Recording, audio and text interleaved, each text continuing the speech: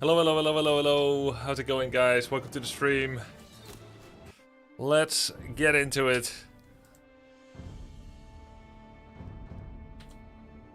Let's grind. Let's grind for the tournament. Let's play some Japanese. AoE2 is the name of the game. Hello, Breasthelm, Dark8118, Elite Man Gudai, T-Shell95, X-Chrono, Captain Cuddles, Little Saint, Jimu Wapo Fafaleshka, Uchiha Nialder, and Ruigengeist, Studious Waddle. Hello, hello, hello. Let's play Japanese, The Cavalry Civ. Check Tyler's stream title for energy boost. Dude, I saw it.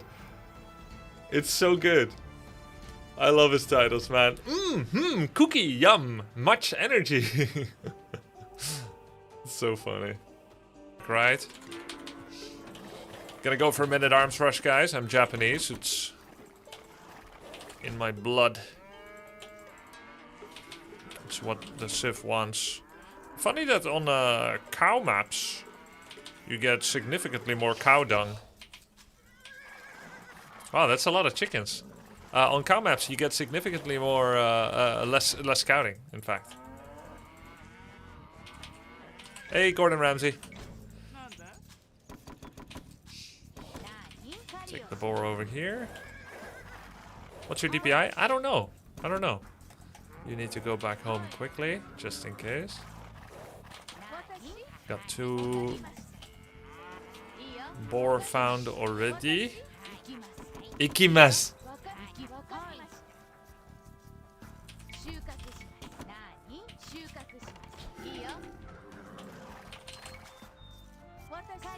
Watashi. Lumber over here. It's a very small wood line. But at least it's a relatively efficient one.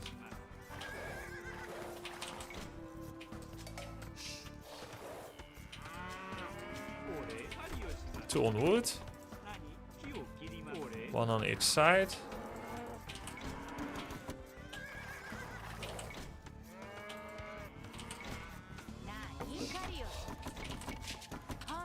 Take the second boar. Found the rest of the cows.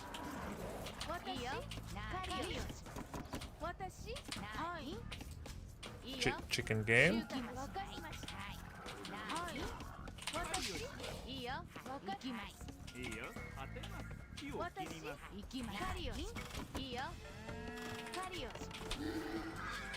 Found everything I needed to find. Let's go find opponent.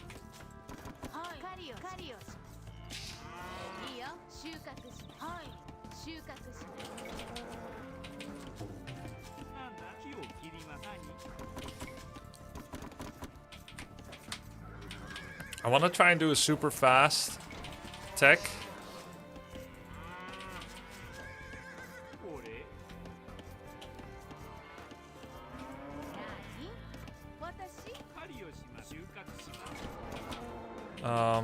I think I'm near.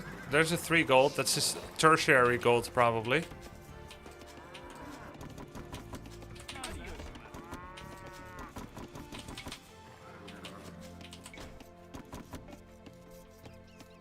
Buildings. Oh wait, I have lumber camp. Oh, barracks and lumber camp alone is enough to age up, right?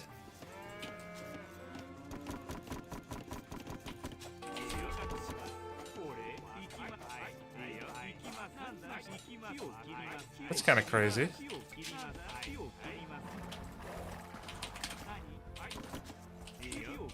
Who does that?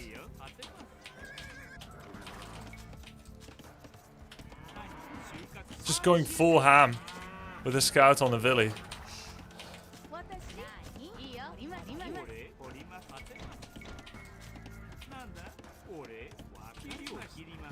Okay, we're very near.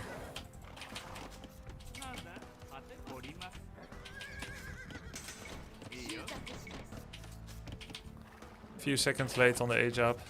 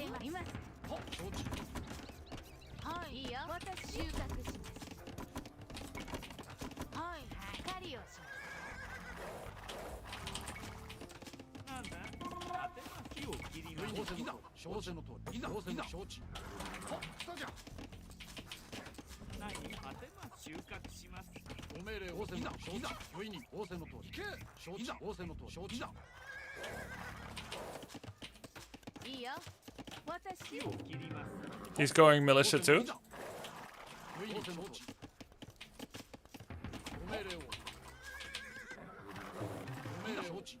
What's all this then?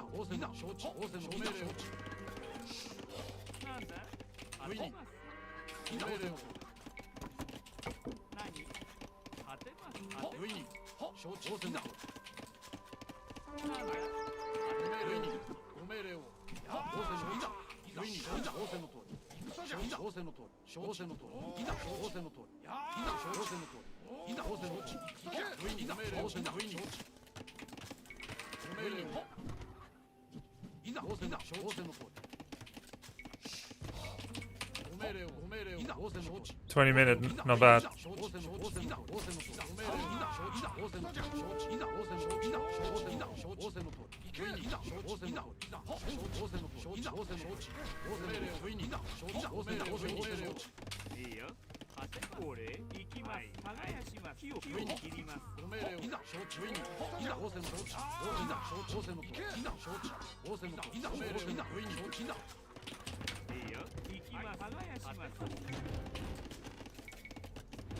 I have wheelbarrow too.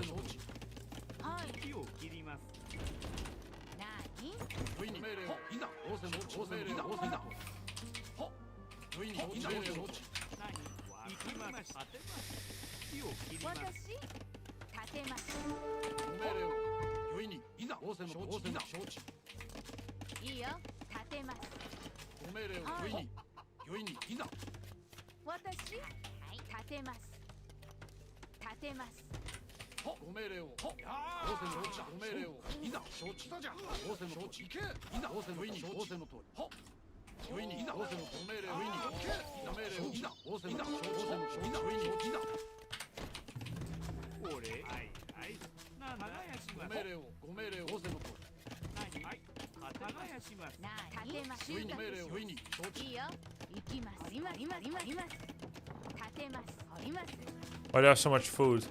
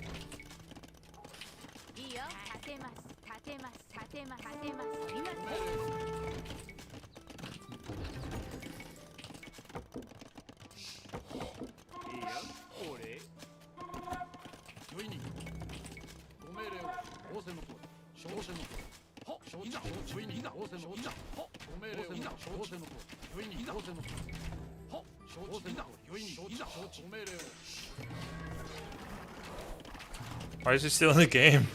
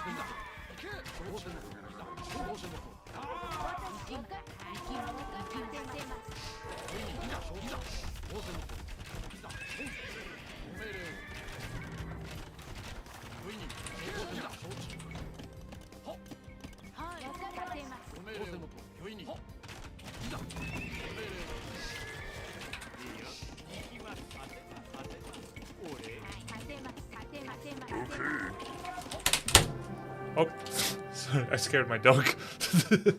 GG. Sorry. I wanted to type GG. Oh my god, I scared my dog.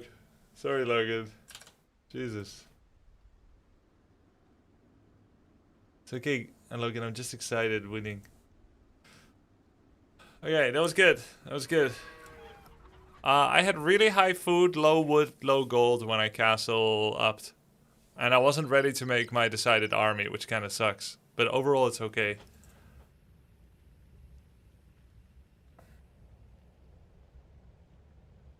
You're planning and strats are evolving? Yeah. True. True. Clean micro, thank you. Man, he was so constricted. I can't believe he did triple TC while he's under pressure. At least I would never do something like that. It's like, oh, I'm getting attacked. I'm gonna go triple TC with no wall off. Great to see you playing AoE2 again. Do you think you or Sing Sing will reach 1400 elo first? Let me see. I'm 1500. He's 1290. Who will reach 1400 first? I think he will. Why did you go for second TC for success log? I think unless you have everything set up for a very clean all-in victory, and you know all the steps, this is probably better. I had very high food, no way to spend the food. So the second TC can spend the food.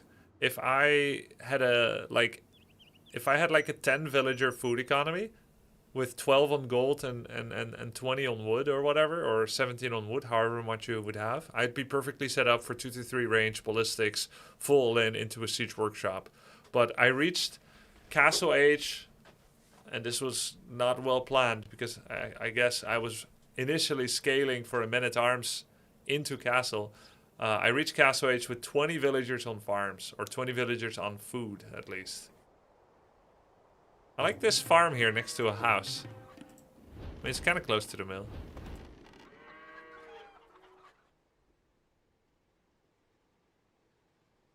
I think making 3 TC when you're behind is a good idea. You kind of have to try to catch up. Yeah, it can be. It can be. But stable after seeing your food is a good solution. Yeah, exactly. And in that moment, I was still thinking I'm Malay or Ethiopian. And then as I started building it, I was like, wait, I'm Japanese. I can make cavalry, it's fine. I get all the basic things that I could want or need. Alright, that was nice. Also, chat.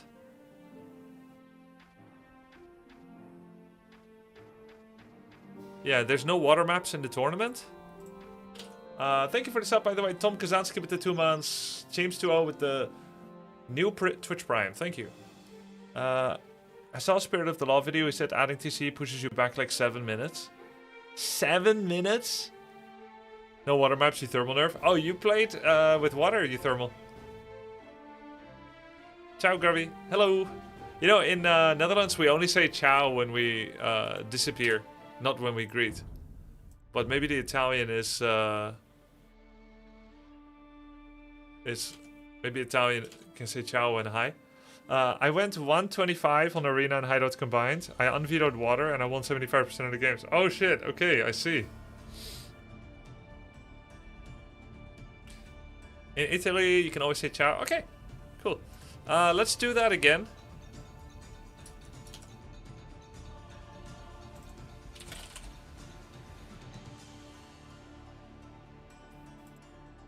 Let's do that again. Someone on YouTube asked the desk crowd, anyone know when the tournament is? I know when it is. It's somewhere in June. I shouldn't say the exact date until Hera is ready to announce it.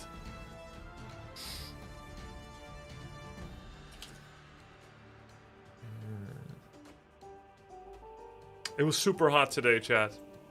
It was so hot today in Netherlands. I was sweaty. Oh, had to like keep drinking water getting out of the sun while working in the garden to prevent heat stroke. How many Celsius? In the sun? 30 or something.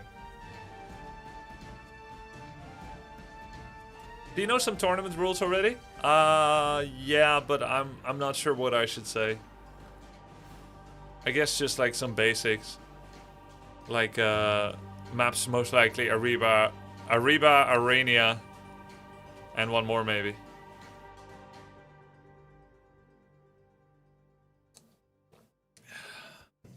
Servus Manuel, viel Spaß beim Grind. Danke sehr.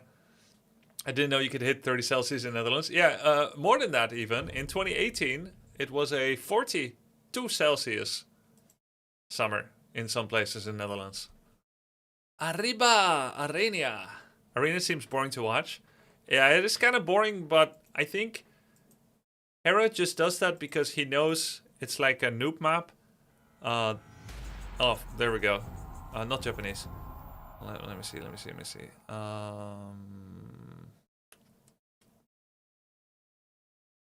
Just go Portuguese. He just knows it's like a noob map. And something that's always in the pool. Hoi Grubby, net begonnen met AoE2. Als ik normaal speel dan verlies ik alles, maar nu wel gewonnen met een cheese. Ja, het is altijd goed om je tegenstander in balans te brengen. Dat geldt over het algemeen voor competitie. Als je de game raar kan maken, dan weten mensen hun antwoorden niet meer. Dat geldt voor iedereen, behalve als je heel gedisciplineerd alle zwaktes uit je spel verwijdert. Kaas counter is altijd lastiger dan kaas zelf doen, dus goed idee. Leuk. Would you consider visiting Age of Mythology Retold? No.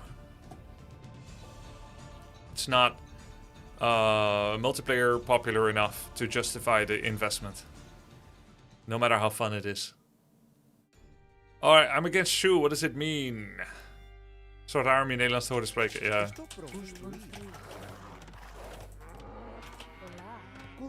Nog raarder dat om vertaald wordt naar een emote.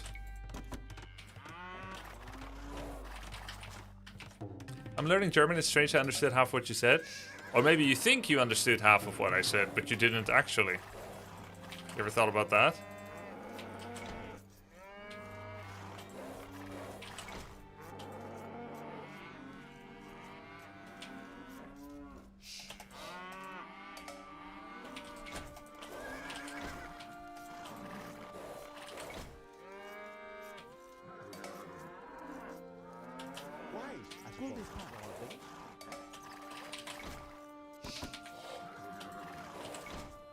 Gonna try to do a little arena clown rush game. I'm sure I don't remember the exact details. Recently I practiced Phosphorus. But it's been a bit. It's not recent enough to remember it correctly. We're gonna try and do our best version of it.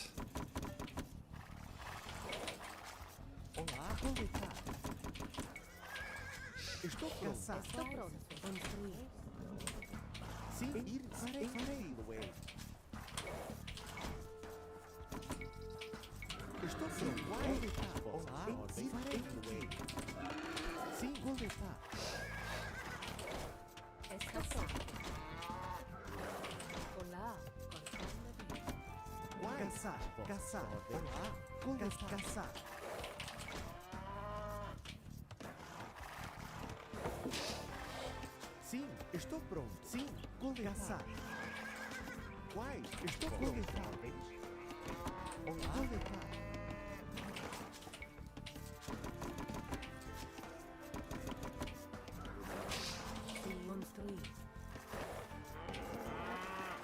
Will you pressure the devs to make a Dutch div? No, why would I pressure them? Civ is fun though, or I mean Dutch is fun though, or Dutch adjacent.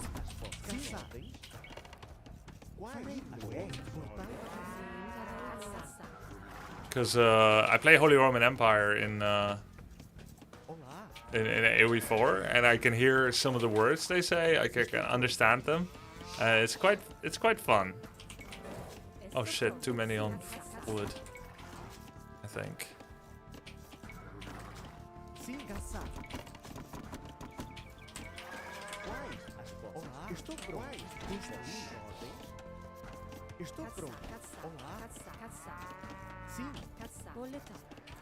Yeah, we can start scouting him.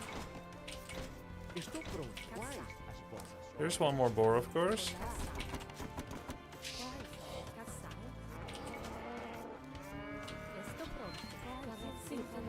Saw his scout. He's Shu. I don't really know what that means.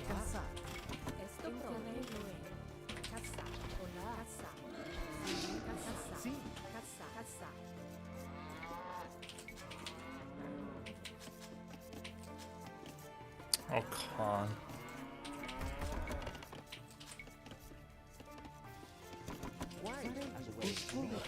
Found his wall.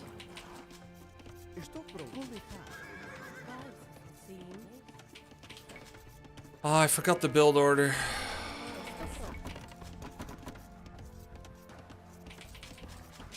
Olá, caçar. It's not nearly as good when you forget build order. It is what it is. Sim, quais? Coletar. Estou pronto. Olá, minerar. Quais? Sim, olá. Coletar.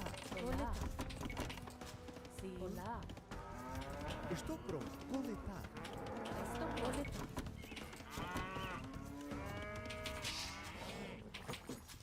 I think, let's see. I am at 20. 2 more. I guess I can skip loom as well. 2 villagers and then up.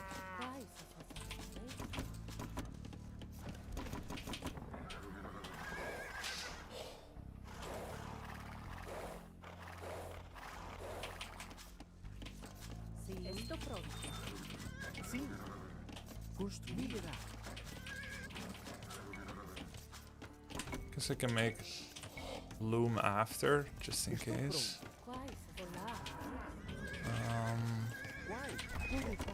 Wait. Wait, no gold, right? I use market. Sim. Olá, quais? Coletar. Estou pronto. Sim, cortar madeira. Entendi. Cortar madeira. Sim. Olá. Quais as vossas ordens? Shu have war chariots? Oh, so we have the same shit, basically. We both have some mech machine. That's funny.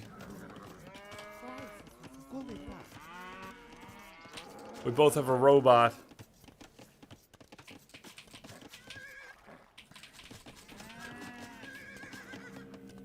I think I have too much on wood, probably.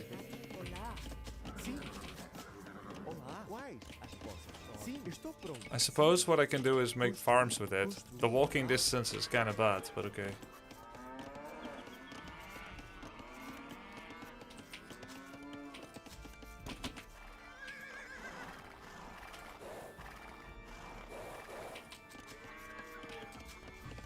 Estou pronto. Cortar madeira.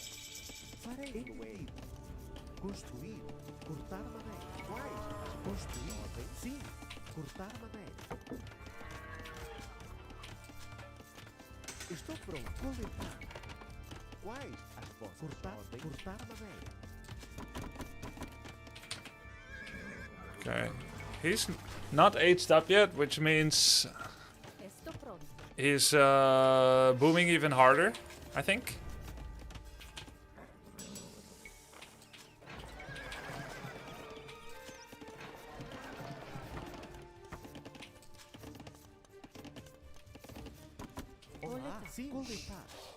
Very close to having enough. Not quite. I'm a little bit food short. Alright, there we go.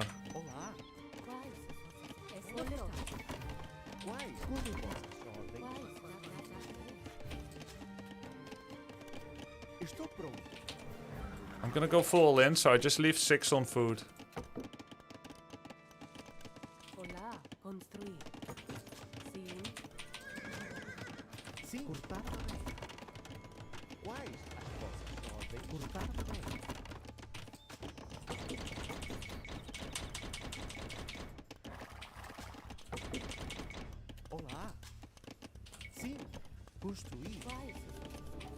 Maybe 7.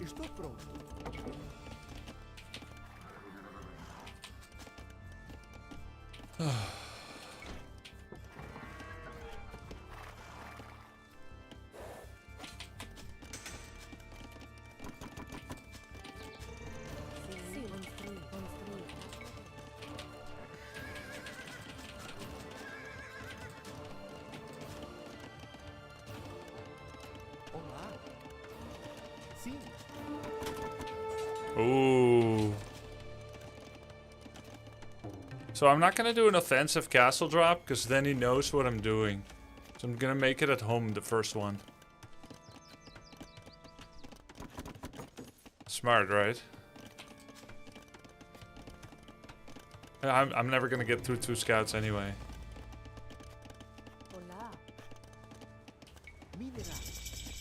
Sim, construir, minerar. Estou pronto. Quais as vossas construir, coletar. Construir, ir construir, coletar. Estou pronto. Construir. Olá, entendido. Construir. Estou pronto. Construir. Very little food. Sim, quais as coletar. Coletar. Secret! It's going relic scout control, yeah. Okay, I have more than enough money for a bunch of organ guns, which is nice. Estou pronto. Estou pronto. Olá, construir. Sim. Quais? Should be okay on food soon. So more on gold. Olá. Olá, coletar. Quais?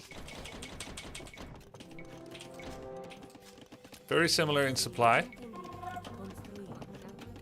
Oh, this house is a bit early, isn't it? Sim, farei entendido. Do I need any upgrades for organ gun? No, right? Ao seu dispor.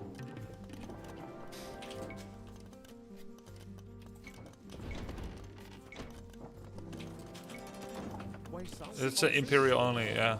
Sim, quais são os seus ordens? Sim. Quais são? Farei entendido. Farei Okay, how many should I move out with? farei entendido. The fact they're so strong because they don't need upgrade. Yeah, okay. 5 to 6. Yeah. Sim, ao seu dispor. Atacar. Should I be moving out and then dropping another castle normally? Quais são as vossas? Can they break walls? I don't know any of this. Sim, construir. Sim, ao seu dispor. Farei as armas. Sim, atacar. Sim. Quais são as vossas? Ao seu as armas. Quais são? Oh, he's coming too! Sim, farei. Quais farei? Cheeser! Sim, avançar. Sim, entendi. Ao seu farei. Sim, farei. As armas. Entendi. Quais farei? What's inside there? Atacar. Farei. Entendi. Quais farei? Entendi. Farei. Quais são? Avançar. Maybe nothing? There's no flag. Farei. Sim, farei. Ao seu farei. Quais são? Farei. Entendi. Ao seu entendi. As armas. Farei. Entendi. Ao seu atacar. Quais são? Farei. Oh my god. It's a clown fiesta. Avançar. Entendi. Ao seu There's nothing inside. Sim. 2 clowns. Oh, now he's gonna make mangonel. Farei. Estou pronto.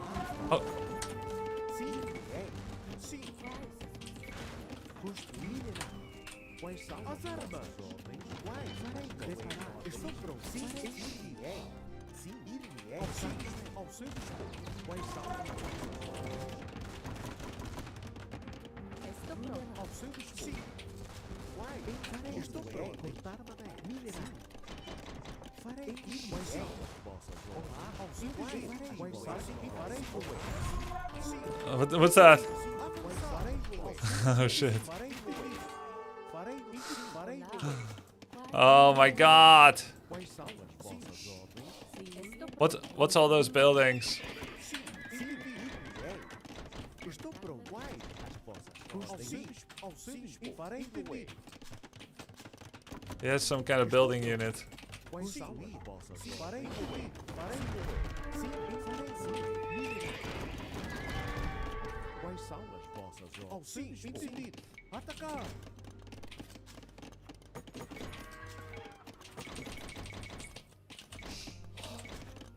Olá, construir.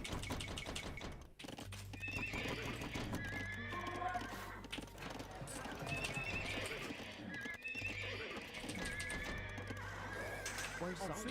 Sim. Quais as vossas ordens? Construir. Construir. Quais são?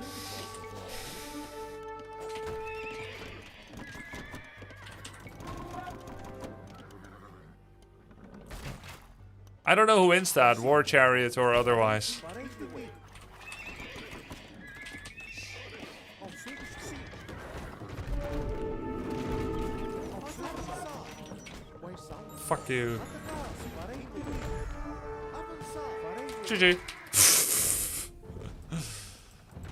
Oh my god. Imagine if I moved out with the first one. He has more villagers too. If I moved out with the first one, maybe he never makes that workshop? Opponent was cheating? He made more than one unit! His war chariot doesn't count as an archer though? What do you mean doesn't count as an archer? Why would I ever think that some robot would count as an archer? And how does that help me, Brestel? His war chariot doesn't count as an archer, so you can only monk mango him. I don't understand. If instead of stable you went workshop. Can I make workshop without barracks? I can, right?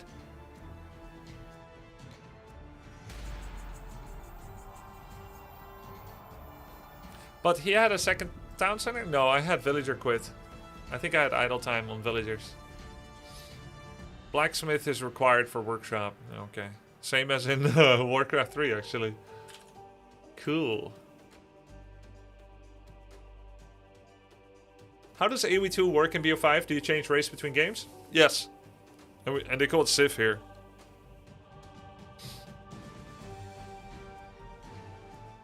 Malians. Red Phosphor does the FC War Chariot and destroys with it. Well, he does everything.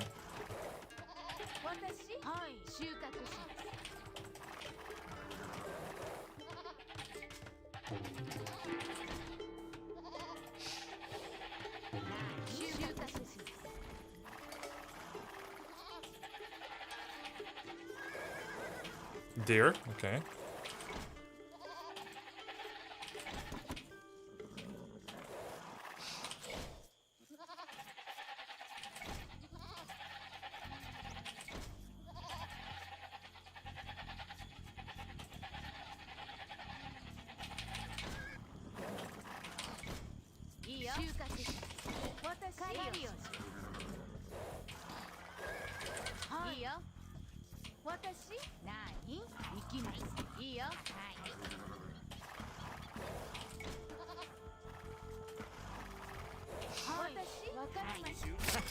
During your first tour, I got interested in Dutch history.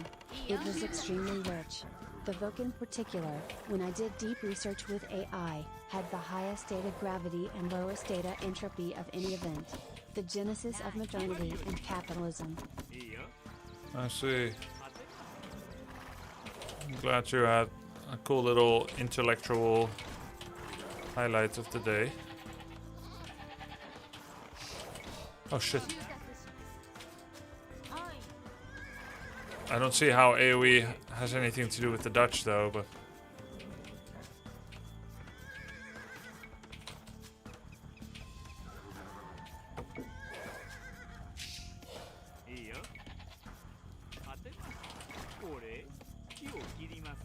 Alright, let's try the super fast Man-at-Arms rush again.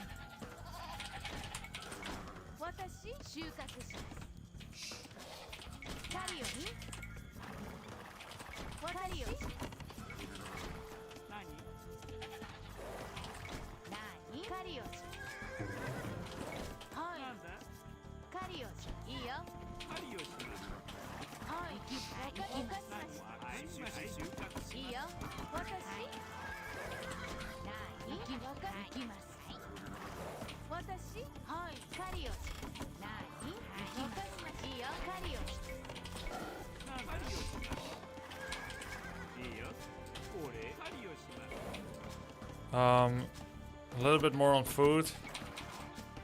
And then, let's see. 2 more on food and then go to wood.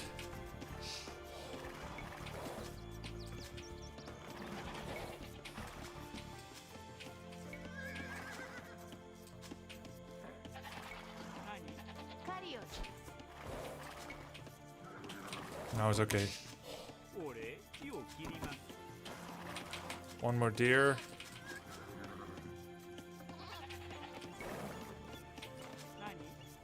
Zoom in a bit.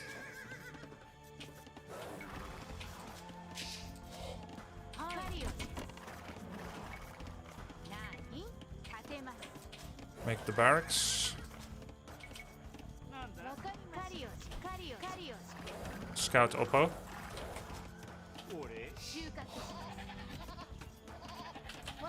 Oh, mistake.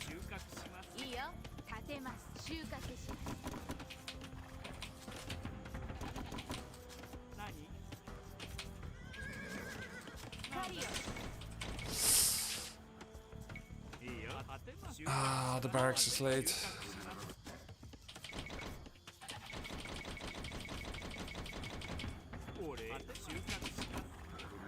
GG. Oh, he's near.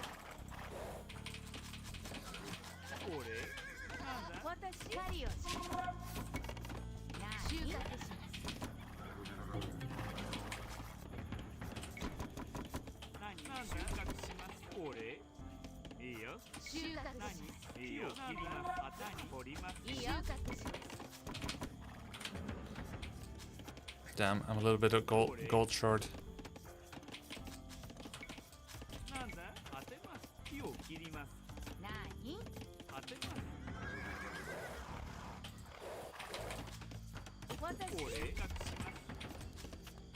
Fine, it's fine, it's fine, it's fine. I did a super fast rush and it's slower than it should be, but okay.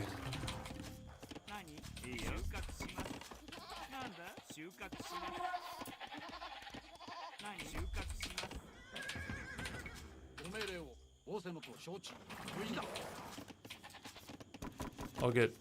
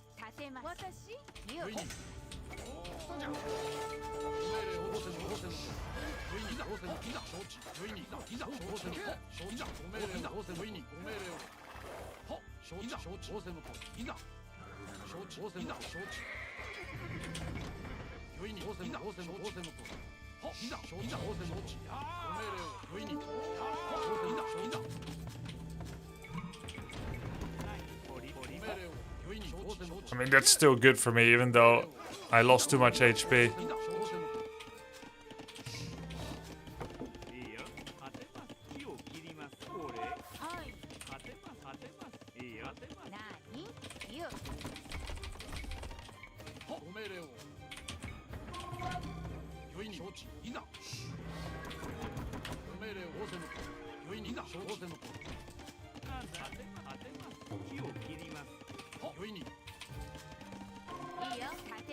Blacksmith.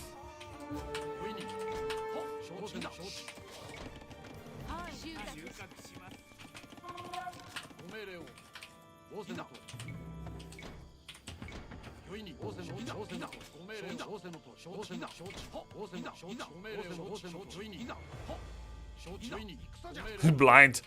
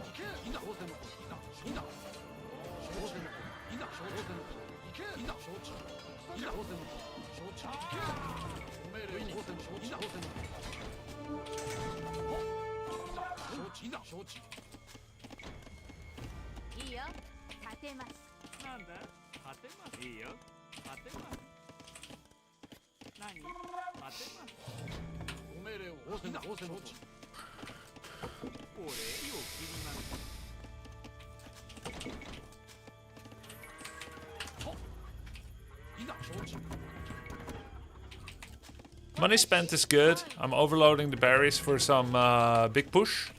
I actually cut all eco upgrades for now.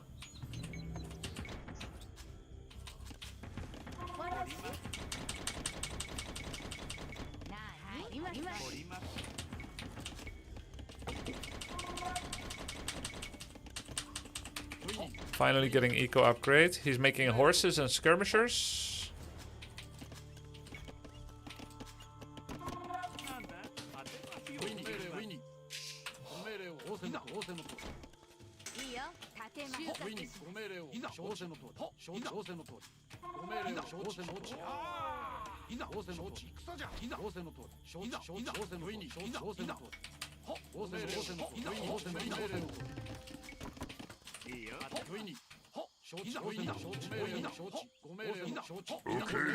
Hey, thank you for the sub.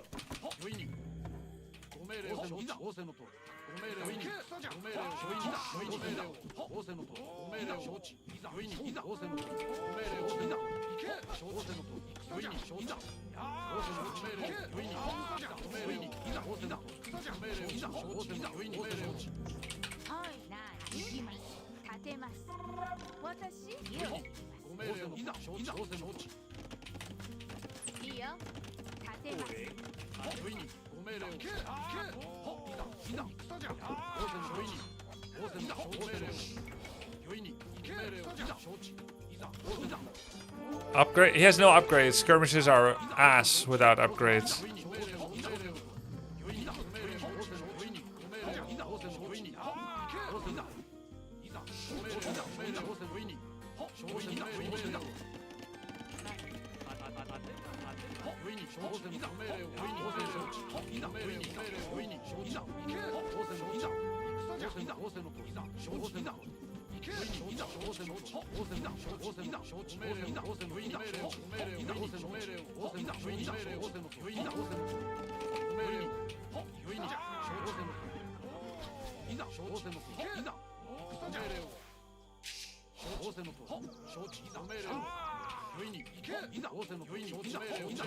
He's actually overtaken me in score.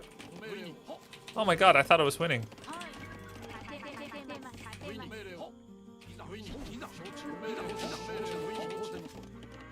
Well done.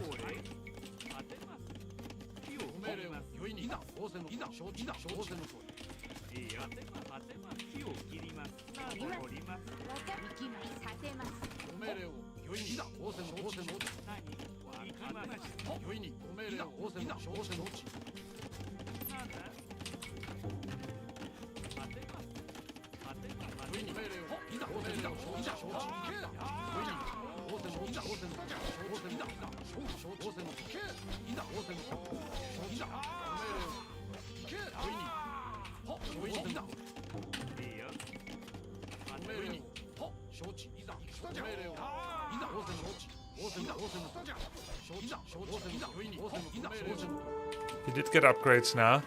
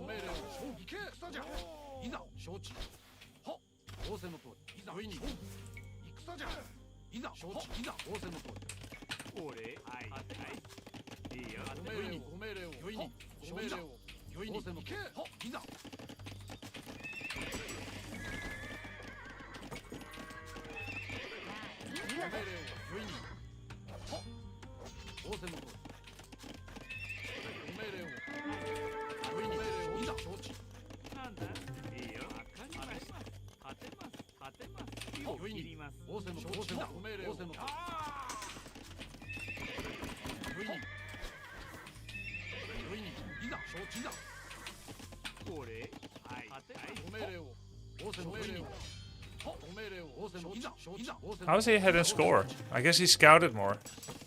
Score doesn't matter.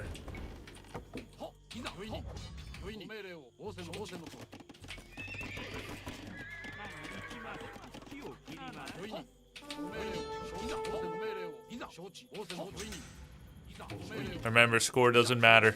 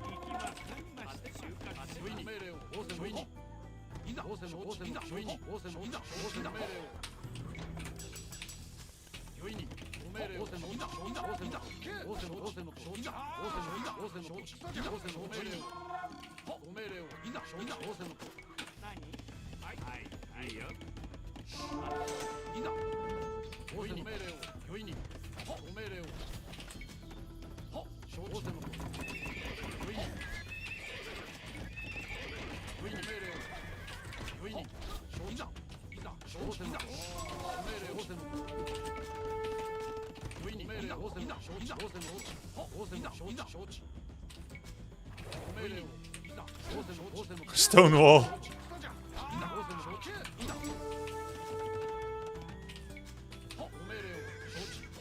Oh yeah, it's still open. No, it's not.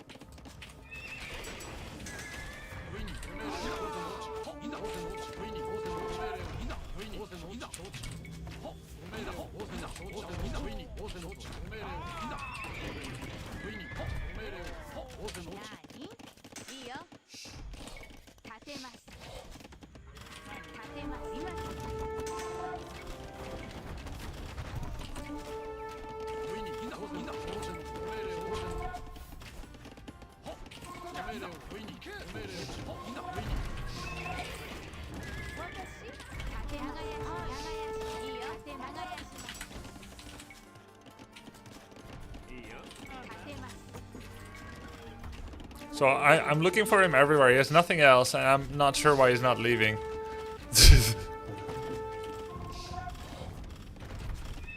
I'll just go imp.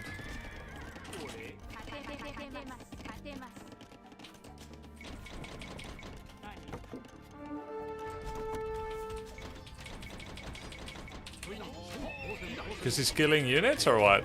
It's not enough.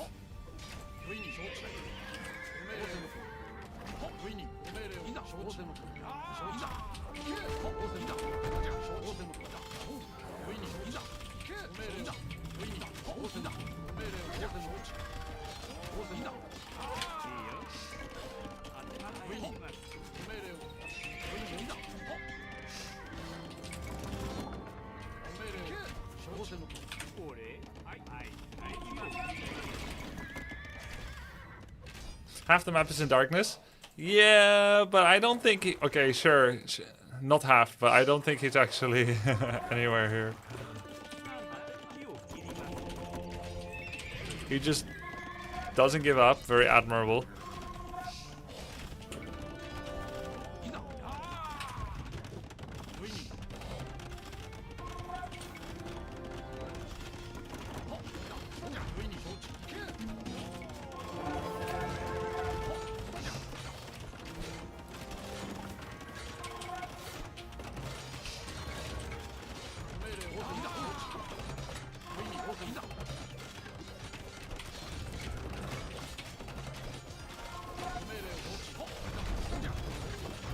GG.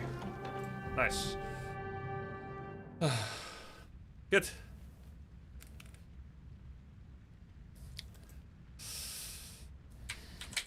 Playing much better than yesterday. Got a bit of a plan. Still pretty high resource count. This should be, considering my upgrades, ranges and stables, right?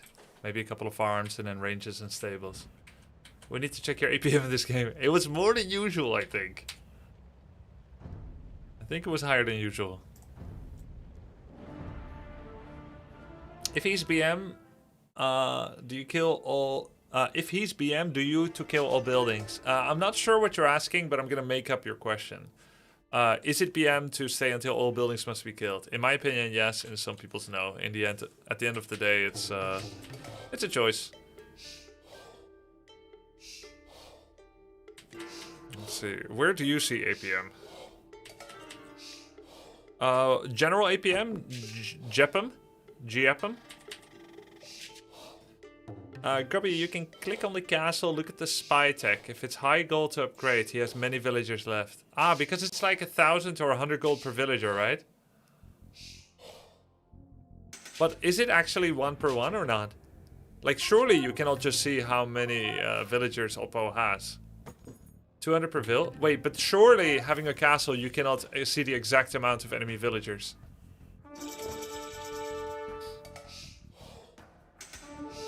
With a maximum of 30k.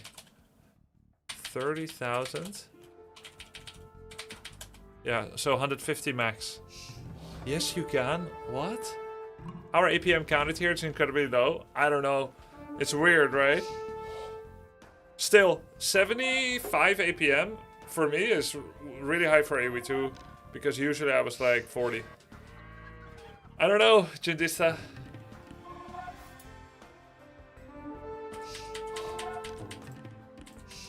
I felt fast. But I am confused how he overtook me in score at some point. Let's see, maybe he killed more? I guess because I ran a bunch of units into the ground. But I killed villagers for it. You peaked at 100 there several times as well? Okay. Yeah, I guess it's the unit kills. Economy-wise, very similar. Technology-wise, very similar. It's not that clean yet. I do have some idle TC time.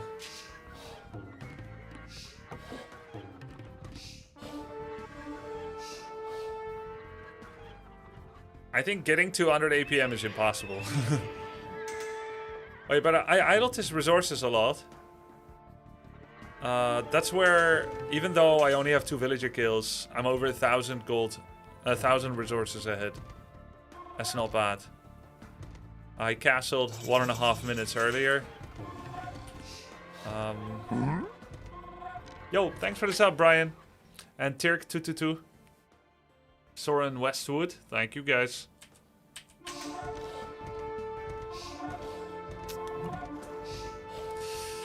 Here, military KD 1212. Does he have like more technology? No. Yeah, he has a bit more military. 9-2, 10-4. Camel Skirmisher didn't feel that good for him, in my opinion. Or did he just micro it badly, chat? I think he had to keep his camels right behind the skirmisher. Let's say his comp is harder to play. Of course, it was also not elite skirmisher.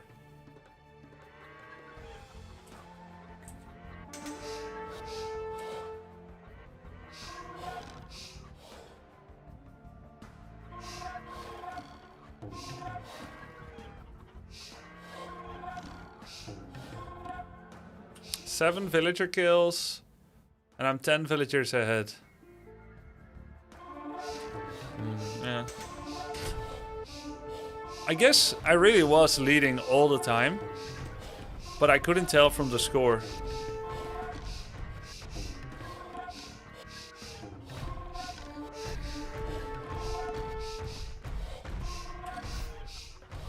No, I ended up losing 1 million units to mangoes. But I'm 86 villagers against 42. This can't have felt good for him, even though he's killing units with mangoes. Like, he's barely farming. 36 villager kills.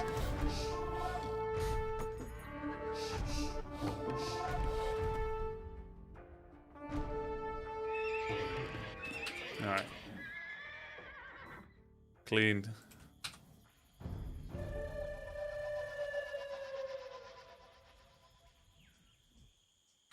Is that Hearthstone? No. Yeah, I think road to 1600. We're ready again.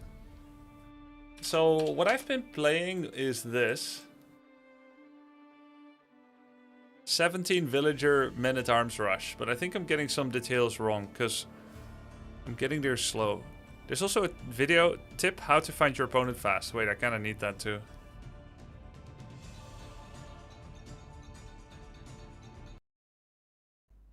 Yo, what's up everyone? Welcome back to another quick tip video. Today I'm going to show you guys how to find your opponent's TC without running your scout into his TC. And it's going to be mainly for 1v1 Arabia. A lot of this you guys might already know, but I'm sure there's going to be something in here that's going to be new to the average listener. So it's probably going to be some small information at the very least, I hope. So basically in a standard game of 1v1 Arabia, you've got your main gold, your main stone, then you have 2 secondary golds, a secondary stone, you have your main berries, and then you have some form of woodlands. These are the major clues as to where you are and where your opponent will be as well. The main gold, town center is very close to it, berry, same thing, main stone, same thing. Secondary gold and stone, it's usually a little bit further, I'd say twice the distance, but it's still a good hint to get the general area of where your opponent will be. Sheep and deer and boar are also good indicators, but usually those are taken, so we're not going to count those as indicators for this particular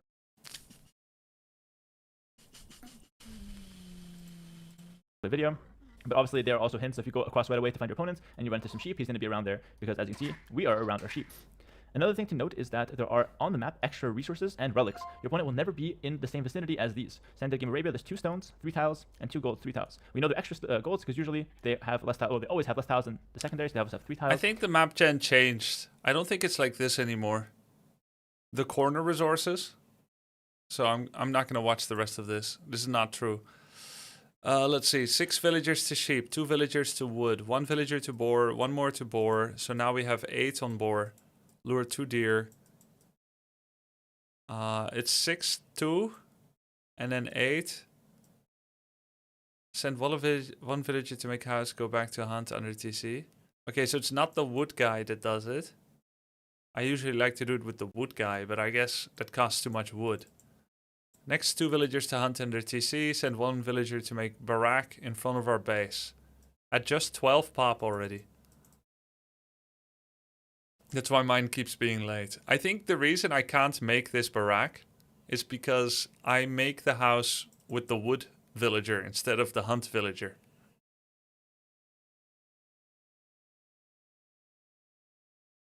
You can't do it in a chicken gen? Well, I just played deer gen. I understand I cannot do 17 villager on chicken gen because it says lure at least 2 deer mandatory.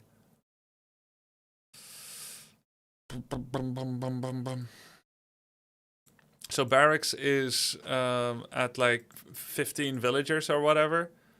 Then send a 3rd to wood, get your loom, and then age up. Okay, perfect landing time 8:25. Let's watch when we had it actually. Because I had delays.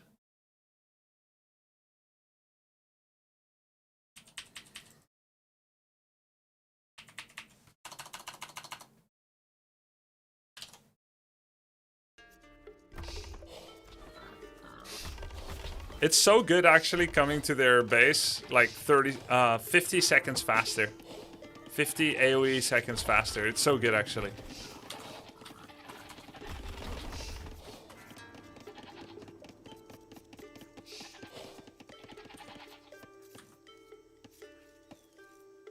Yeah, it feels kind of unfair, but I guess if all mods are allowed. I even saw someone playing with snowman mod. Like enemy infantry with snowman. It made them stand out so much. Like, there's actually so many OP things you can do.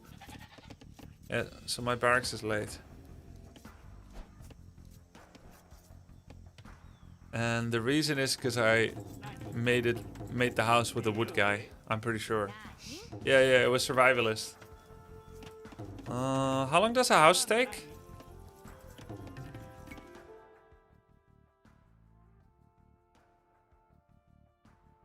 Is the house in the list here, actually? I think not.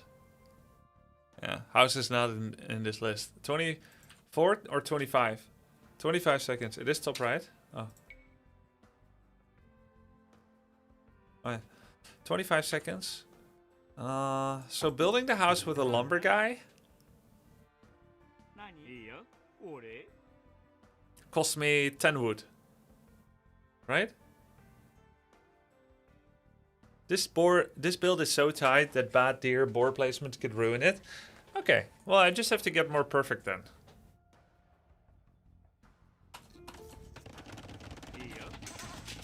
That's why I have idle TC time now.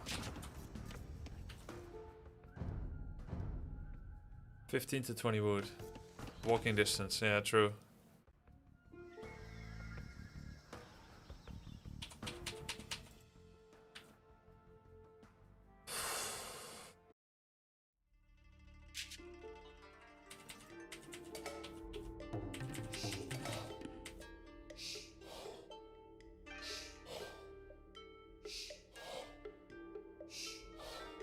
Or just go up one villager later. I doubt it matters at your elo. It matters. I have felt that it matters.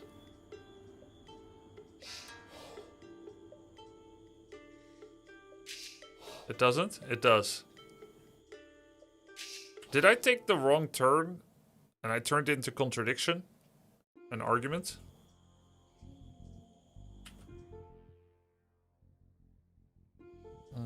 If you want to climb fast and have correct habits, it doesn't matter.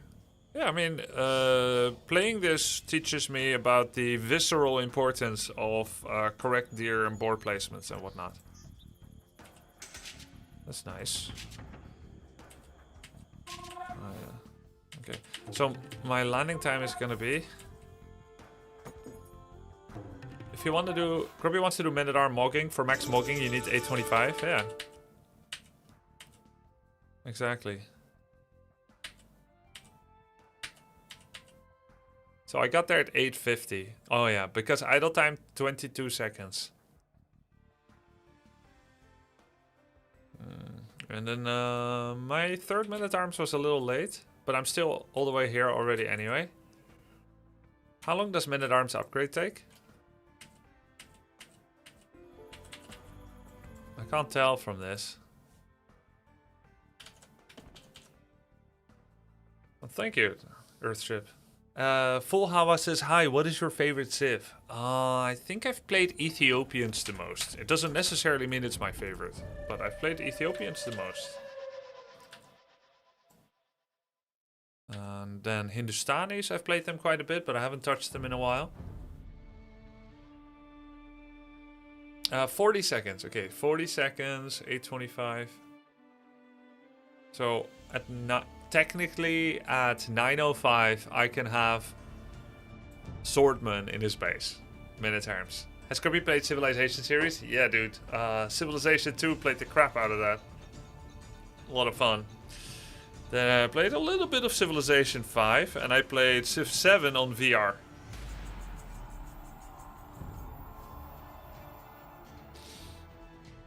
Saracens. Limerick. Japanese militia attack fastest starting in feudal. Yep.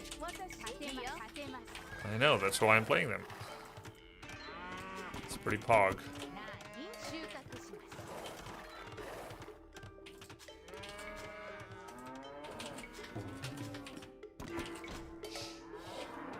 Ooh, we're getting lucky with the cows.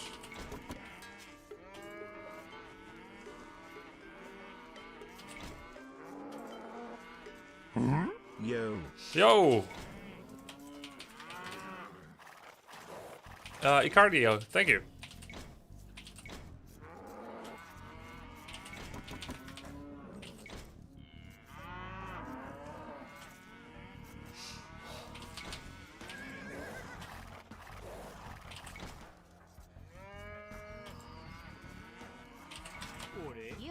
Oops.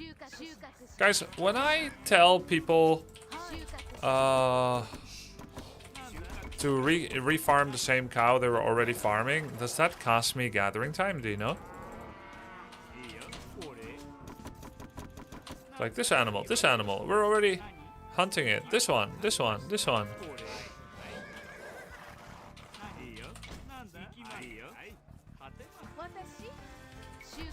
No?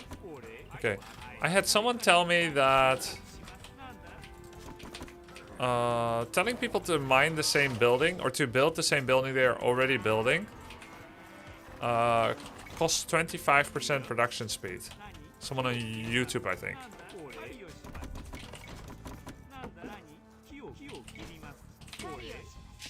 True or not? Yes, but only for a split second. Right, so it's not really 25 by any stretch of the imagination, but it's a slowdown.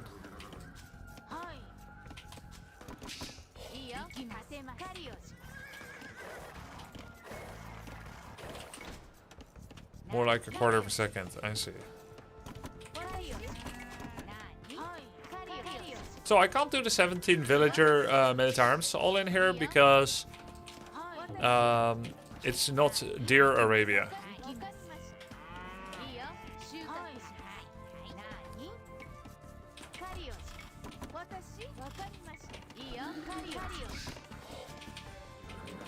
So I'll do one more. Maybe kept clicking. Oh, hello. Maybe kept clicking until it's built. Yeah, if you do that. But yeah. Man, I was stuttering a little bit.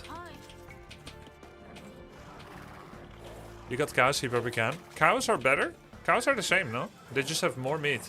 Less walking time. I guess if you count the lack of walking time as a bonus from animal to animal. Internal buffering, yeah. This is gonna cost me resources.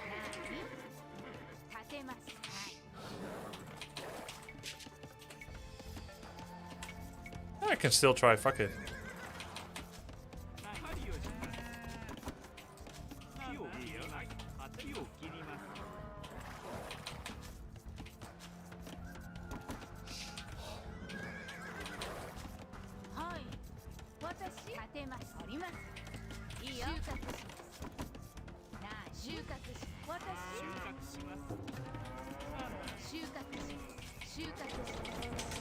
Okay, nice.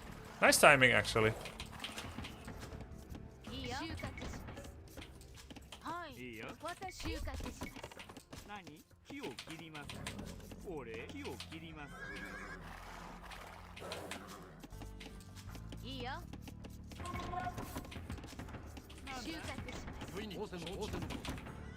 I'm not sure where he is actually. I thought it was near because I saw the little gold there.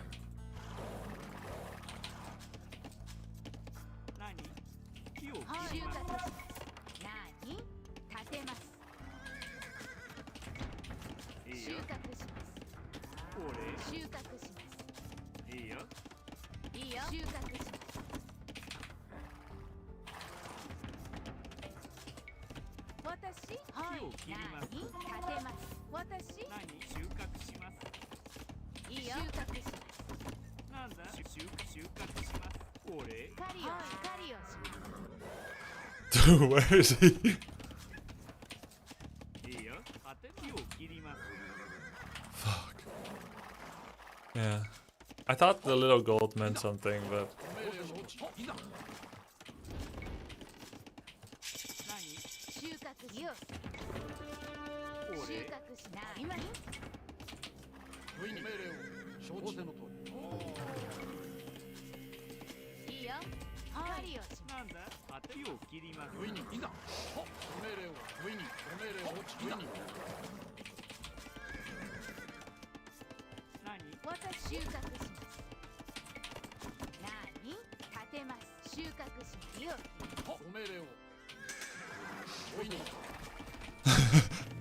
Sire, our attack is a little delayed.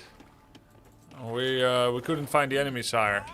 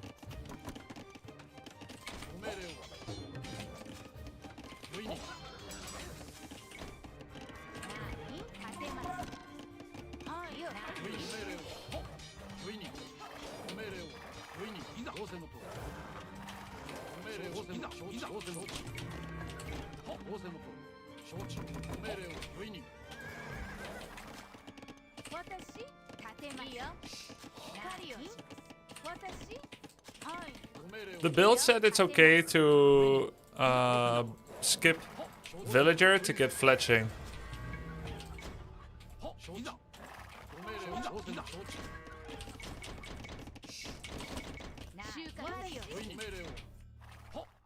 Double archery range, okay. I don't have to rush fletching yet then.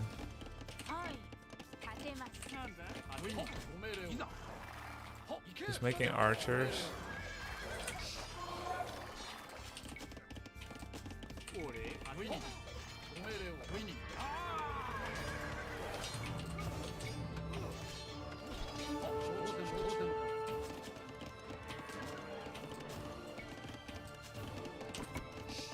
Many sacrifices were made,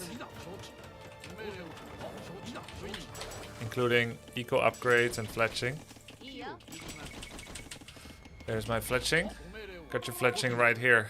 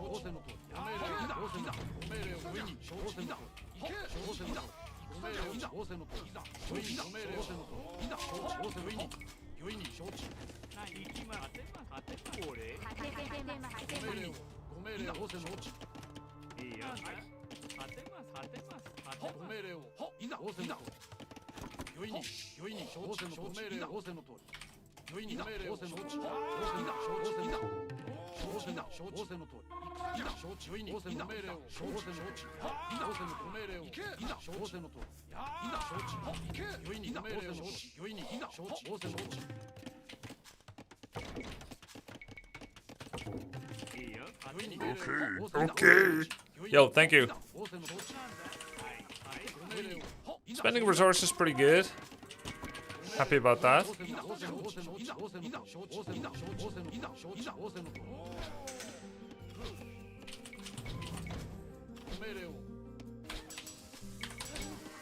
Not sure ranged armor is worth it here. I think it's better to castle faster.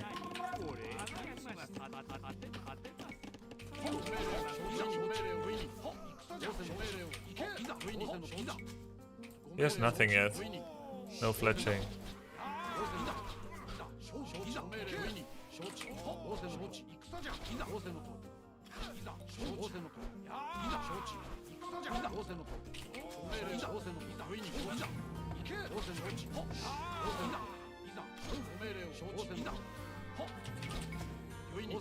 That shouldn't have happened. Oh, he did get his fletching during that. Okay, fair enough.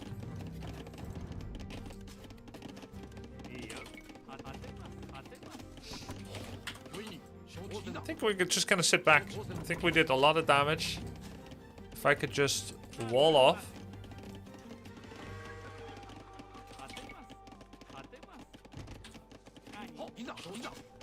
and age up, I'll be very happy. はいいいよ収穫てますなあ行きます勝てます勝てます私勝てます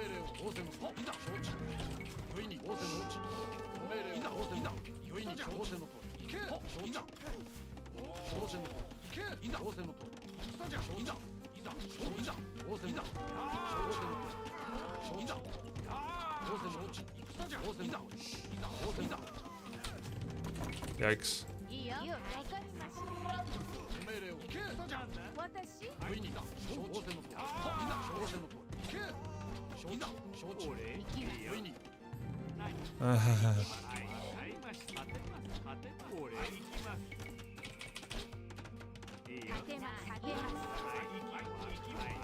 Oops.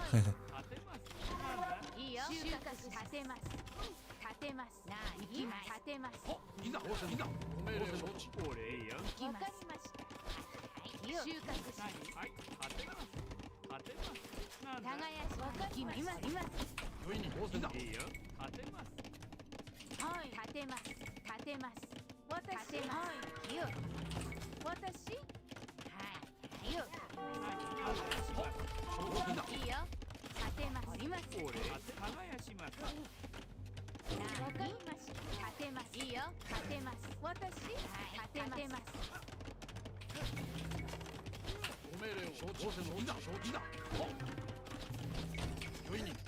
I'm such a rusher. いいよわかりましたはい勝てます Cheeser. 何いいよいます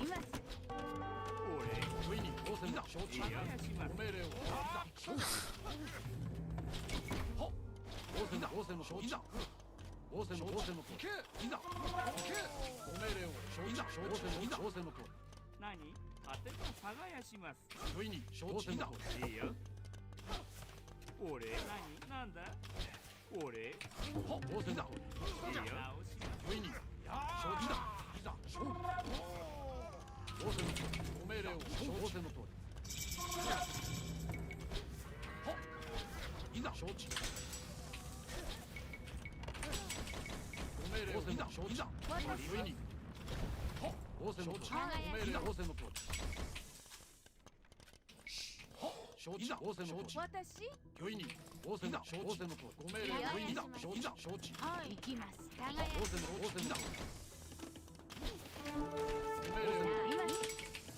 いいよはいわかります私よ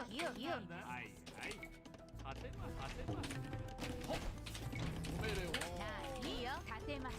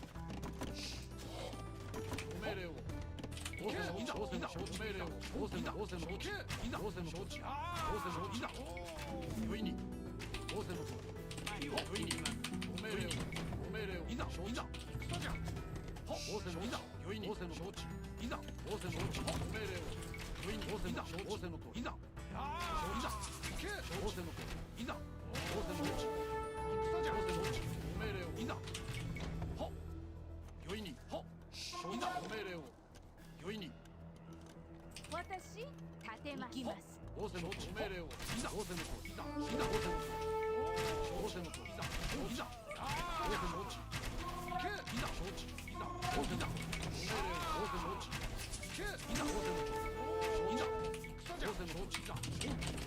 いいよ。立てます。はい。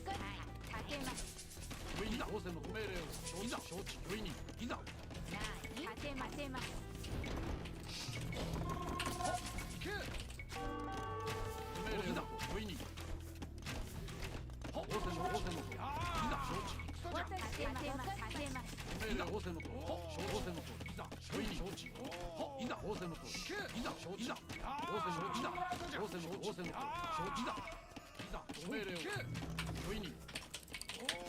あ、立てます。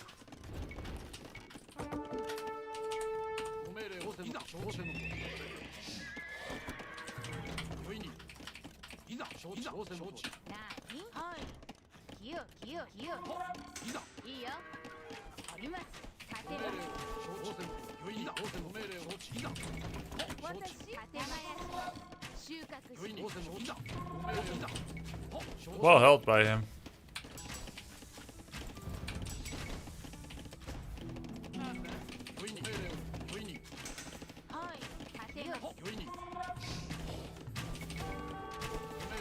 I need to make a couple of skirmishers.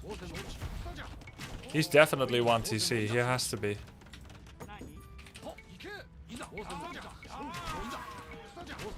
No ballistics.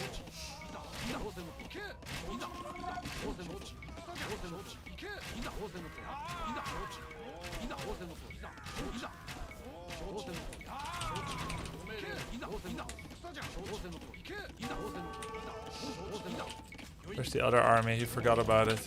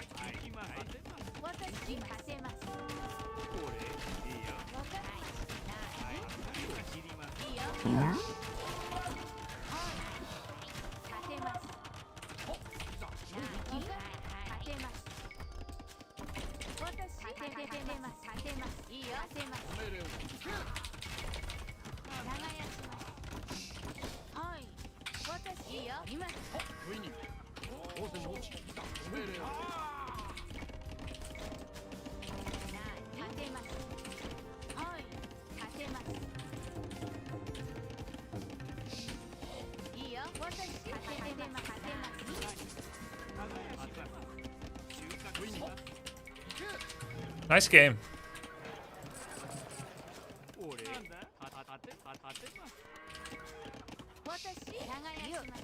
Exciting.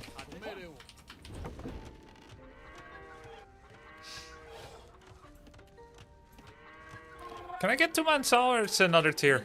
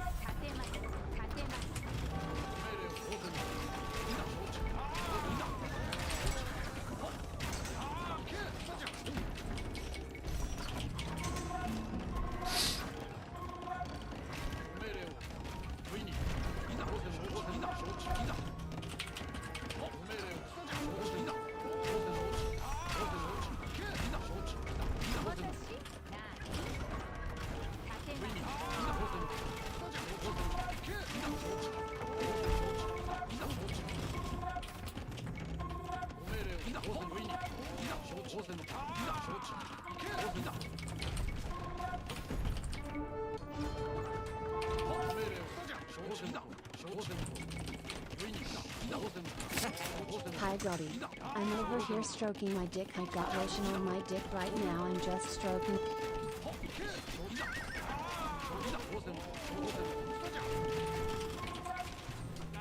That's a real sign of my macro.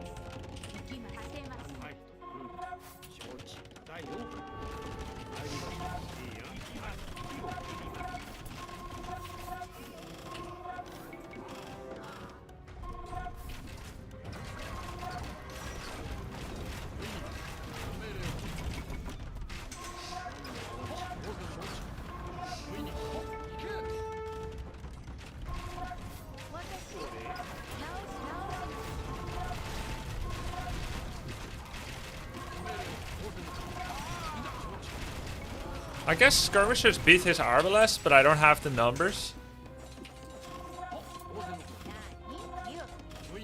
I guess that's what's going on there.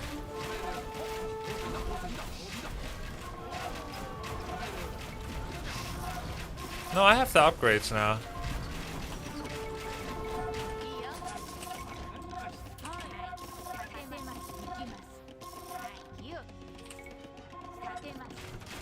I think I just don't have enough skirmishers here.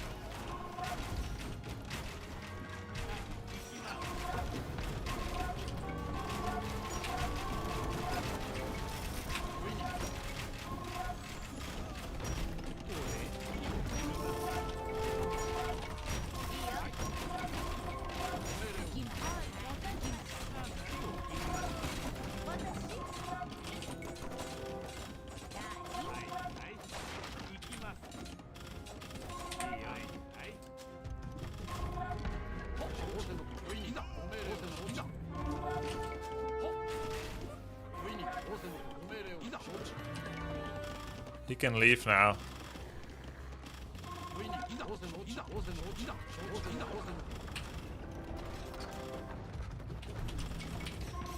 Is samurai good? I mean, I have them fully upgraded.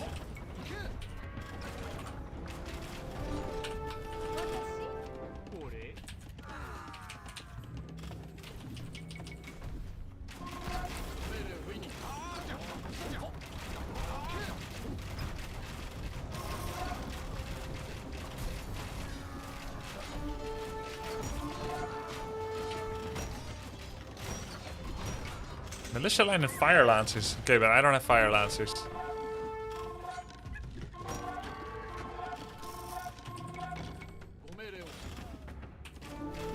Let's try to make samurai.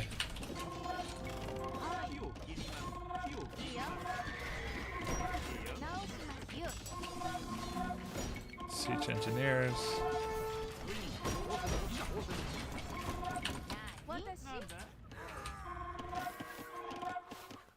Aha, stone. I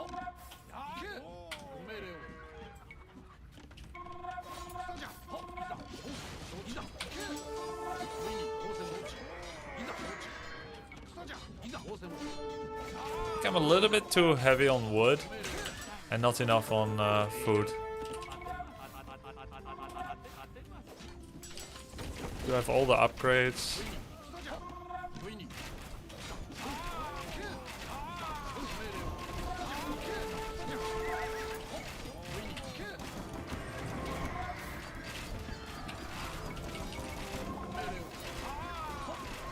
He's using steel-nosed shoes to block my... oh, hello. To block my skirmisher shots.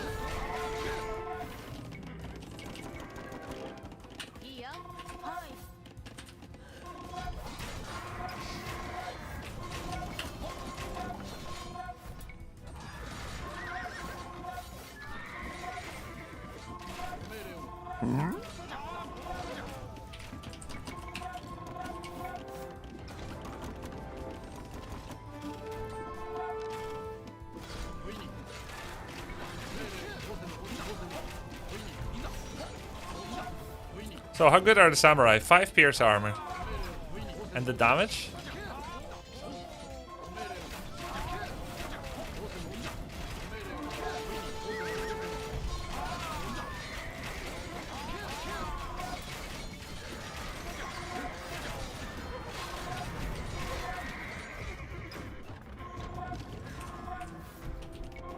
What's this? Hoardings? 238. That means he has what? 114 villagers or what?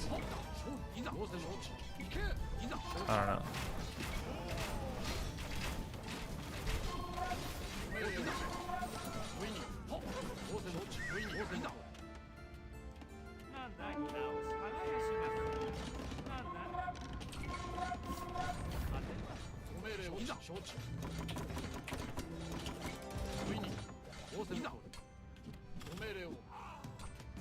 Guess I could make the rams too. It's good practice.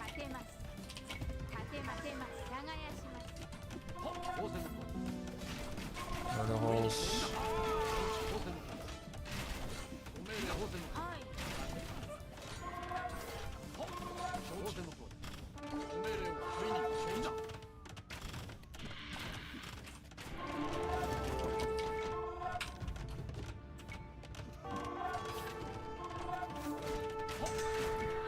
So does samurai have some kind of charge up attack?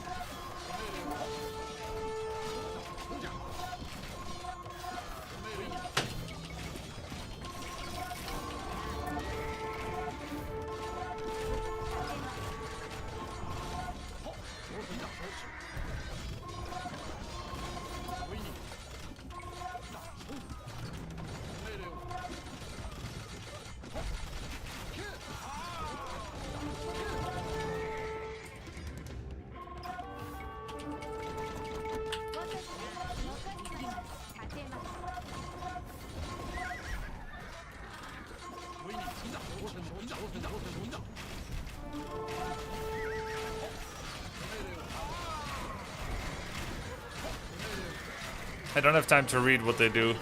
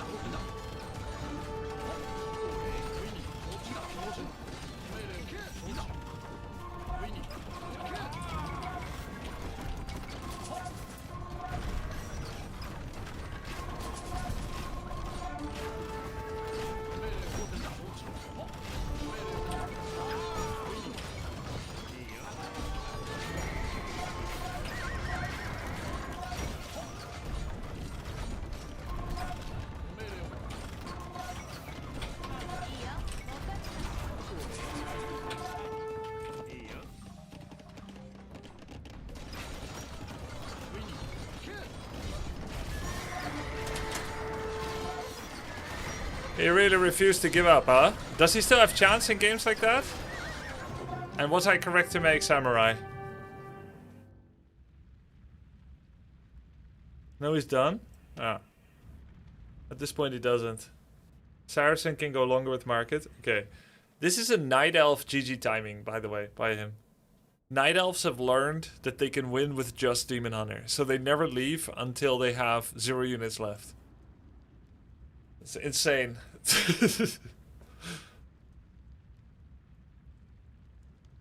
He technically have better Trash War, but you have 2 big relic advantage. Yeah, and I only built that up really late.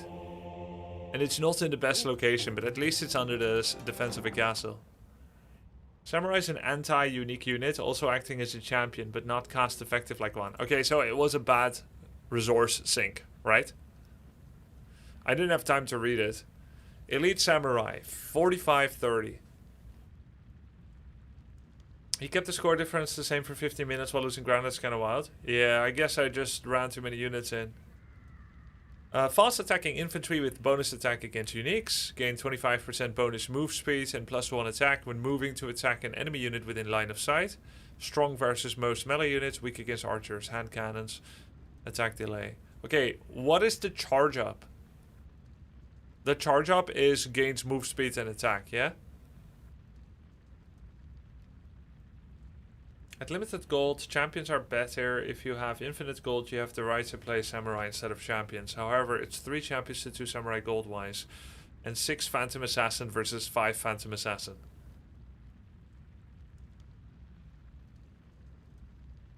It's a bit of a strange...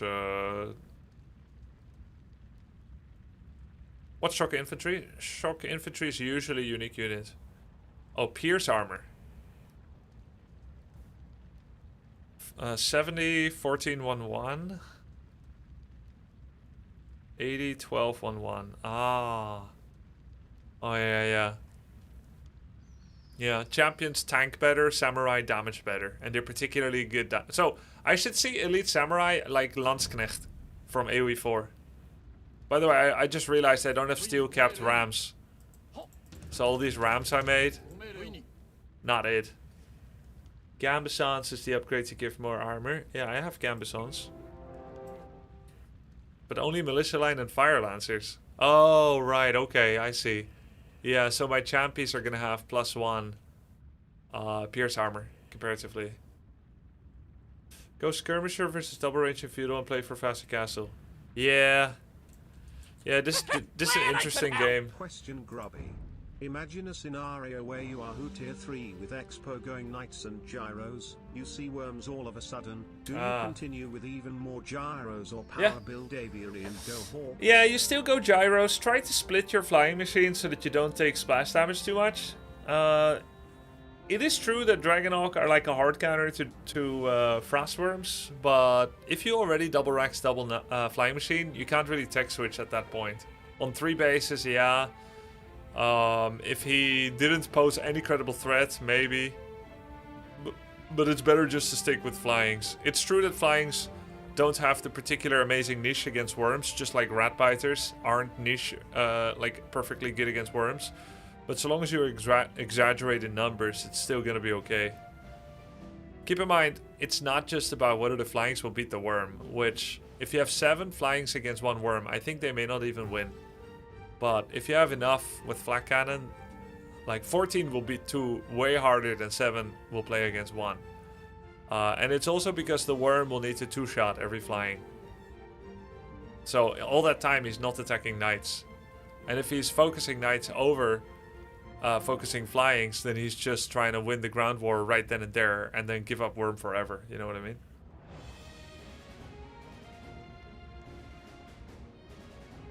How do you coil someone's ass in AoE2? Yeah. You should get some coaching from Viper. He's also a greedy, no upkeep tech guy. Yeah. Okay, I stopped at 144 villagers, which is nice.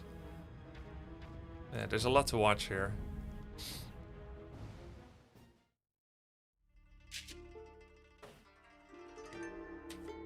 Samurai Charge is like a move speed buff. Right. It's plus 1 or 2 attacks, so nothing burger. Right. Yeah, it just helps them a little bit to connect.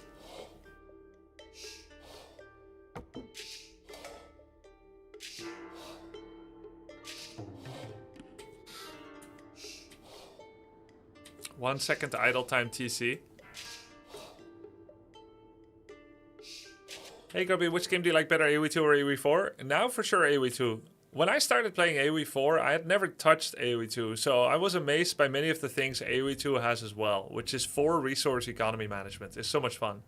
It's a constant battle of balance, right? So I love that in AoE4, but of course AoE2 has that as well. I didn't know that. I mean, I knew that probably it will have it if you threaten me at gunpoint, but then also I'd be like, why are you asking a trivial question about 2 different games, one of which is a 2-game later sequel at gunpoint? Like, you need to get a grip on life, man.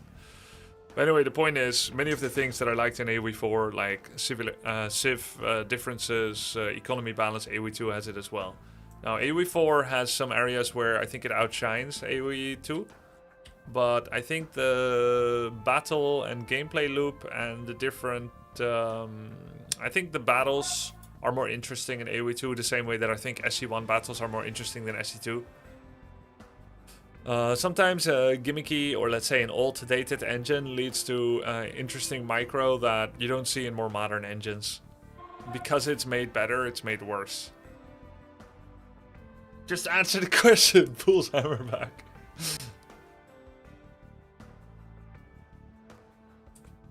Menace to Society asks, are you also going to be trying other AoE games in the future, like AOM Retold or AoE 3 Definitive Edition? I think it's interesting to see what AoE 3 is all about and why it gets the hate. It will be a very similar experience as playing Darkest Dungeon 2. That's another game that disappointed many purists of the game. That was a disappointing sequel to many people. Just like AoE 3. I ended up really liking Darkest Dungeon 2 and playing it for like, I don't know, 50 or 100 hours. But I could still see where some of the criticism about not being a worthy successor came from. In that it did some things differently. So, yeah. It's, I think it's worth trying. But it's also good to remember, like, for everyone that's wondering if I'll play this or that age game, my motivation to play RTS games is to find competition and joy in that competition. And as a streamer, I can only find competition in active games. It's no good to me to go into a scene with 17 players, like no doubt StarCraft Original without Brood War would be now, or Warcraft 3 Reign of Chaos without Frozen Throne. And there's like 2 people that call themselves the king of that game because they still play it, but only 15 other people play. It's no good for me to like start learning the game engine and set up the hotkeys and then practice for 100 hours just to join a scene of 15 people with, and then join the Twitch with 1,000 viewers. So I tend to play, like I tend to be able to enjoy a really large spectrum of RTS games, but it's only worth practicing them if you land into a fertile Twitch scene and a fertile player base scene. So they would really just be experimental visits, like one-day visits. Age of Mythology, Age of Empires 3.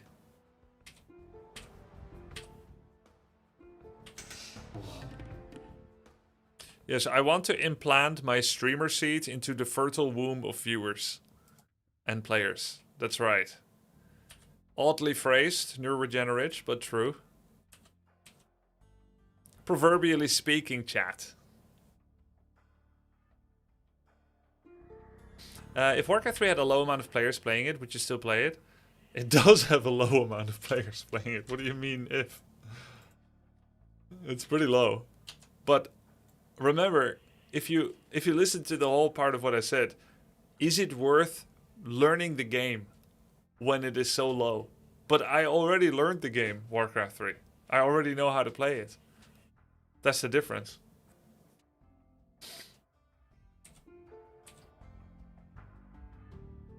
So the reason the score could still be similar and he was able to launch such a furious counterattack, because I aged up with fewer villagers. No matter how many villagers I kill or how much I disrupt his economy, I was down in villagers. 4 villagers fewer during aging up. Aging up takes 2 minutes, and 4 villagers will get 160 resources during that age up. So whatever I do, I have to earn back 160 resources worth of self-delay. Do you have any solo campaign games scheduled for the future, or just grinding AoE2, Warcraft 3, etc.? I think at the end of summer, when I get really busy with harvesting crops from the garden and stuff and dehydrating them for the winter, I think it would make sense to go for like a single-player campaign again. Like 1 or 2 single-player campaigns that are like 100 hours each. Like we did last year with XCOM 2 and Darkest Dungeon 1 and 2. That was so good. In fact, I'm kind of starting to get the feeling for it. I was listening to Giant Grant Games video on XCOM 2 where he just yaps about the game for 3 hours. But I would want it to be new ones though. Maybe XCOM 1. I mean, not new, but new for me. Something I didn't play before. I don't think it's progress to go back to XCOM 2 and Long War and Darkest Dungeon 1 again. What sort of game are you thinking about? I don't know yet. I want it to be as good as Darkest Dungeon 1 and XCOM 2, but that's kind of hard, because I already did the best ones, I think. Yeah, so you can see that I am down some resources, interestingly. And I get 1 villager, which is nice, of course. But he did a nice small wall setup. Did you play Monster Train? Yeah. Battle Brothers Revisit? I don't think in a jiffy. XCOM Terror from the Deeps. Oh, I heard about that in the Giant Grant Games video. The underwater reskin of the same game.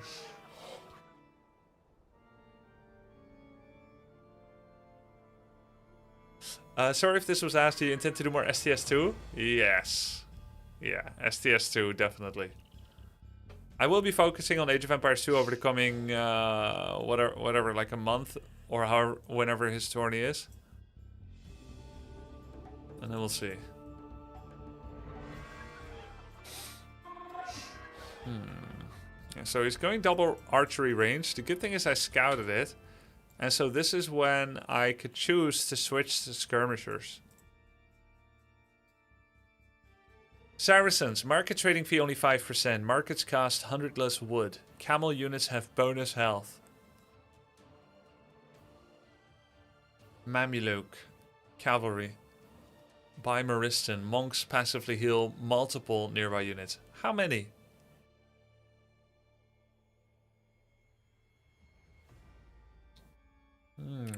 Good tip. 23, 4, 5, 7, 8, 9, 0. Everyone in a circle. Oh, I see.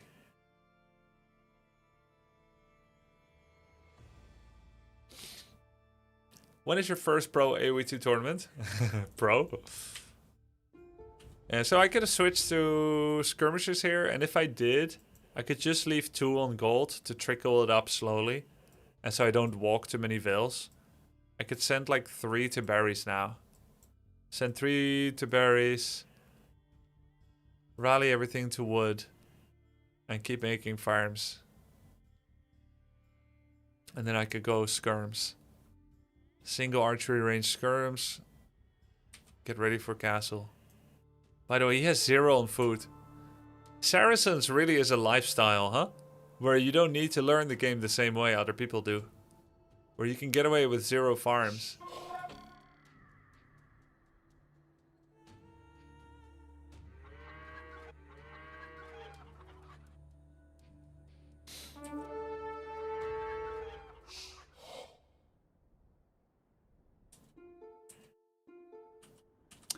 Resources gathered. Now I have 200 more. I killed only 1 villager. He availed himself well at this point, I must say. My men-at-arms push was very minimal. Minimal effectiveness. I have fletching now, which I can somewhat leverage for an advantage. But because he's double range with heavy gold attribution, he's actually going to get more and more units. So even though I can kind of out-micro him by range, he's going to quickly overwhelm me with units. And the Men-at-Arms edition didn't do that much, because archers can kite Men-at-Arms so well. So Archer Men-at-Arms is only marginally better than archers against archers. It's kind of hard to... I think maybe I should have just tried to slip them in his behind. Here, go in here. Because they're just kind of like, yeah, I don't know where to go. For solo, you can actually up lumber first and have 2 farms before your first range. Up lumber first, okay. I can't follow your short speak. I have no idea what up lumber means. Let's see, 40 to 60. I'm still 1 villi ahead. Still, we're gathering very similar resource count. But suddenly, he's got a... What happened here? I got owned. Why? Oh, because he has both upgrades. He has ranged armor. That's... No, he doesn't. Less than 3A. No, he doesn't. Hey, thank you, Whoopie Whoopie. You might go downhill. Did you know he's going archers, not skirms? Yeah, I was pretty sure that he did. When you went more melee soldiers. Did I really go more melee? How many men-at-arms did I make? More than 3? KD is equal, yeah. So here the counterattack starts, and I had no walls. This is my least favorite part of the game. Because I only had a marginal lead. I really had to fight for this game. I had 200 resources gathered more, and now I'm behind. Wow. This guy was a match. Did get to castle much faster. But he killed 5 villagers. Now he has 600 resources lead. 20 archers too. Wow. And I have no horse collar. Here's the point where you needed skirms. So you think I shouldn't have got Arbalest upgrade since I lost every archer anyway and just go skirms? I thought you lose here. Yeah, me too. You did the same thing on his counterattack. You jiggle left and right, but you gave him the hill. I see. The hill is big. Guys, if you have 25% bonus damage and you take 25% less, what is your total advantage? 52.5, 50%, 57.5, like how does... You're 120... I mean, can you really put a percentage on it? Because it's more about tipping points of... I guess the true value is the tipping point of amount of shots required to kill you.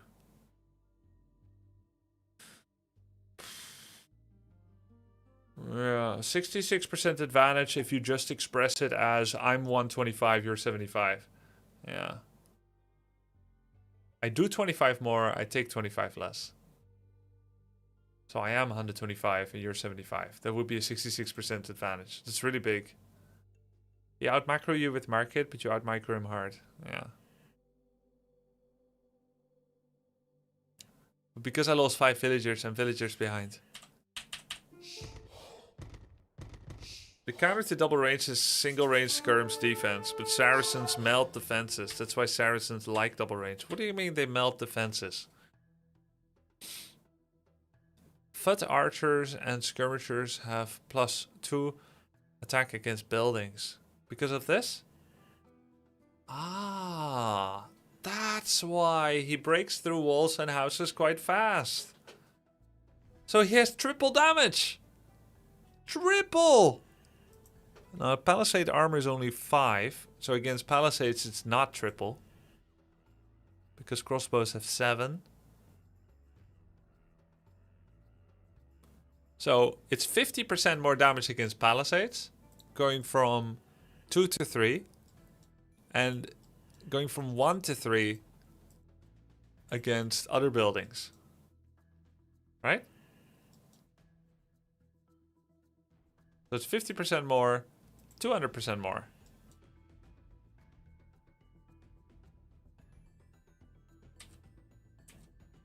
And it's also +2 bonus damage, so it would be unaffected by armor.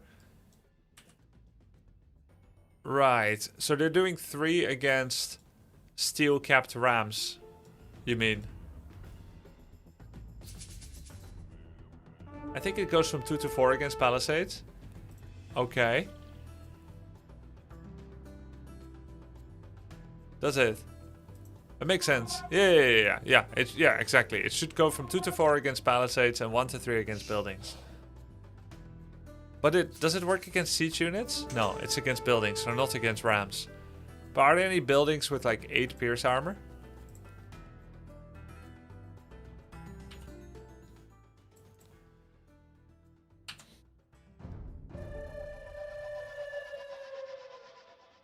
Two to 4 against palisades, so they melt defenses. Okay, so I always need a fighting army against Saracens.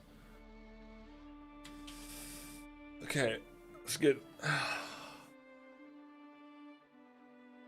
Hey Grubby, I just finished watching the Warcraft 3 streamer tourney on YouTube. That was awesome, great work setting it up. Thank you so much, Dan Clancy Alt. Didn't know you watched me.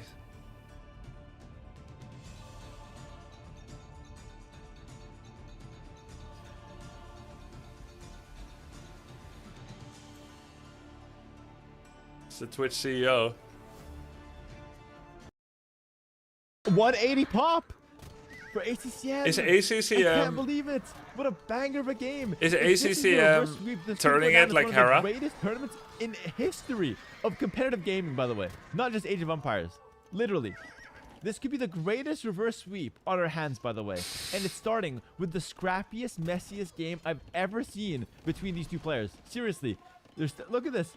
2 fish traps, 2 docks. It's a stare down. Who's gonna get the barbecue sauce?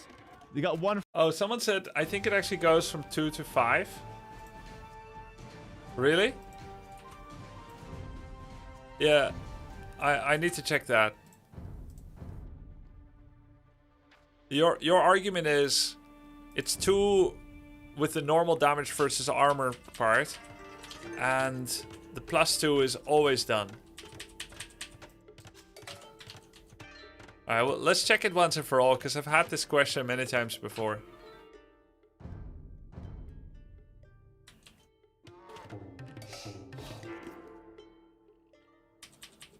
Let's just check it. I need to know.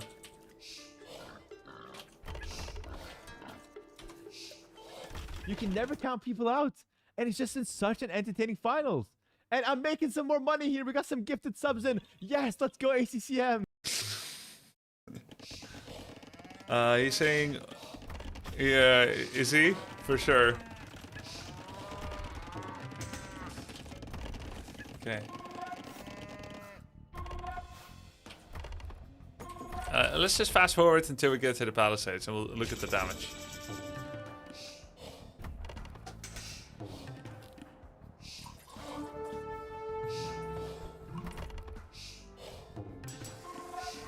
We'll take a little bit. I just want to see if Saracen archers do 5 or 4 damage against palisades.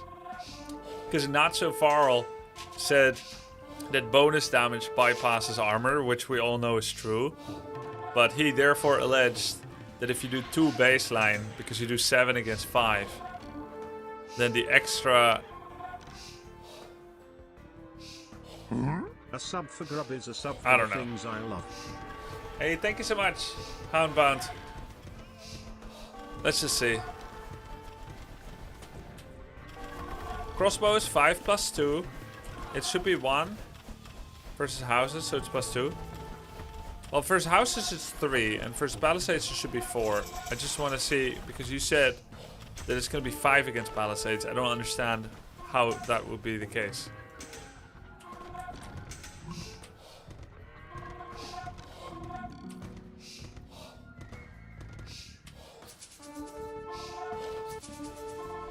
We're about to see it.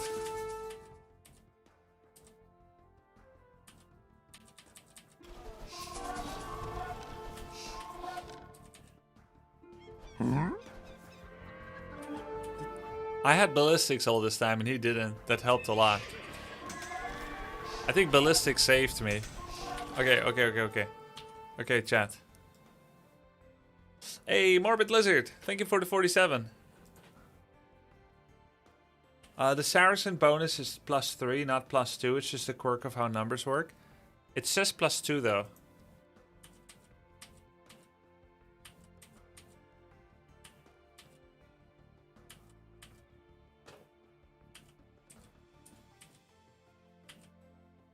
Oh my god, he is doing 5 damage. What the fuck? Make it make sense. 5 plus 2 is 7, plus 2 is 9. 5 armor. 9 against 5 is 5. GG. GG. Fix your tooltips, Blizzard.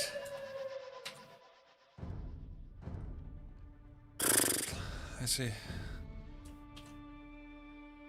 Thank you, Not So Far Off. That's good. That's really good info.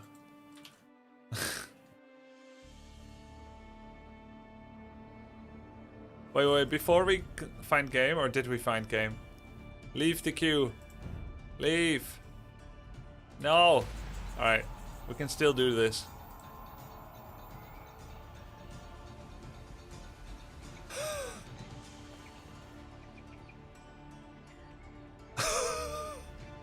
There's so much space, man. Why you all go on the same one?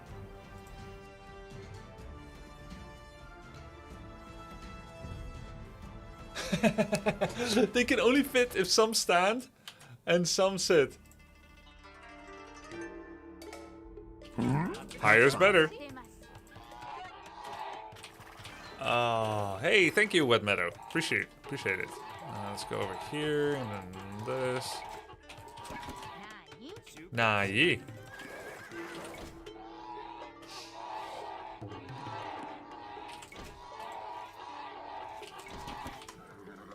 Do you have a different Civ preferences for any maps? No, I'm not that advanced. I'm still very experimental. I'm trying to get better at like some Civs, but I don't think like I have any mains or any go-to for certain maps.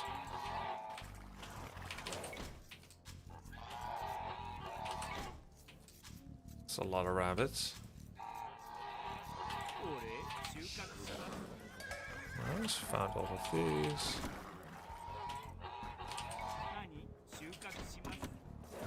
There's a boar. Yeah, I can go search him already, which is like crazy early, by the way.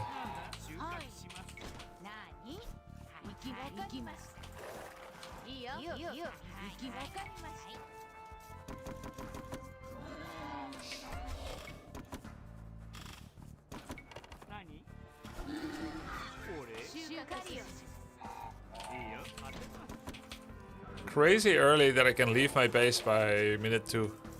It feels early anyway. We'll have all the information we need, sire.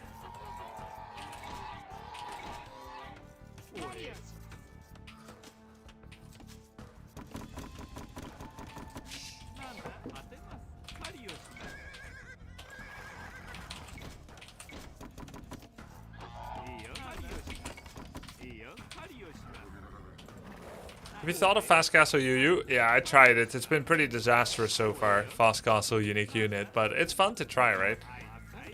I'm just not very good at it at all yet.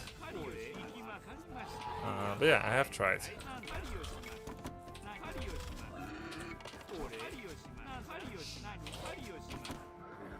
Relics.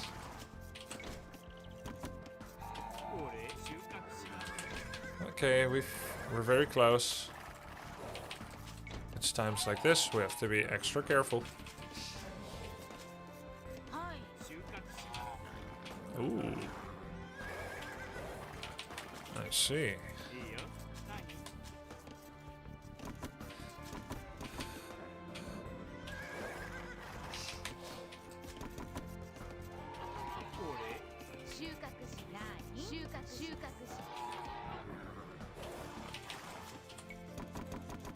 Where's the gold? Over there.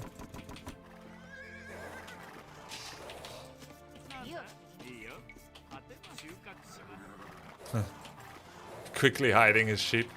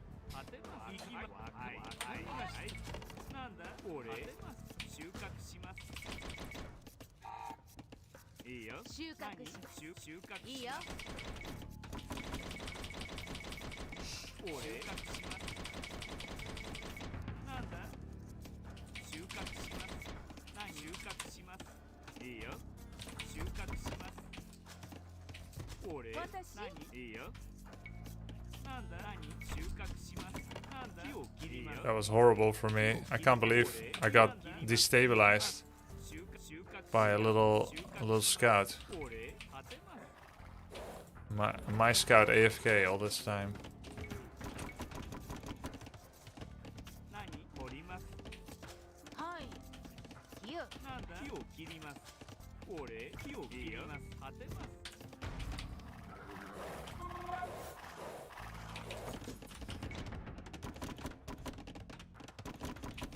You saw everything you needed to see.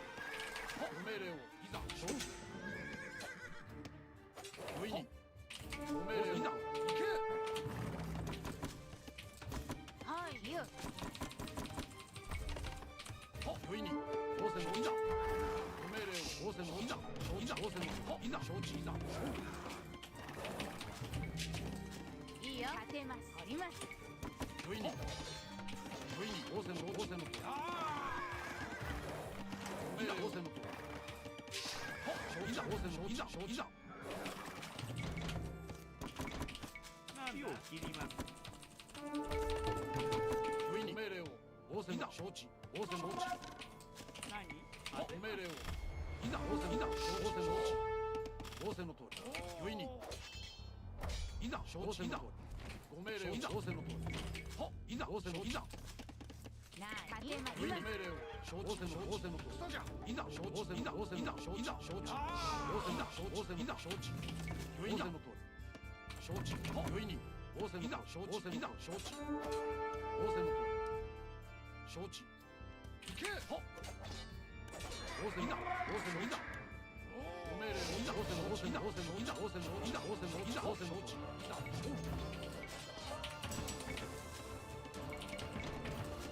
これ切りますいいよ勝てますいいよ勝てますはい勝てますいます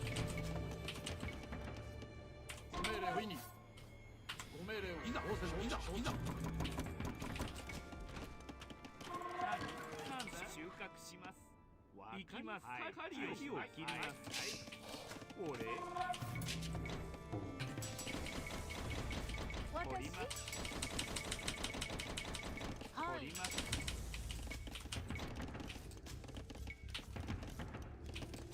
いいよ取ります何取ります応戦だ承知不意に応戦だ何ご命令を承知応戦のなんだ行きますわかりました勝てますこれ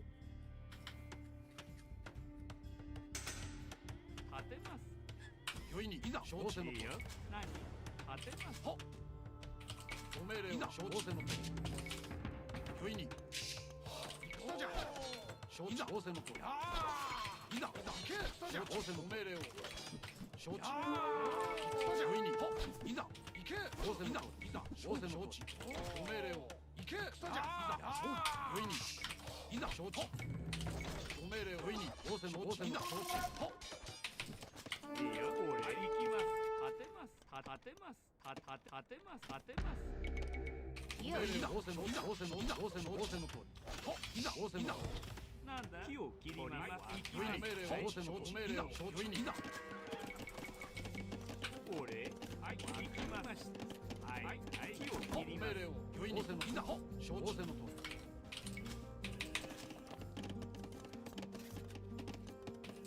私はい命令を行け承知だいいよ勝てます不意に承知応戦の応戦のといざ承知応戦だ応戦のといざ承知応戦のと応戦のと不意にいざ応戦の承知いざ承知命令を応戦のと命令応戦だ不意にだ承知のと行け承知だ応戦だ承知不意に命令だ行け承知だ応戦の不意にいざ応戦のいざ命令応戦のいざ応戦の不意にいざ命令承知だ行け応戦のと不意にいざ承知だ応戦のといいよ勝てますいますはい私勝て取りますなんだ勝てます勝てます木を切命令ります不意にいざ承知応戦承知応戦だ承知いざ応戦のと応戦のと命令応戦だいざ承知行け応戦の応戦のといざ応戦のいざ行け応戦のいざいざ承知応戦のと応戦のといざ承知いざ応戦のいざ承知命令応戦のいざ応戦のいざ応戦のと行きます勝てます勝てます何勝てます勝てますいいよいいよご命令をいざ応戦のいざ承知応戦の不意に行けご命令をいざ承知いいよわかりました勝てます何勝てますこれ勝てます勝てます勝てますいいよ勝てます勝てます勝てます不意に応戦のいざ応戦のと承知いざ何これ勝てます勝てますなんだ勝てます勝てますいいよ何行きます勝てますはいはいご命令これ行きます行きます行きますわかりましたはい勝てます勝てますなんだ勝てます応戦だいいよなんだこれは行きます。ご命令をに承知だ。何はいはい行きます。はいご命令を承知だ。承知。これ何は、いざ。仰せの。よいに承知。なんだ耕します。ご命令をに仰せの。これ行きます。ご命令をいざ。承知の。 So funny. はいいいよ。木を切ります。木を切ります。行きます。はいいざ。承知だ。承知。ご命令を。いいよ。ポリポリポよいに。リます。よいに。仰せの。承知の。仰せの。いざ。仰せの。いざ。仰せの。立てます立てますいいよはいよご命令を。よいに。ご命令を。いざ。承知。行け。仰せの。仰せの。よいに。承知。ご命令を。ご命令を。よいに。ご命令を。よいに。行け。承知。ご命令を。いざ。承知。ご命令を。いざ。承知。仰せの。ご命令を。仰せの。仰せの。承知。いざ。仰せの。承知。行け。いざ。ご命令を。承知。いざ。承知。よいに。ご命令を。承知。仰せの。仰せの。よいに。ご命令を。いざ。承知。行け。よいに。仰せの。承知。ご命令を。いざ。仰せの。いざ。よいに。承知。仰せの。ご命令を。いざ。承知。仰せの。ご命令を。仰せの。何これいいよ。立てます。よいに。いざ。承知。いざ。仰せの。ご命令を。仰せの。よいに。承知。仰せの。いざ。いざ。仰せの。承知。行け。いざ。承知。戦じゃ。いざ。よいに。仰せの。仰せの。承知。仰せの。なんだご命令を。ご命令を。承知。よいに。いざ。承知。いざ。仰せの。いざ。承知。ご命令を。仰せの。承知。ご命令を。よいに。いざ。仰せの。ご命令を。よいに。ご命令を。これよいに。仰せの。何わかりました。立てます。いいよ。よいに。いざ。仰せの。仰せの。仰せの。なんだこれ行きます。はい行きます。命令を。いざ。よいに。いざ。仰せの。いざ。いざ。仰せの。承知。いざ。仰せの。命令を。承知。いざ。いざ。命令を。仰せの。仰せの。いざ。仰せの。よいに。いざ。行け。命令を。よいに。仰せの。いざ。承知。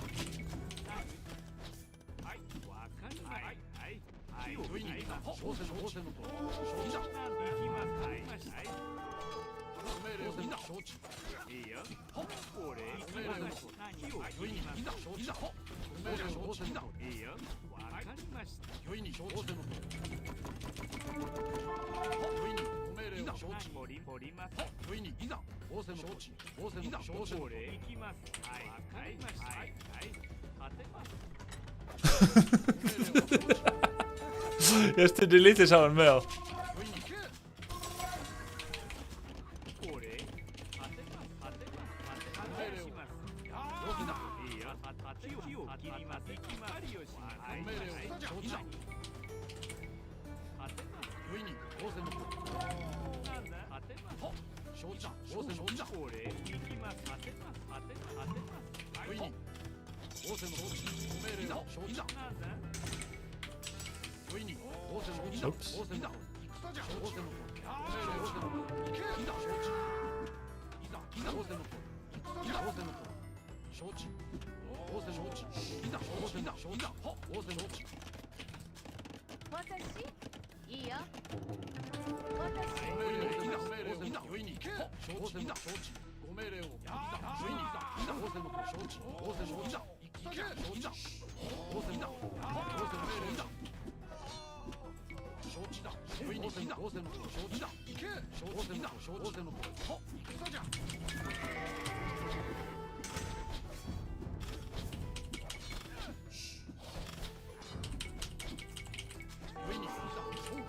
What the fuck?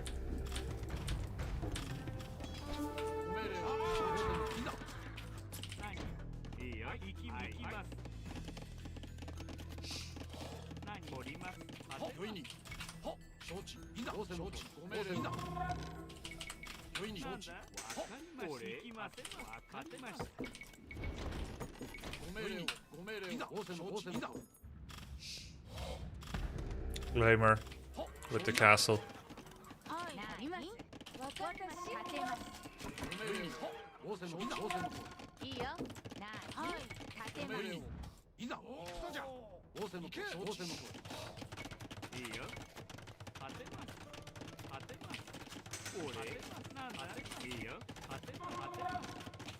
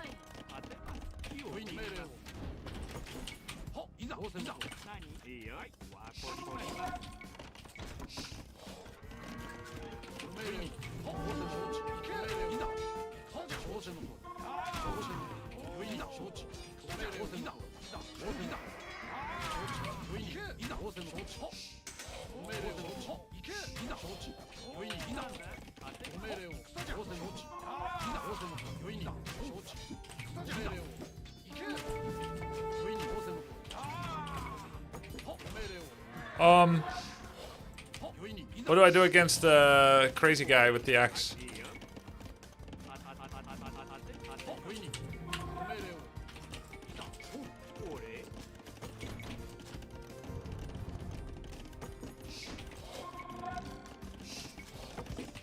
Archer's still okay. Okay.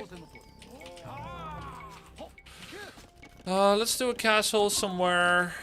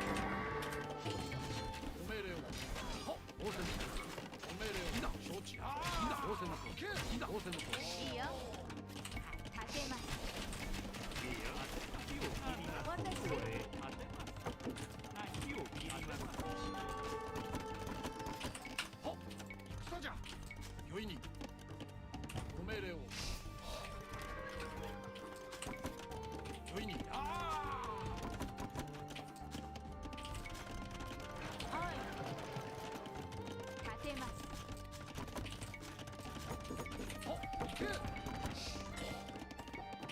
これはい耕します。私木を切ります。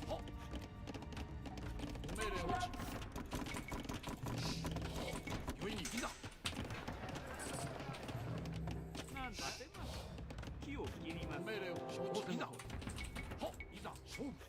いいよ。俺耕します。耕します。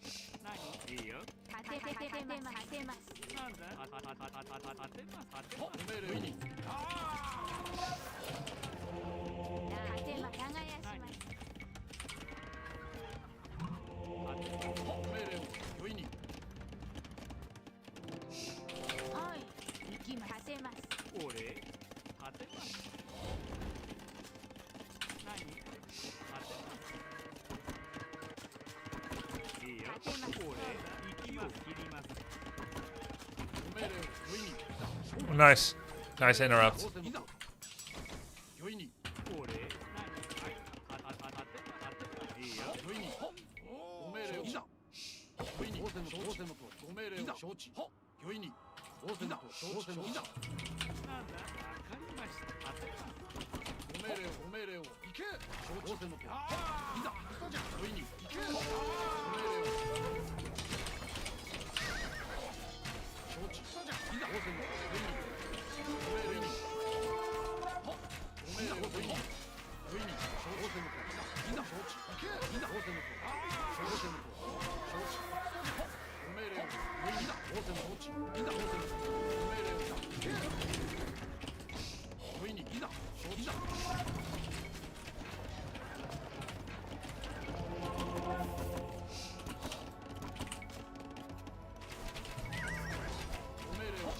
Oh, he finally got the upgrade. He fought before upgrade. That was a big mistake.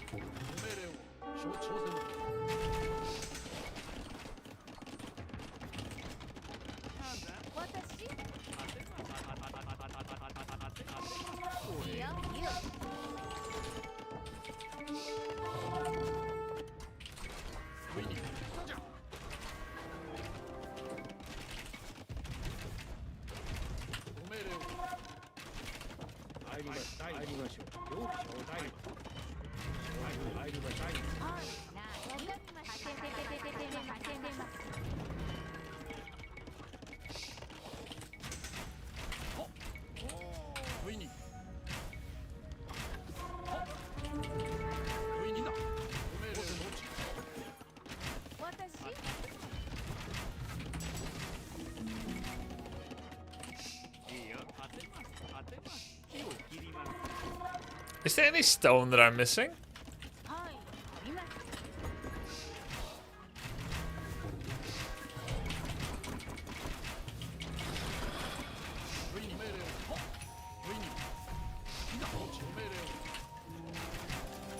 Top? Oh yeah.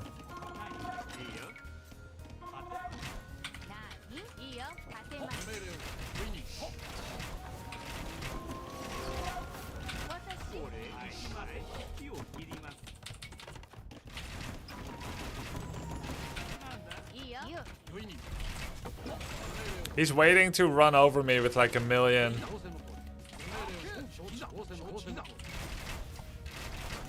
Cavalier.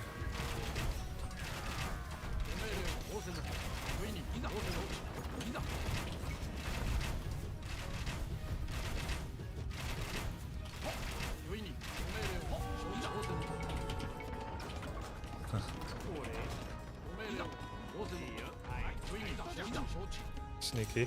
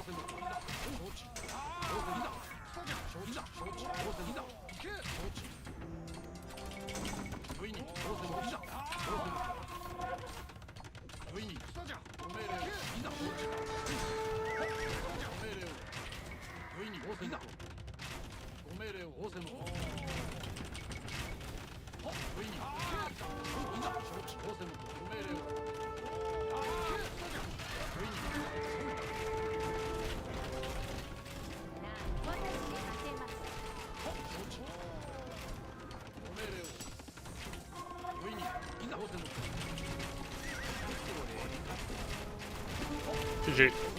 Nice.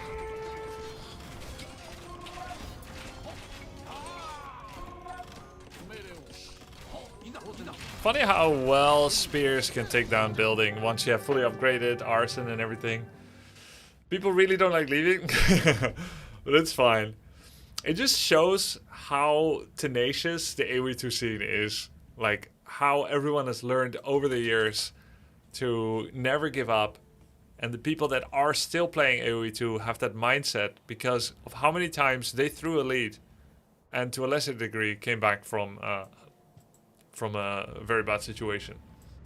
Remember spear with extra attack speed? Yeah, it's very good, right? Because I get the infantry attack faster. It's very nice. I also apparently have cavalry archers +2 attack against anti-skirmisher archers, like non-skirmish archers. So I'm perfectly fine playing CA as well. My cavalry archers have bonus attack against enemy archers. Then I have a unique tech Yasama and Kataparuto. Trebuchets fire 33% faster. Oh, so my trebuchets are almost like bombers. Japanese CA very good. Okay. They have like all upgrades as well. Okay, so I should do them more because I have Parthian tactics, which is unusual. We get heavy cavalry archer, which is not always there. Then we have full 3-3, and we have that. Okay, so we can definitely play more CA. So maybe swap into CA already instead of Arbalest. But the amazing thing is we have Arbalest too. Just no Hussar. Yeah, so Spear are always going to be my favorite trash. Which makes raiding more difficult. I guess that's the Japanese weakness. Raiding is more difficult. Yeah, we have Bloodline. We have everything, yeah. And that's why you want CA, because they can raid. Not gonna lie, those gaps in the walls were worrying a lot. This one here, then there's one here, there's one here. Yeah. You should try towers with Japanese. Yasama unique tech makes them OP. I should, yeah. Wait, I did have towers, but I didn't get the upgrade. Is there a video that summarizes what Yasama does?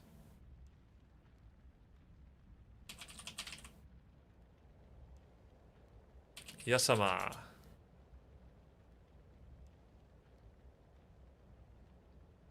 Yasama Tower. Ah. I found a recent video from Spirit of the Law.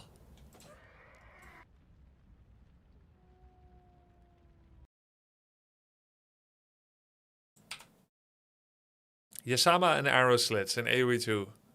10 years ago. Guys, it's a wonderful day today because this video is going to feature a lot about my favorite civilization to play, the Japanese. I'm going to be taking a look at towers in the HD expansions, and not only the That's Japanese a lot of arrows. tech, but also the new arrow slits technology that all civilizations. I'm not sure if I'm allowed to listen to this music, so I'll play it on over here.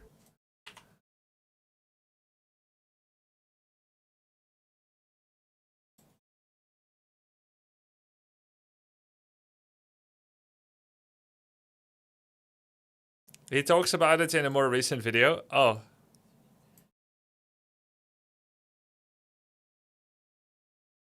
top towers.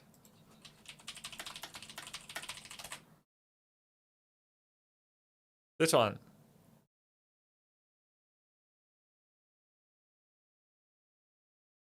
Hey, he's orating better now.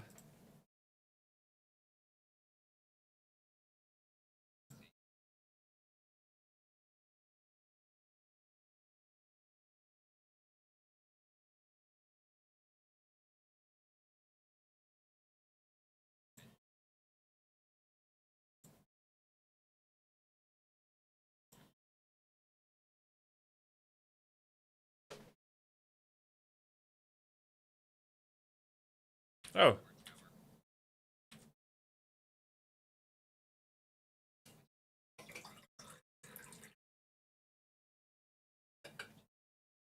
Era?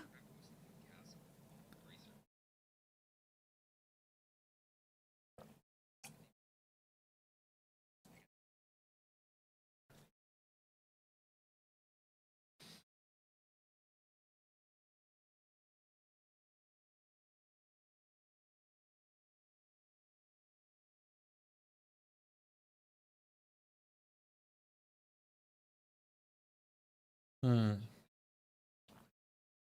Yeah.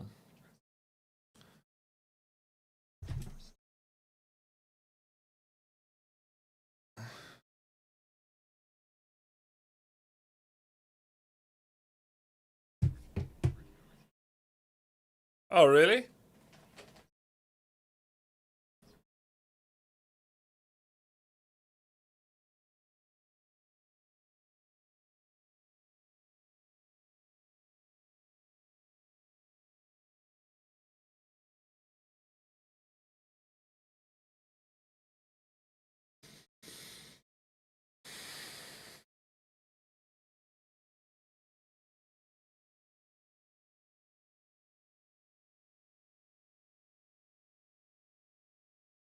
Hmm.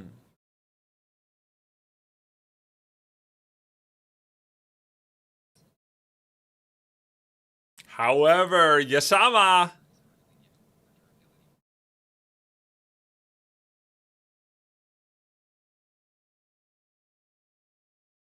Oh my god, the way they did this falling stone downwards instead of having some kind of wonky forward shooting projectile is so nice attention to detail. Look.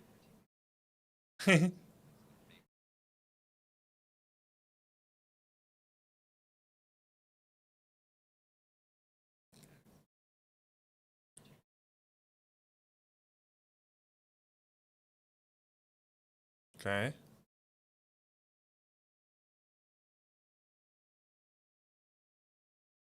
Okay, I never get these upgrades. I never get guard tower and keep upgrades, and I rarely ever get architecture or arrow slits. But this is a new dimension of the game that I need to discover. Guard tower. So, do they all upgrade the standard tower, the standard fire tower, or are they all different building blueprints?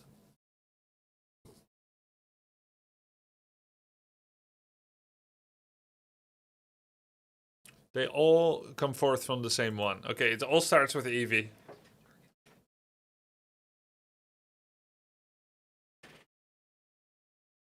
Plus 50% damage versus a unit with 6 pierce armor. Huh.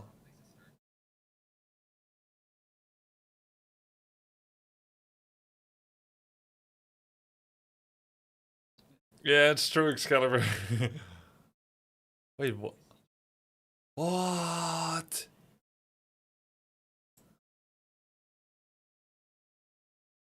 It's weird that this is called a keep, though, chat. Can you appreciate that I played AoE4 where castles are called keeps, presumably to separate them from Castle Age, even though it's logical to have castles in Castle Age. There they are keeps. And now the third upgrade of a guard tower is a keep.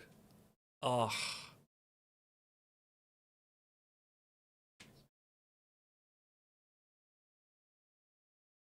And keep is the second upgrade of the main base in Warcraft 3 and Human. And it's not even called Keep Tower, it's called a keep. Watchtower, guard tower, bomber tower, Yasuma tower, keep.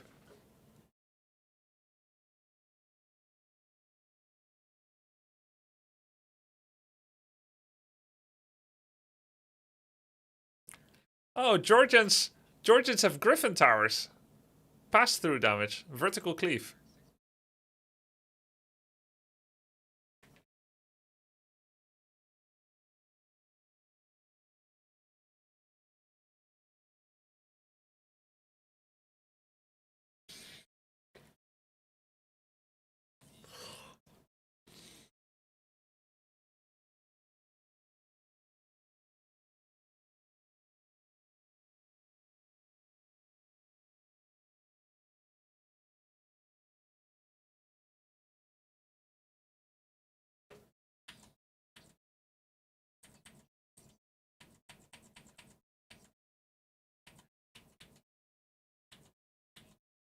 Damage per minute. Oh my god, the Japanese are the best.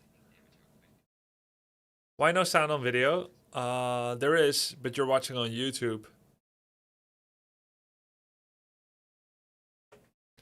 I don't know if I have the music rights. Whenever you listen to music from another YouTube creator, you don't know if you have the rights.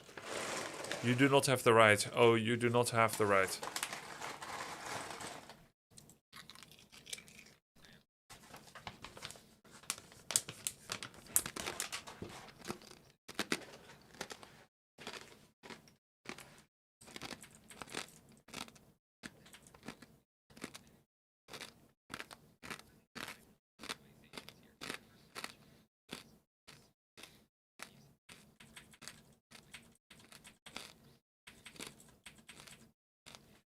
Alright, it's fine. Yasuma Tower, good. Okay. Yasuma Tower, very good.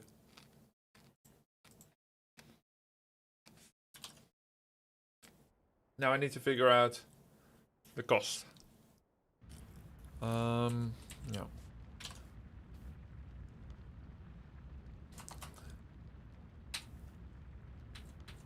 I won already, right? Yeah. Alright. Alright. Do we check the value of the rush again? But why would I make Yasuma towers if I'm in Castle Age? Because they're just really cost efficient. And the cost is the same as a normal tower, right? Because it's just an upgrade of them. So the cost will remain, what is it, 75, 125? Watchtower, 35, 125. So the Watchtower becomes a guard tower automatically when I have guard tower upgrade. It's really expensive to take into before mid-imp. You plan to use it without garrison? I don't know. Wait, where's Yasuma? Oh my god. Oh, that's a whole progression. Watchtower into guard tower into keep into bomber tower. Holy shit. Wait, but bomber tower is its own unit. And keep is the final progression of Watchtower. But where does Yasuma come in? They're all Yasuma. You're Yasuma, I'm Yasuma.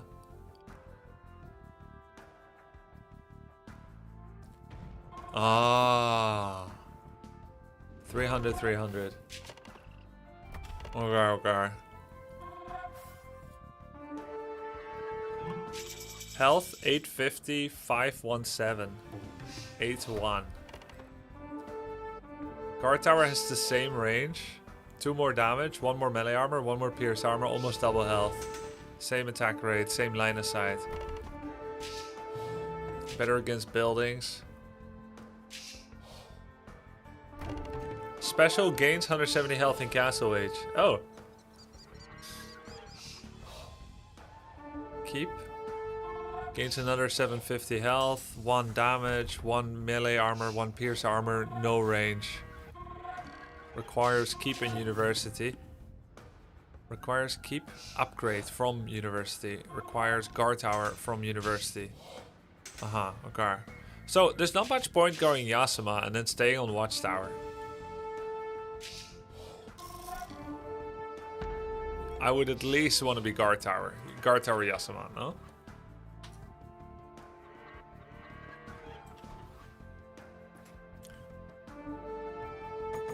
So how much did I fuck him over with the towers? A lot, right? Hey, thanks for the prime. Appreciate it, brother. Thank you for the support. First one a lot, rest, XD. I should have walled the first one. Look, resources gathered, guys. I'm 700 ahead. I killed 2 villagers. I have 33 against 33. Why is my villager count only 3 ahead? Oh yeah, when I killed 4. Oh, because I have wheelbarrow. Oh yeah, I got housed like crazy. But it's okay, I got wheelbarrow. I did forget double bit and horse collar. Oops, I was horsing around over here. So, he's getting stoned because he's feeling pushed. I should have walled all the way around this. This is an unacceptable omission. Nice stab. Nice stab by him. Your opponent is awful idle TC as well. Yeah, it's not good, not good. He was pressured, guys. What do you guys think about this one? Is this XD? But look how much idle time his vills have. What's this? Worker efficiency in the last minute, 53%. I didn't mean going for Yasuma only as your main plan, but in the late game when you have a ton of stone in the bank, you can just spam Yasuma towers to win trash fights so on. I like it. I like it. Thank you. I guess you could say I never really gave away the advantage in the game with how much resources I gathered. The only thing is he had Imperial faster than me, and I still felt that I went for Imperial pretty fast.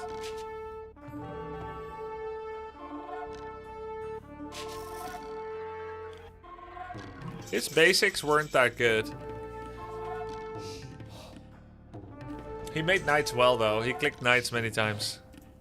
And castle was a good defense.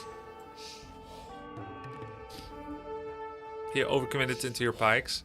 Yeah, but Frank players, they don't know about the counter system. They only know about making knights. It's the same in AoE4. They don't even know what pikes are, just that they don't have a horse.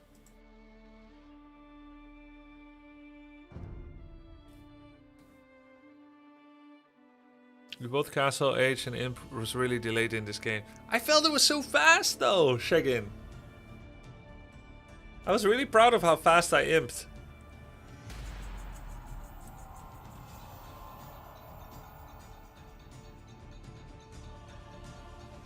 In normal situation, he can do counter tower. Yeah, because I brought only 2 villagers. He can just counter tower with 5 or 10. Yeah, CA. Yeah. Sounds good. Okay, we're against Vikings.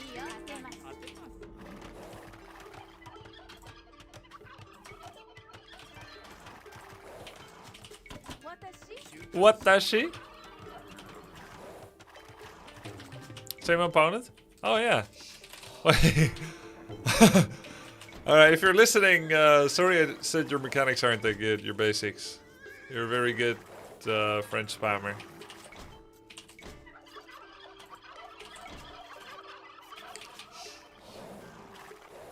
He waited nicely until I was ready to queue again.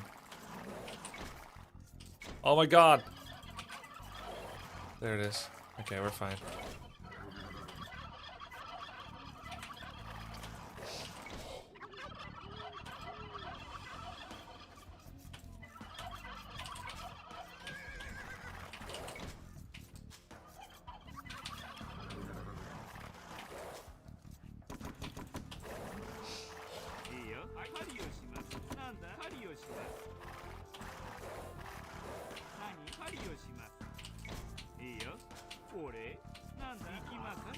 Hey, guys, it really wants me to get towered.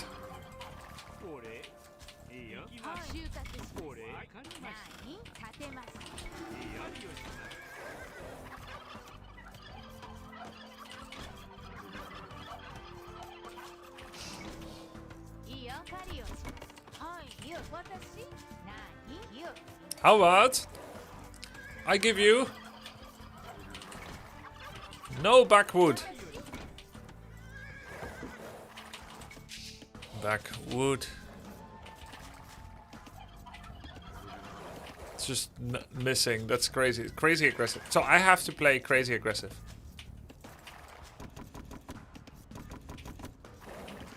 I have to be a maniac.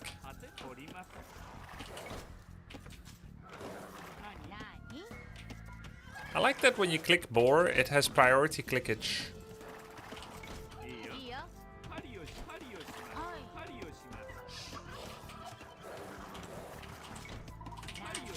Oops, had idle time like 8 seconds.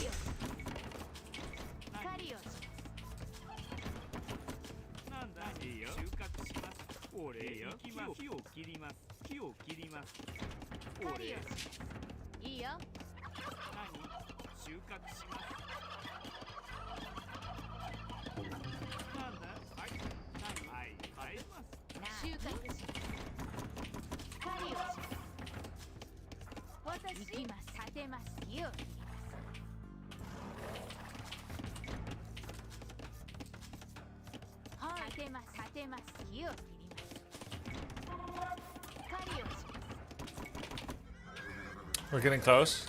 Not necessarily, actually.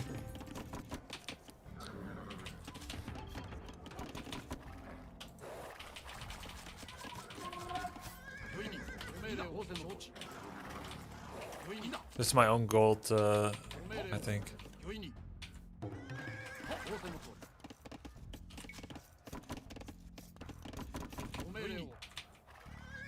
Deer.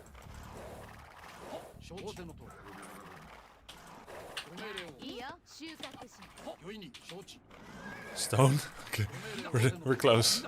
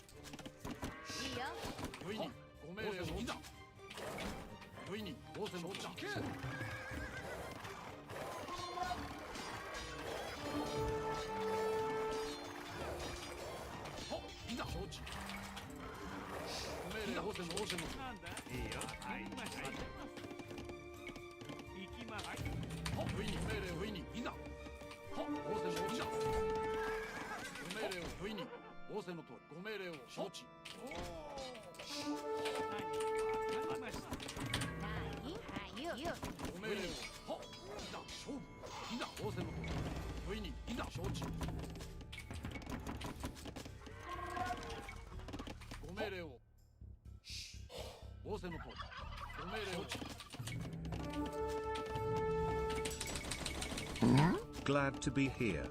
Hey. Thank you. A9s. Shit, I made a spear.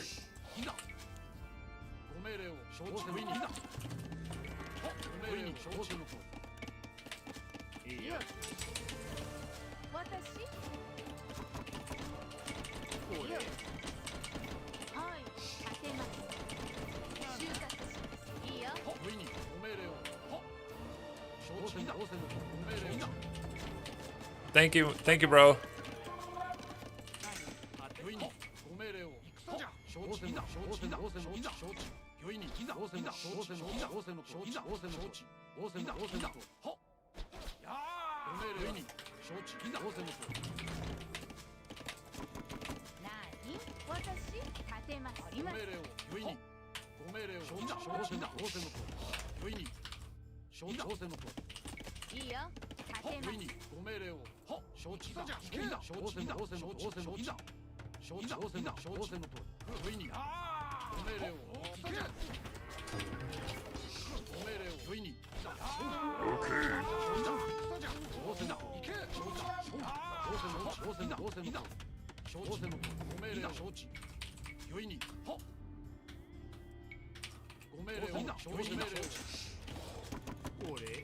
Thank you for the sub.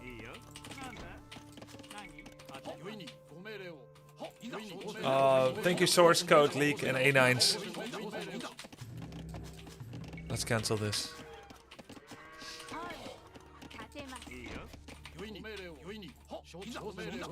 I got arson.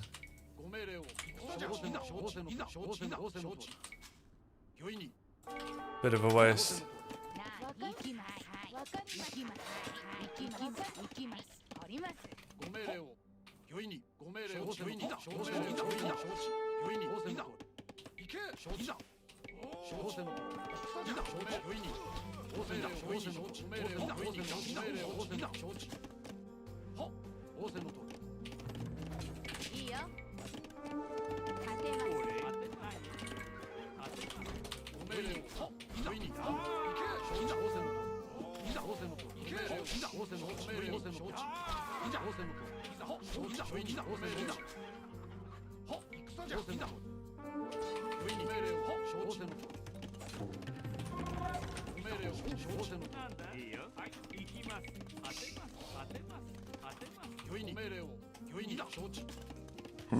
Yata.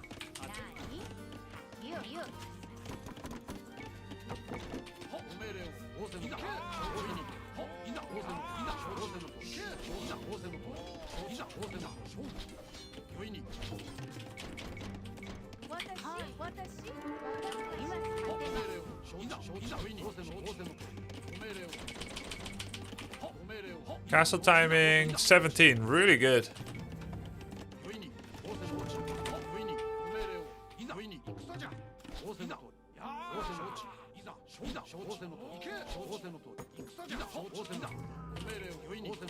Really good castle time. Let's not make any more archers.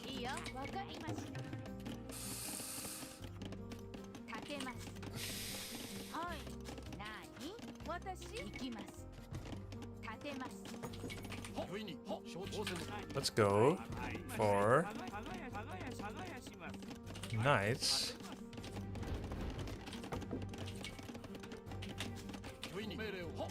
Am I making stables yet? Let's go all the way back home. We need horse collars still. Come on.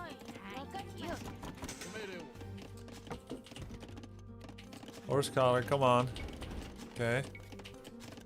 Am I safe? Nope. 取ります。いいよわかりました。 I'm not safe at all. He could be messing with this as well. これ行きます。わかりました。行きます。はい。行きます。いいよ勝てます Ah, shit. 私 What does she? Now what? 勝てます行きます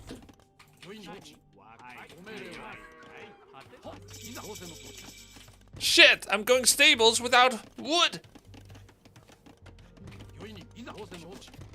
I have no wood! いいよはい It's because everything that should have been getting wood 耕します is instead... いいよ Ah, fuck. Oh my god. わかりました。取ります。 Alright. I made a few small mistakes. 何行きます。行きます。行きます。 Now what do I do? Got a whole bunch of useless upgrades too.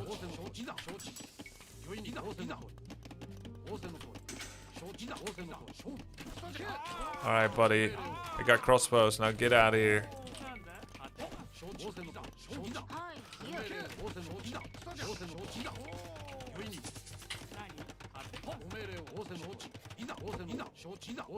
I wanted to go stables, man! Now I was forced to go crossbows. 私はい立てます何 I have nothing now. はい The whole lead I built up. Ruined. いいよ行きます Lol. はいわかりました Yeah, sure, get wheelbarrow. Fuck it. 私 You can go samurai? Yeah. Well, what's the point? いいよ行きます私はい私立てます Such a bitch location. 立てますいいよ立てます Oh god.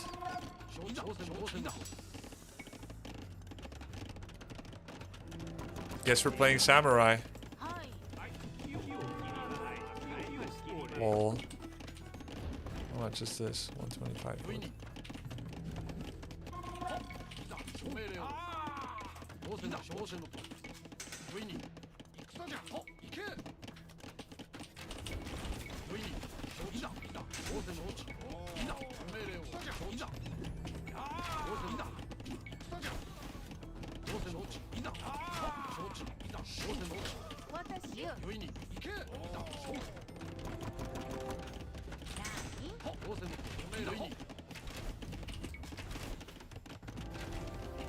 I see. Well, that's no good, samurai. Against this. いいよ立てます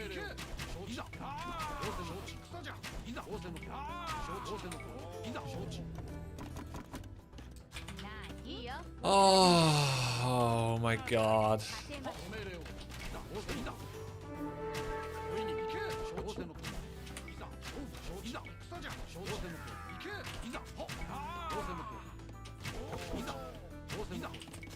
Didn't even make another town center. I'm literally いいよ like making myself lose. I don't even have a market, so I can fix my horrible economy. Oh my god, I don't have stone. Why? Where did my stone go? Oh yeah, I made a castle. いいよ I have advantage in cavalry archer, no?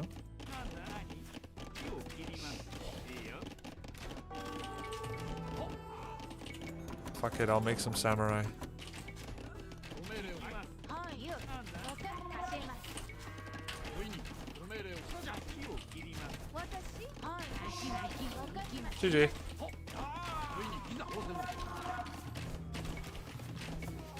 Okay, I should have gone skirmishes ages ago. いいよ耕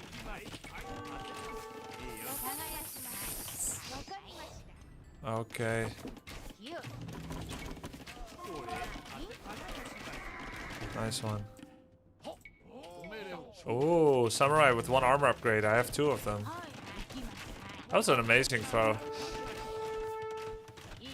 いよ That was most horrible.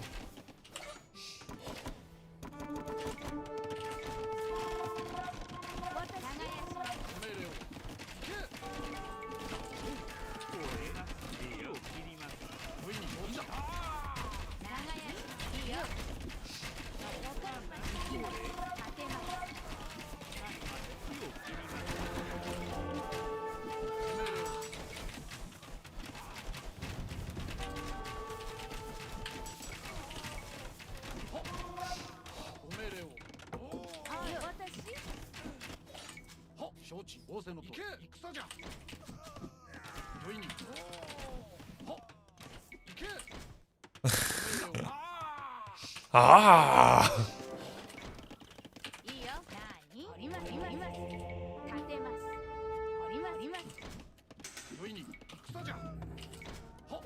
Oh my god, he's so good, the samurai.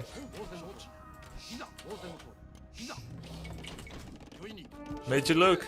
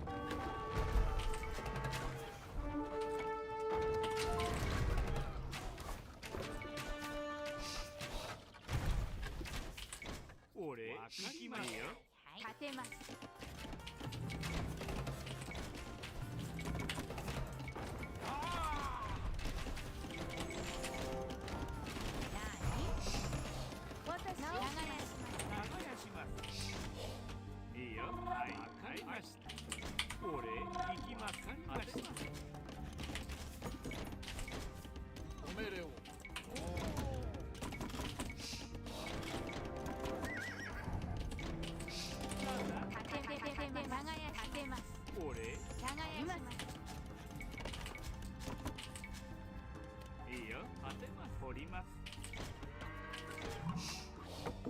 なんだはい行きます私いざじゃあ仰せのご命令をいざ仰せの行けいざ承知よいに仰せの承知ご命令を承知よいに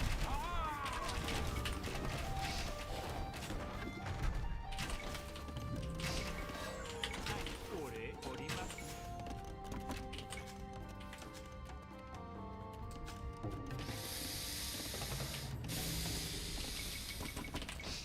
That's a nice throw by me. はい承知参りましたはい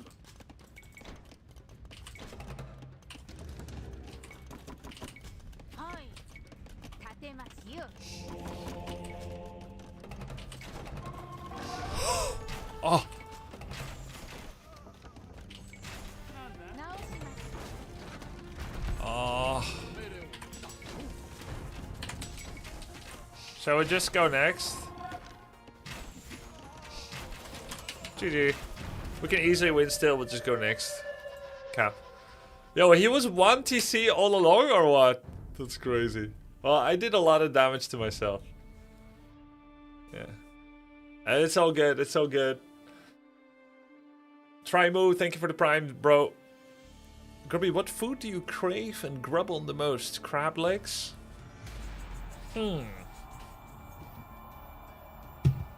Volpine. Uh-oh. I don't know. What do I crave the most? Don't know. Okay. This map is weird. 果てますいいよ収穫します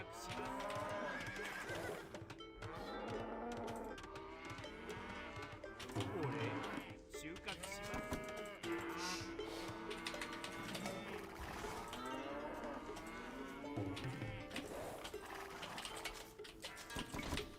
I guess I'll just do the same build as usual and try not to worry too much about the foxes. For now.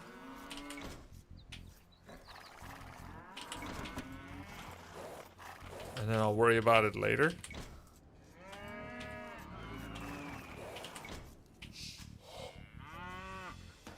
Oh my god, last game. I randomly started gathering stone without a real purpose and yeah. Trade workshop. 収穫しますいいよ狩りをします Some cows there. 私狩りをしますいいよわかり Still haven't found the other cows. はい行かしましたいいよ私行きます収穫します狩りをします狩りをしますいいよ立てます Where are the other cows? 私何よなんだはい収穫狩りをしいいよ狩りをし Or do I have them already? I think I have everything. That's all I'm gonna get. いいよ収穫します何立てます Yeah, that's all I'm gonna get. Horrible wood? Yeah, it's part of the map. はい狩りをしますいいよ立てます狩りを狩りをし Chicken game. はいわか行かしました私行き Tons of foxes for forward range. いいよわか Hmm. 俺 Ah, 狩りをします I see. 狩りをします私狩りをします So you do the forward range. And you kill foxes while you're there. I see, I see. Clever. はい収穫します A clever stratagem, sir. いいよはい行きます 私 I don't think that's good for him. 切りますはい狩りをしますいいよいいよ狩りをします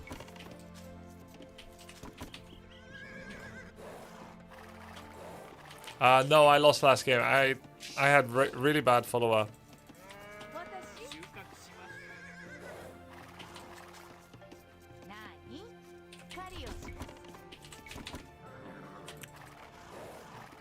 There he is, right? これ木を切ります。私立てます。収穫します。 Wait, there's stone here, but where's he? Oh wait, this is part of the path. なんだ収穫します。はい。何収穫します。 Yeah, there it is. いいよ。立てます。立てます。収穫します。収穫します。はい。収穫します。いいよ。いいよ収穫します。何これいいよ。収穫します。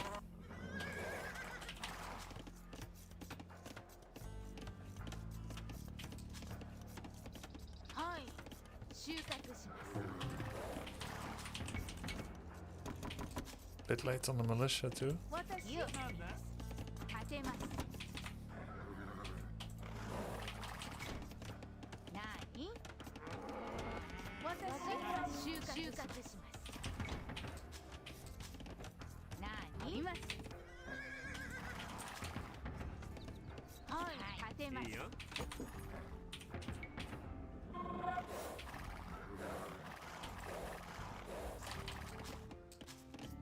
いいよ。行きます。立てます。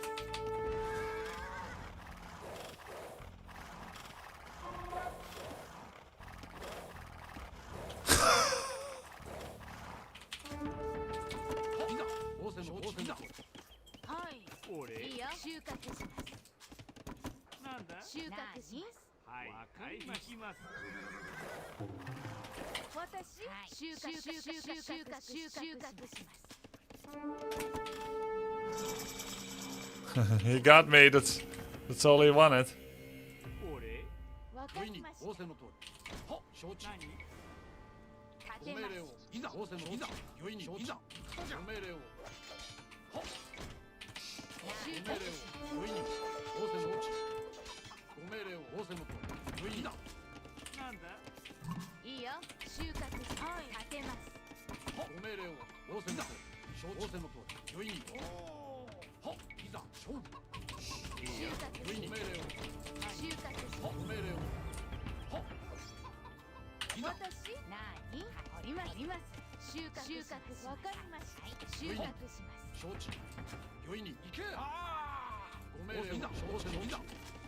これ収穫します。はい。私、収穫収穫ししまます。はい。立てます。立てます。いいよ。行きます。わかりました。収穫します。収穫します。す。いい収よ。穫します。なんだ立てます。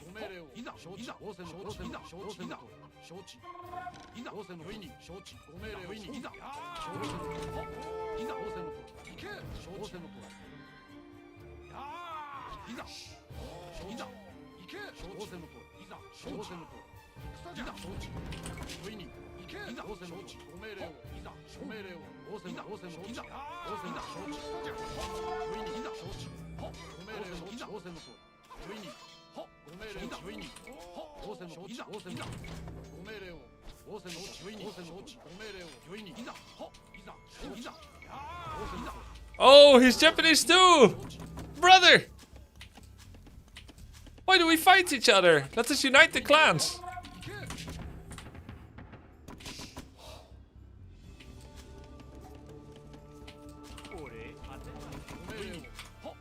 No wonder he's making so many men at arms. いいよ。わかりました。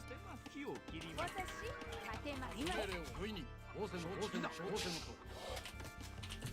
なんだ掘ります。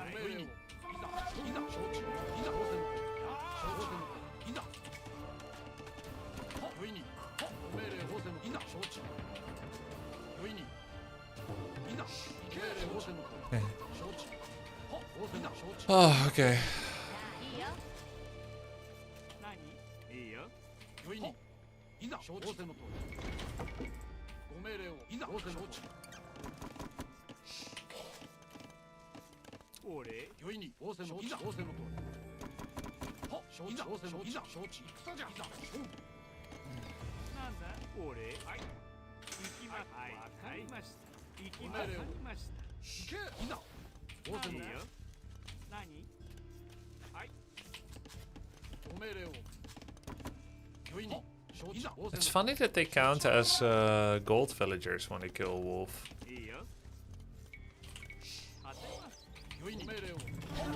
Ah. Shit, he has upgrade.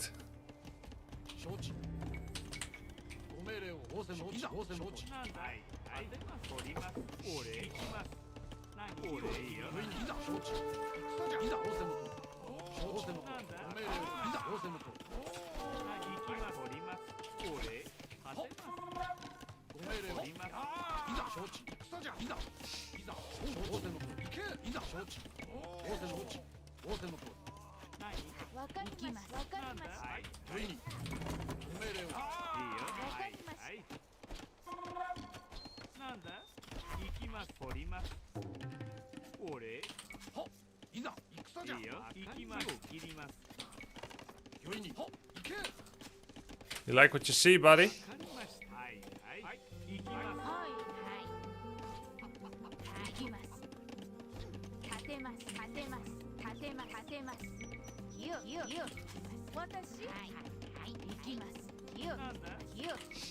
Okay. Damn it.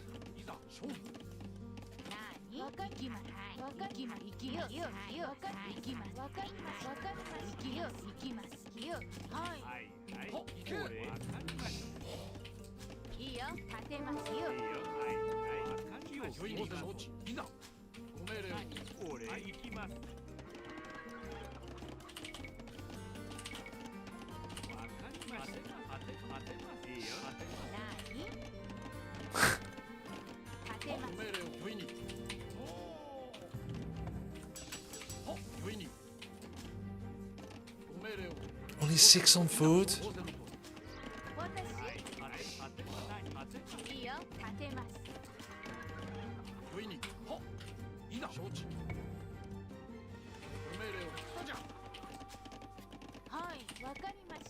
Suddenly all my food fell away.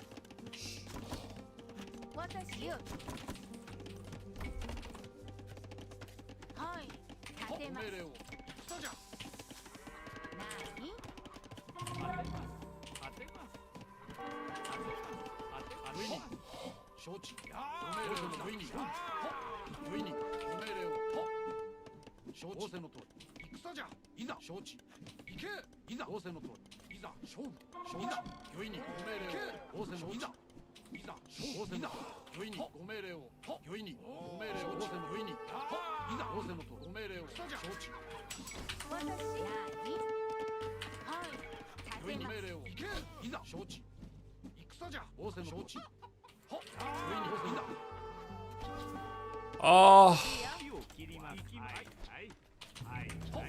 I thought I heard more alerts. Okay.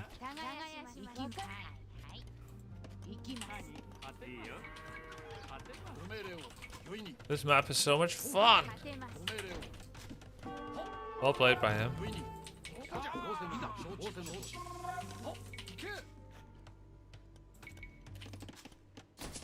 No idea how much I lost from that.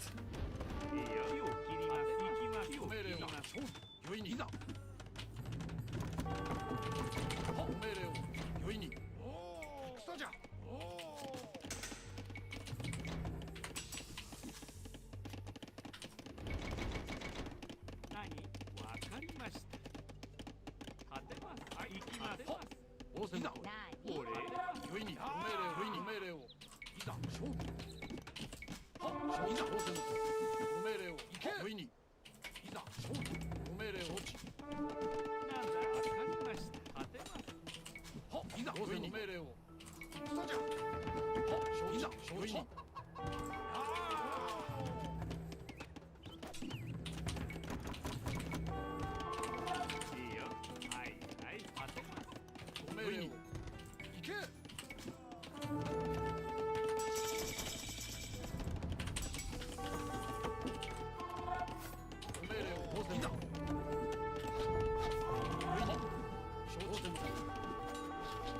Oh my god, the sounds!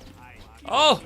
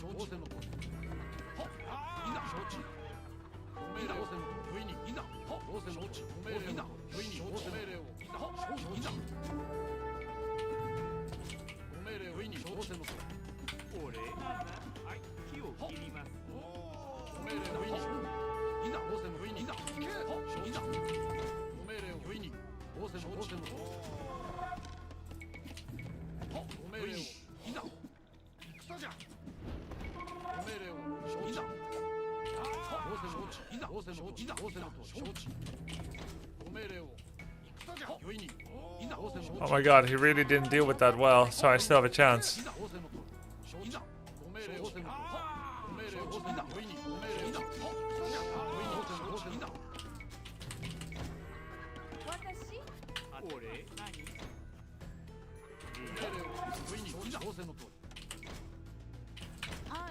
And he's still feudal, right?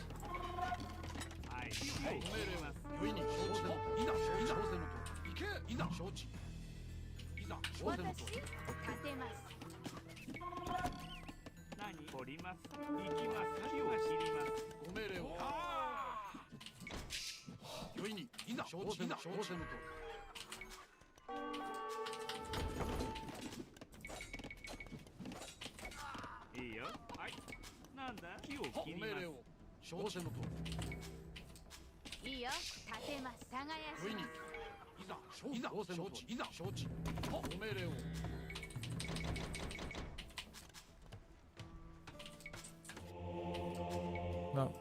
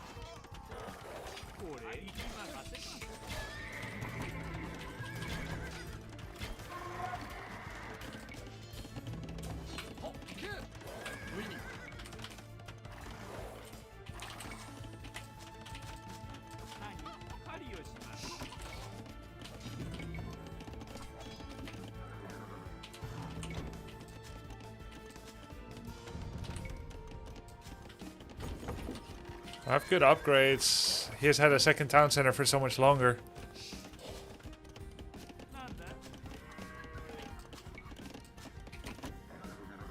Got a couple of horse archers. Try to horse around a little bit.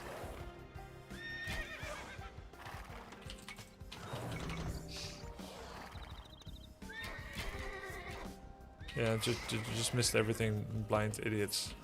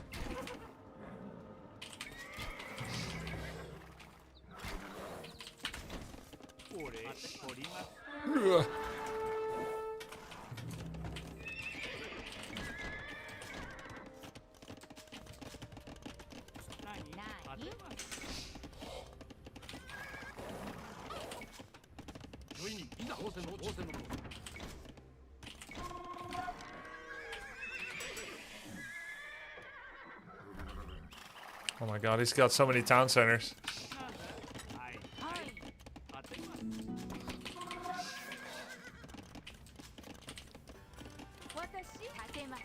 Somehow score is okay, I don't know how.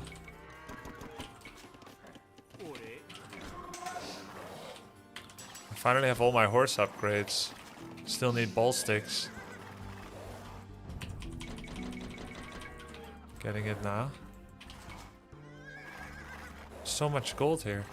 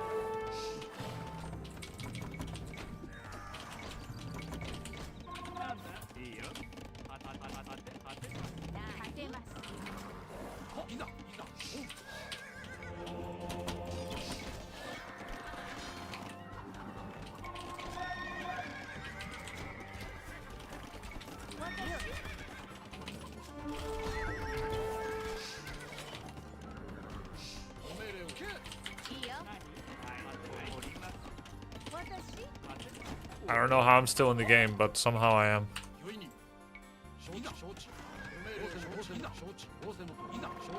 Samurai?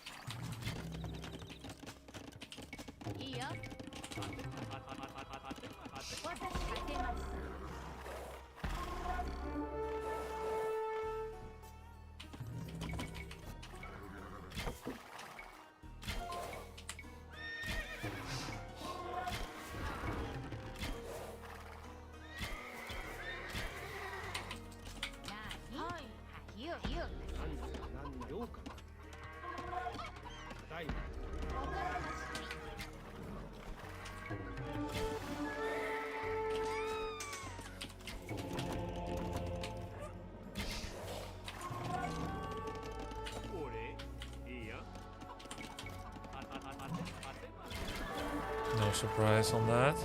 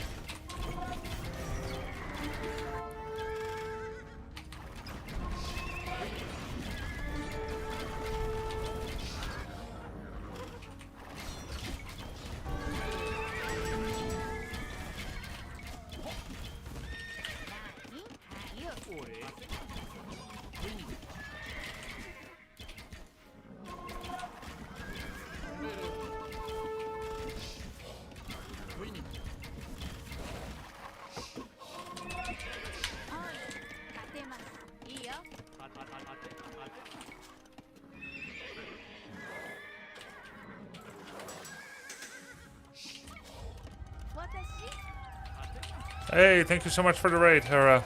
Who won? I'm kind of making a comeback here. Japanese versus Japanese honorable battle. Very difficult game. Thank you. Larry won? Ah, nice. Only Hera can stop him.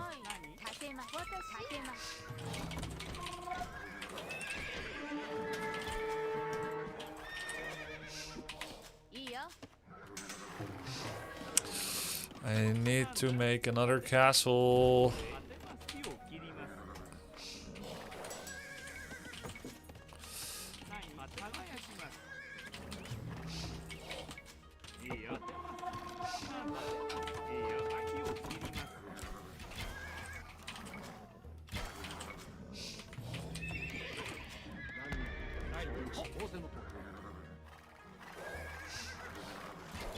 Now I have some knights to buffer against the skirms, which is nice.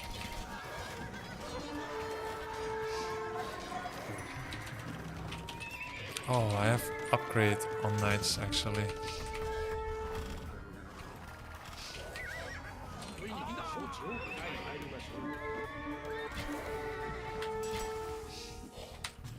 Oh, I don't have this yet. It's expensive.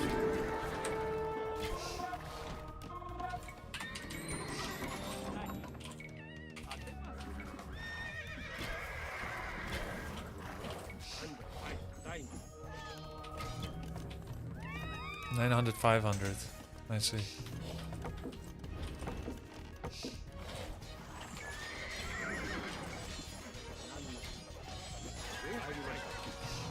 There it is. There it freaking is.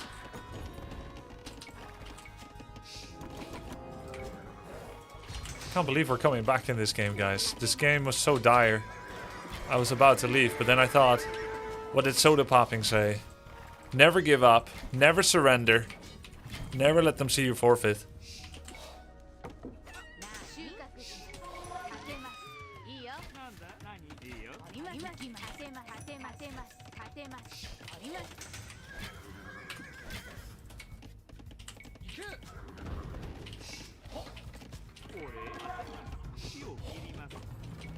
Yes! Yes! GG. Wait, who did say that? Soda Popping. Oh my god! This was so hard! This was so hard.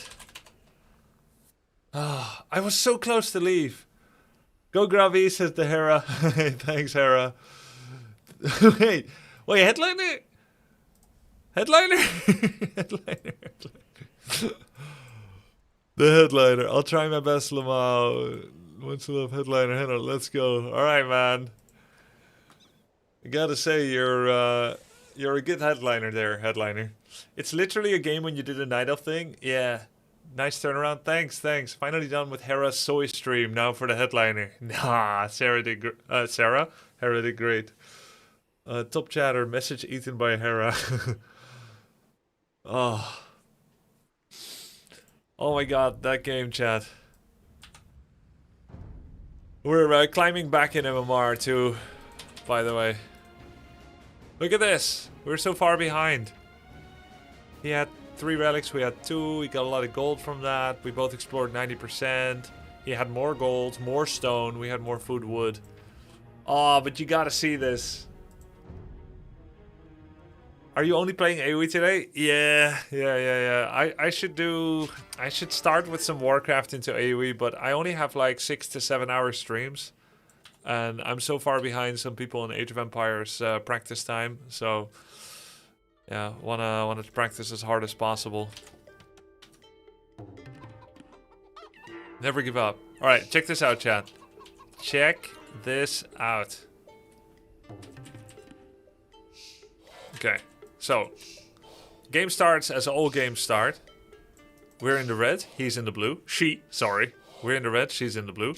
I didn't know she was Japanese as well. So I was going for my patented, my completely not patented Hera 17 villager Japanese men-at-arms rush. Super fast, mandatory lure 2 deer. But there is no deer, but I still got there because I did boars. What's the building in the middle? Yeah, leaked bait content. It's okay. Trying to learn O2 to enjoy the tournament more. Yeah. GLHF. Thank you, thank you. That's the way to do it. So I'm going for an early barack, and so is he. And I'm aging up with a small 19-second idle time, 17 villager. And he is also a little idle, or what? No, he made a villager after loom. And then he feudaled. So I'm earlier feudal, I'm making my men-at-arms, and I'm moving out. And little does he know that I have the high ground. And I thought, yeah, I attack faster. Good for me. Because I'm Japanese. But then I thought, his men-at-arms seem kind of strong too. Maybe he's also a Civ that benefits from men-at-arms upgrades. And guess what? She was. There's no bonus in Dark Age? Oh! No bonus in Dark Age, right, yeah. 33% from feudal onwards. So I got into the men-at-arms a little earlier, but and we both have idle TC, classic. Right? Now I'm up a villager. But she made more militia. And so we're just kind of touching each other with the tips of our swords. And I made a forward archery range because I still didn't realize he's Japanese. And she made a defensive archery range. And we started fighting, and it didn't go as well as I would hope, but I won the fight. 4-4 KDA, let's call it a draw. Very equal resources. Alright, game goes on. I try to find some holes. I had delayed my double bit axe, which Hera's guide said is okay. Goes in with the scout from the side. I struggle to deal with his archers. And he takes a positive military KDA. I'm now 200 points behind. This map, Woodline, is atrocious. Absolutely atrocious. I'm mining out here. Started a new camp over here. So I'm very exposed. He cleverly goes way deep to get a mill on some berries. Okay. Send scout to attack here. Here you eat a water tower. You can't. There's stone everywhere. You literally are unable to can. Maybe tower? She has 3-minute 20 idle time on the town center. And I'm still behind. I don't know why. How am I behind in villagers? Oh, because she killed... wait a minute. Wait. How did she kill 4 villagers and I lost 6? Did I get ganked by a bear or something? Oh yeah, I did get wheelbarrow, which is at least nice.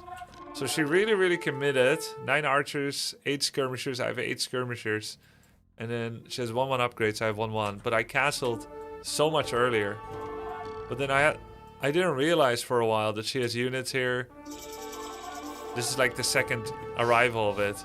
So bad. Lost so many units. Alright, I'm 9 villagers down. I'm at 31 against 44, guys. It's over, okay? Just give it up. Alright? I did get a quick bow saw, which is very doubtful value when you have only 10 villagers on wood. I don't think I should have done it. Give up. You're ahead right now, says Gurgle. I'm 33 villagers against 44 with no wood. I have a standing army of 20 skirmishers, which is a lot. He has no army anymore. Okay, so how am I gonna use my skirmishers? And where are they?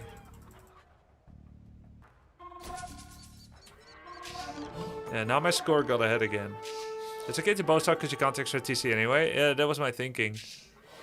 Alright, then she cleverly went for knights. Oh yeah, this was crazy. Wait, we missed my first skirmisher attack actually. But yeah, knights cleaned up. That's so sad. So the moment I see knights and all I have is skirms, I should make monastery? Monk?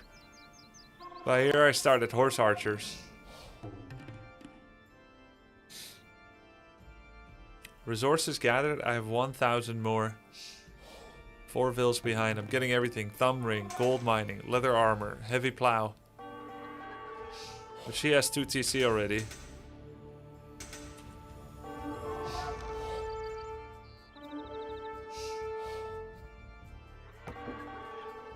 She stopped producing villagers for like 5 minutes just now. Yeah, she has 10 minutes.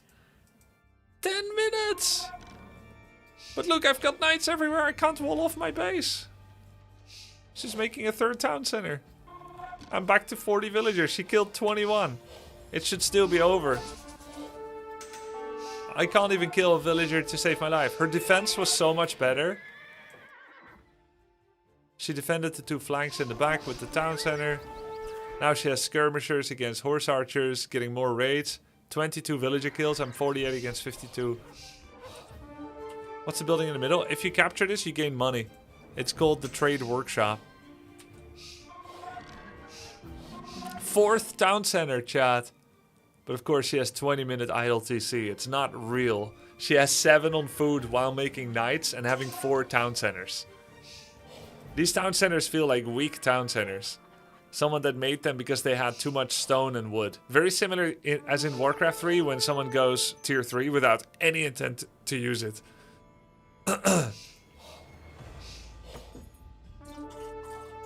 But I guess you can see them as garrison buildings. Small little castles.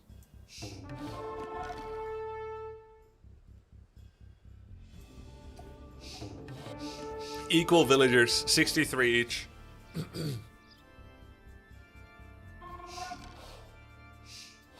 She has food eco for 1 TC? Yeah. And no knights. Oh, look at this. She tried to make a castle here. No, you don't. Guys, do you think they made Horse Archer have such a long wind-up attack to punish them? Otherwise, their mobility is too good. It makes sense. They feel kind of bad to micro, but they would be too good if you could shoot immediately and move. In such situations, you can buy some food to make villages for the short term. Yeah, true. She should have. And maybe I should have too. Yeah, Mankidai are faster. You'd have high frame delay. Yeah. They used to be faster. Ah, really? Your TCs don't really defend key resources or defend access to the base. Yeah, where do you think I should have had them? I mean, my TC is defending gold a little bit. And the second one is defending stone. I just try to scramble to find any resources at all.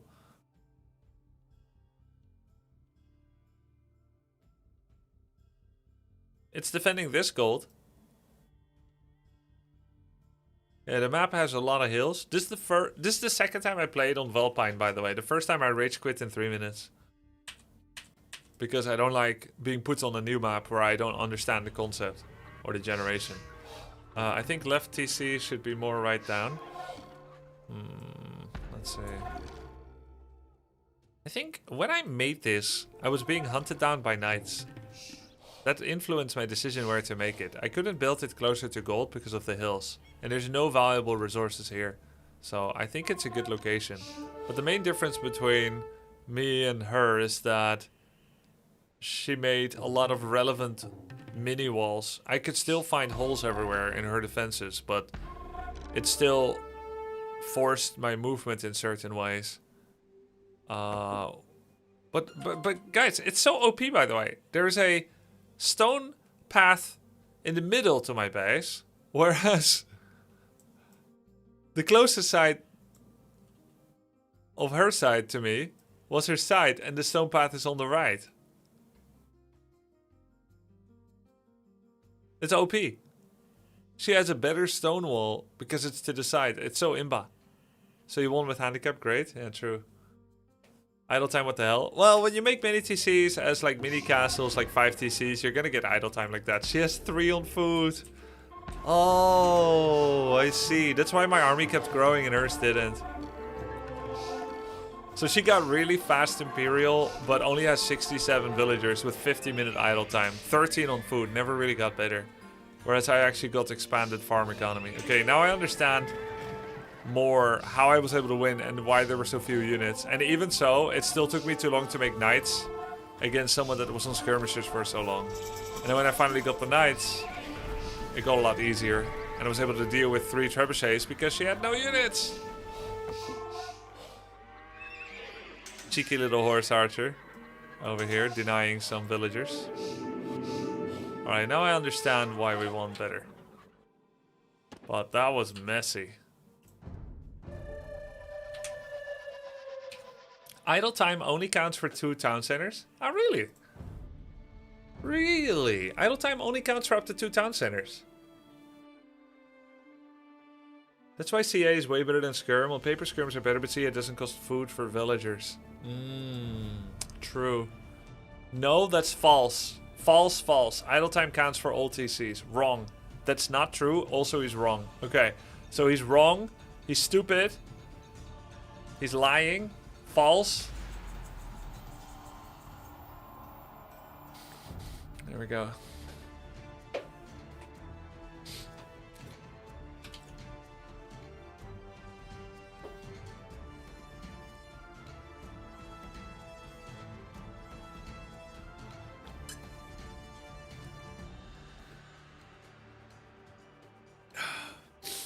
How many days in a row do you guys use the same water cup at the PC?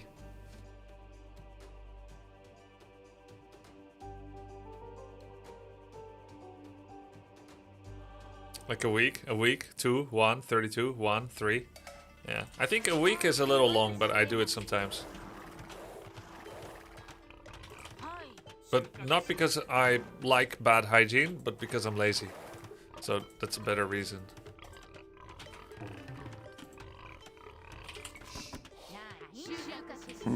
If you win, he'll gift 5 subs. Yes! No pressure tone. Alright, let's go. Thank you, Tigran. That's what I'm talking about, baby.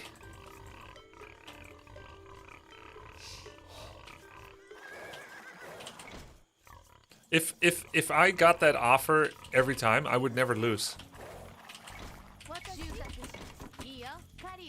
That boar seems very mobile.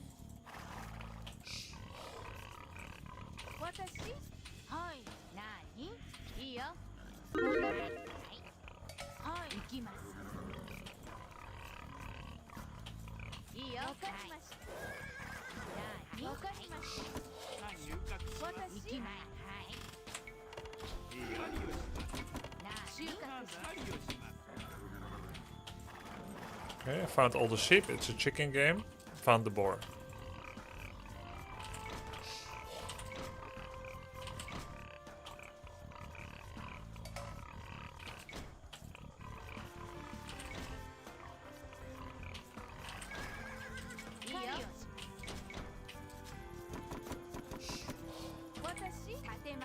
Forward wood, because I'm a Chad. Surely it's not going to get punished.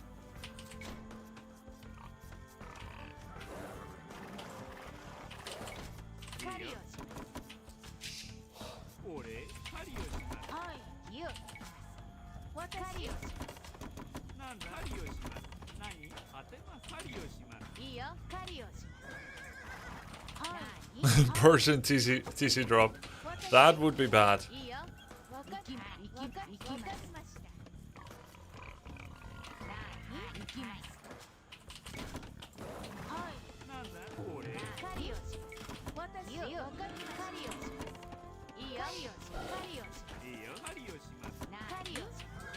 Okay, we might be near. We see chickens. Could be somewhere here.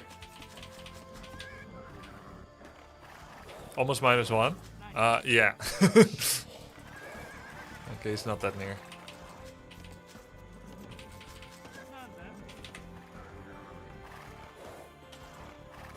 Relic wouldn't be in this base.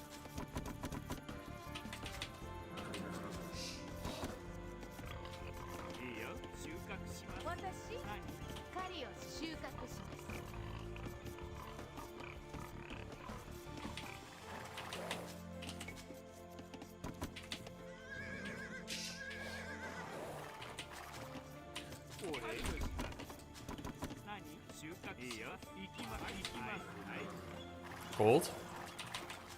Gold sniffer.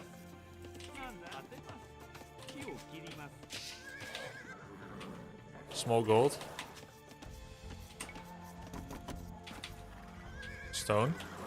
Come on. Tell me. Tell me, Gandalf. Where is he?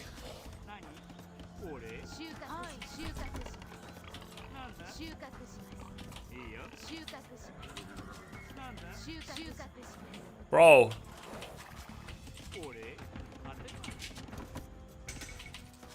収穫します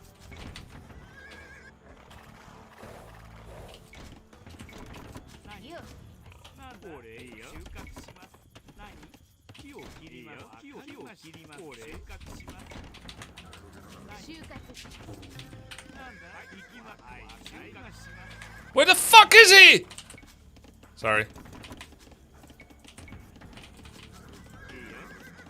これいいよ収穫します掘りますなんだ掘ります何収穫しますこれなんだ当てます何木を切ります Okay, found him. いいよ立てます私木を切いいよります収穫しますはい立てます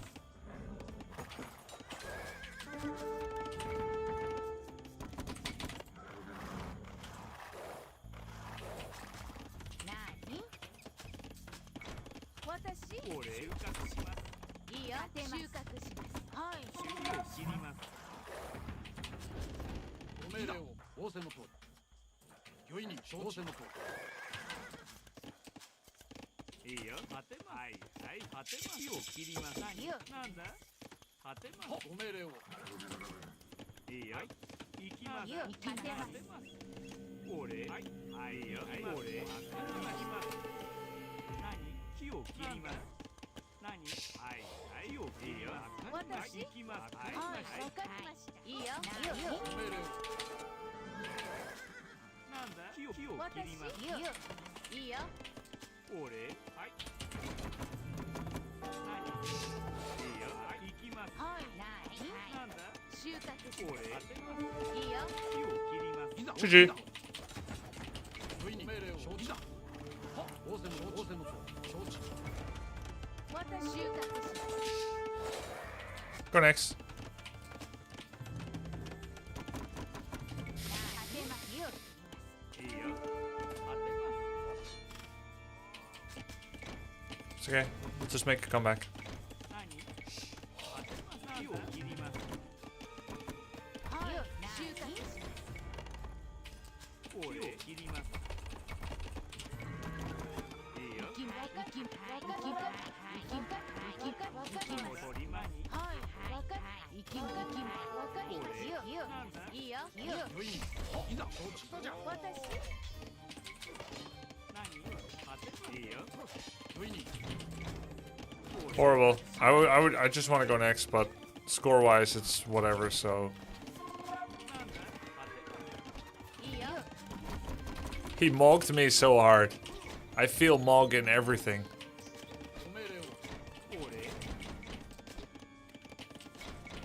何ほっいいよいいよ何 Doesn't feel good. ご命令を御意にいざほ承知だ承知ご命令を御意にいざ戦じゃご命令を私いいよ I don't even know how the score can be similar. I guess it's just lying. 私収穫します 御意に仰せのいざ You're a liar, score. いざ仰せの承知だ御意にいざご命令をはい仰せの承知戦じゃ何はいはいいいよ立てます収穫しますなんだ当てますご命令を I don't know, man. I lost everything and somehow score the same. That's so funny. ご命令をはい行きます立てますご命令をほっいざ仰せの通りいざ承知 Alright, he knows that I'm making archers, so I'm Altar gonna of cancel them. Champions was fantastic. Has an old school home story cup vibe. Too fun to watch. Thank you, bro. Appreciate it. 仰せの承知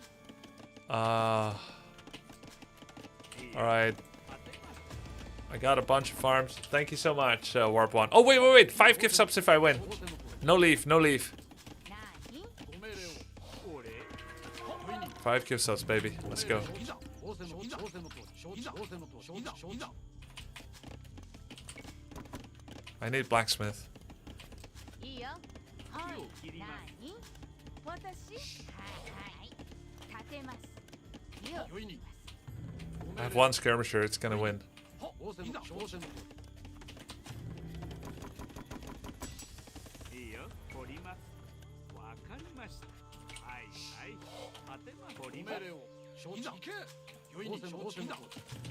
I'll just make some skirmishes at home, you never know. And they can also benefit from the impending fletching. Oh yeah, by the way, I'm noticing the lack of double bit axe a lot.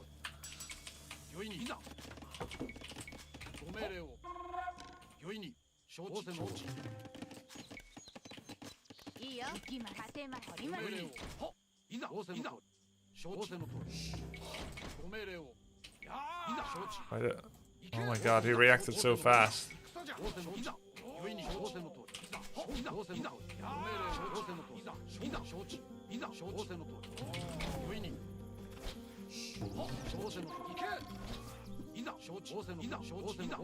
GG. Yes! GG! Game over, nerd!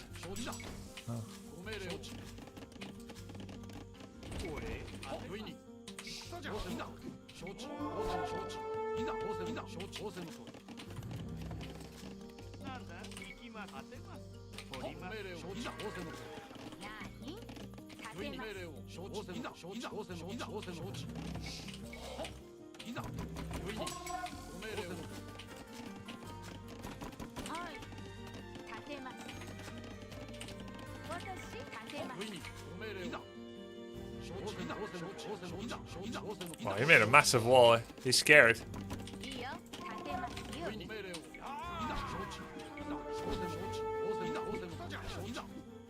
No upgrades. Doesn't he know skirmishes suck with no upgrades?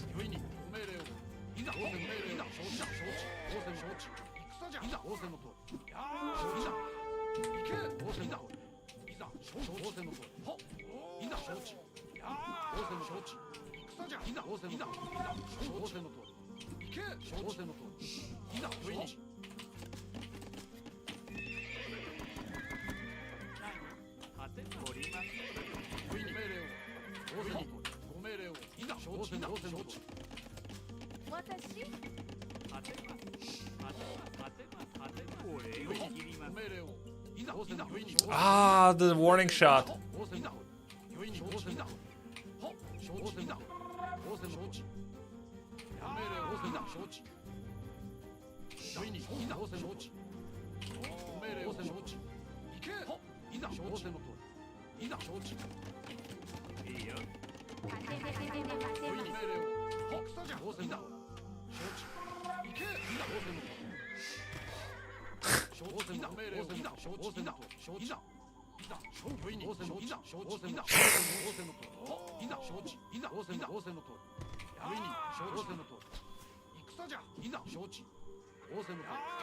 Still no upgrades.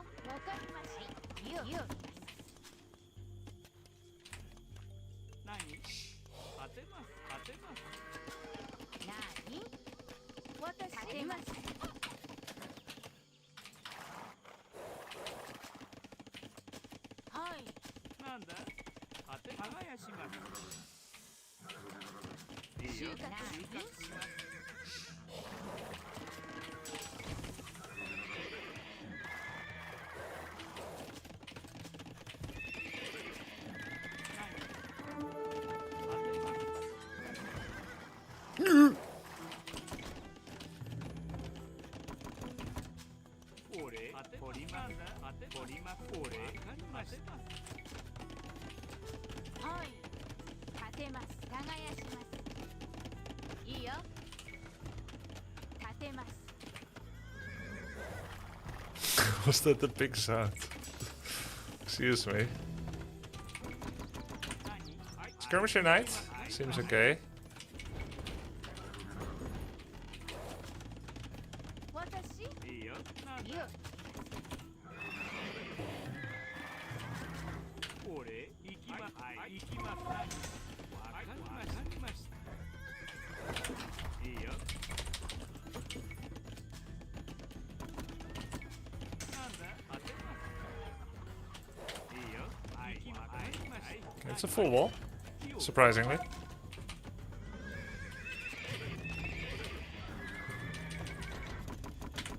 私わかりました立てます立てます立てます俺当てます命令を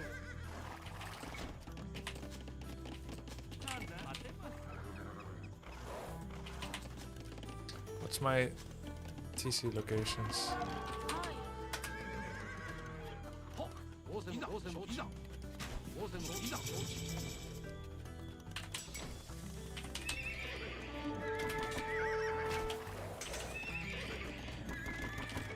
いいよ私当てます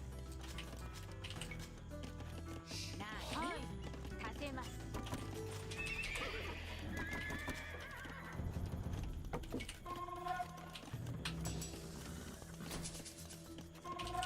いいよ火を Okay, maybe the mass TC was a bit too much.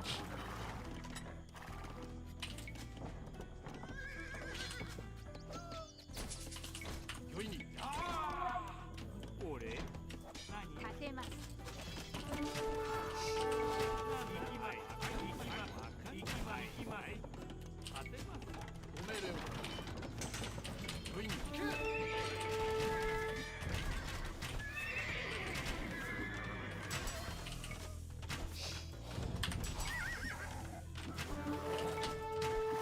ご命令を仰せのいいよ立てます俺当てますよいにご命令を Right before よいにいざ仰せの承知仰せの承知 my upgrades kicked in. よいにいざ承知仰せのといざ承知のいざ仰せの承知仰せのとやーいざ仰せのと 私 Oh god.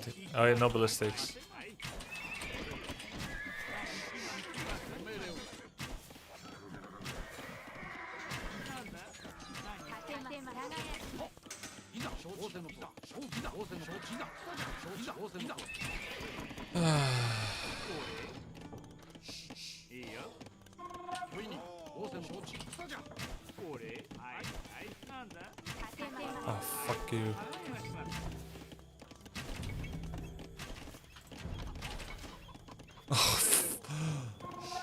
Oh no.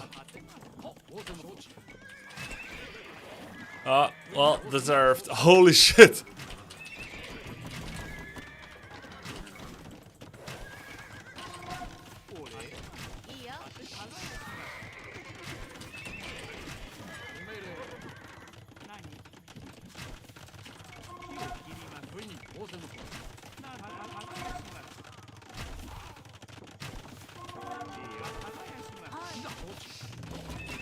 Oh my god.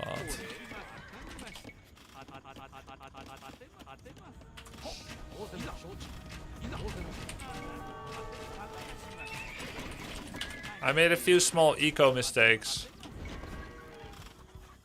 You think he has enough to do another?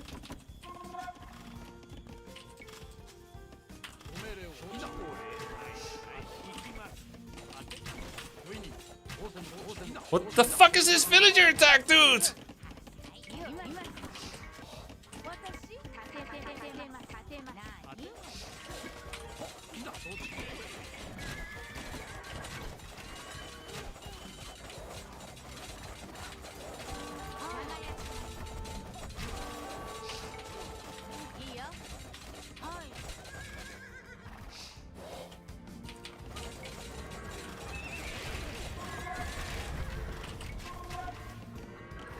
I just remember a unit.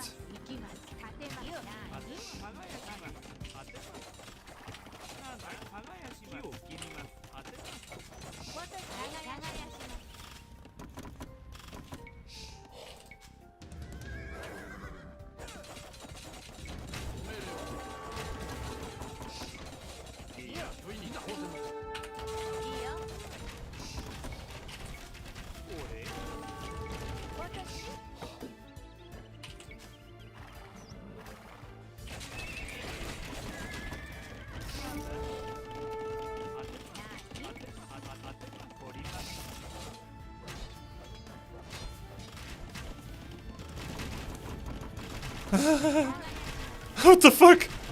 Is it a get the fuck out of the game TC or what is this?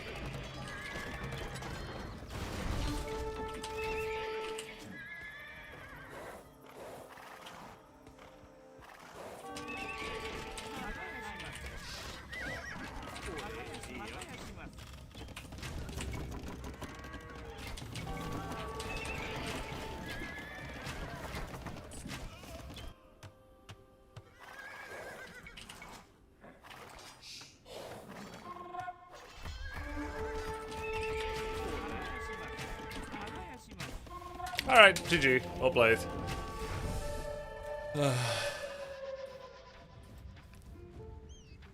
I got mocked pretty hard. Early game was not good. Men at Arms. The militia all ran into his town center or whatnot. Go next. Man, 1500 elo seems so good. Yeah, I hear it got a lot better than before. Hey, but I didn't win! Thank you, Tigran. You're still the champ. Thank you very much.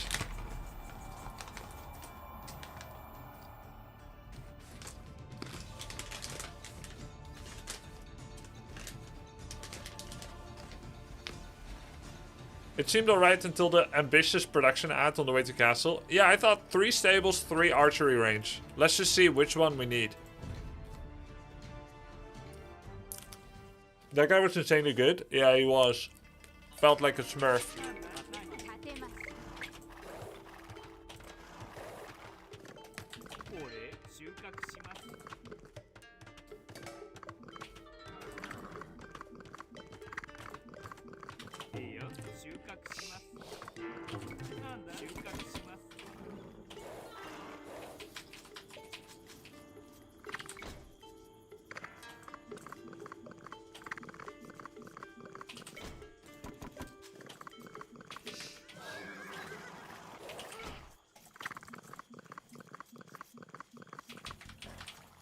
Oi mate, GeoHF from Banjua. You played this guy 3 times today? Yeah, this guy is a most likely a stream meeting coordinator.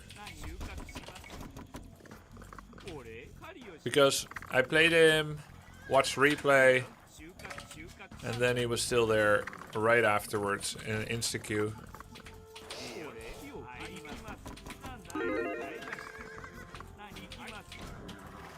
It's time to push the deer in.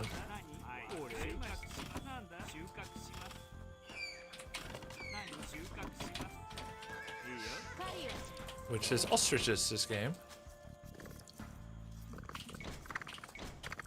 I saw everything I needed to see with the creatures. Wood. That's a funny wood line, but it's in the back, so that's probably good.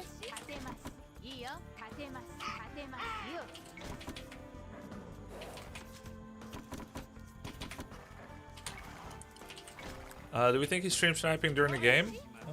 I didn't get any weird vibes. Might just be a Q sniper. Which I don't have any problems with.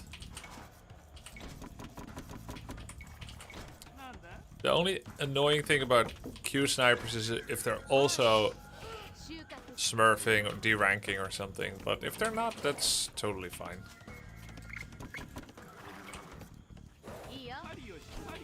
We're just at each other's elo and we meet slightly more frequently than expected.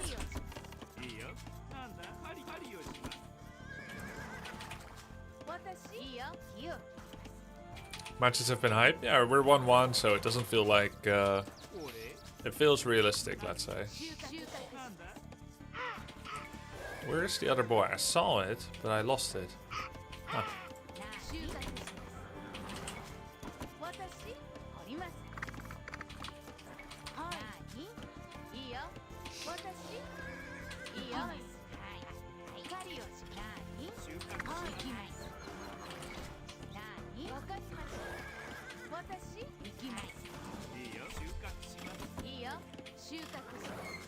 Oops. I put too many villagers inside. Alright, this is not ideal.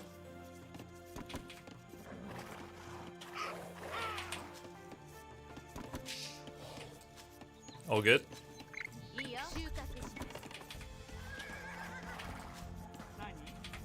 Terrible, horrible. Is it though? It's not that big of a deal.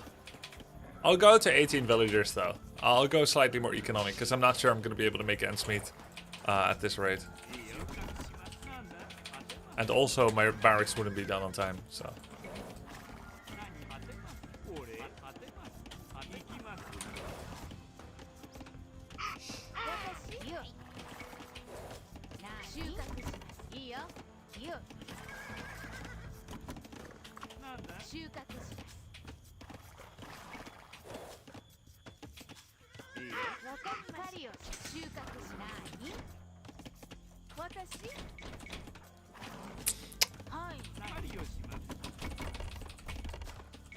Okay, idle time out the wazoo. Feels okay.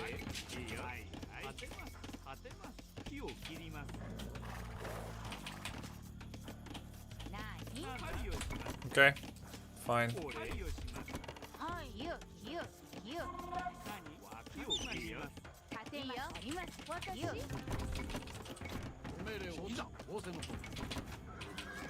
All good.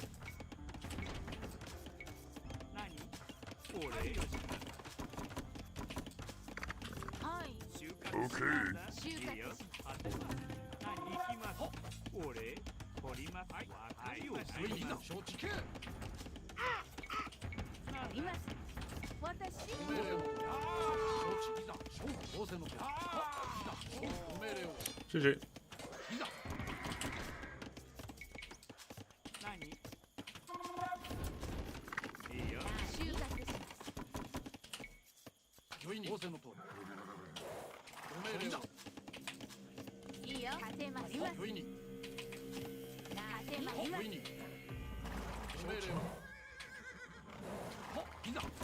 Don't know where he is, feels okay. Ah.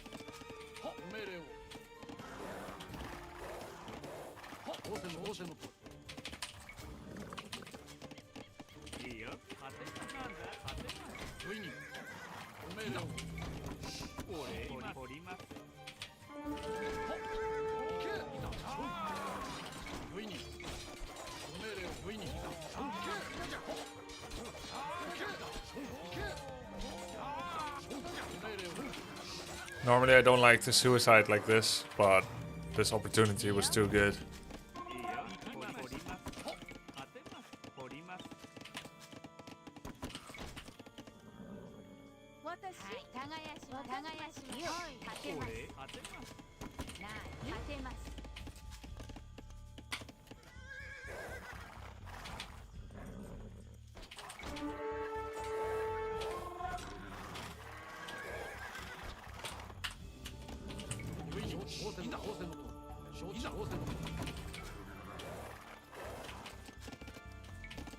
いいよ Bit late on the blacksmith. 木を切りますご命令を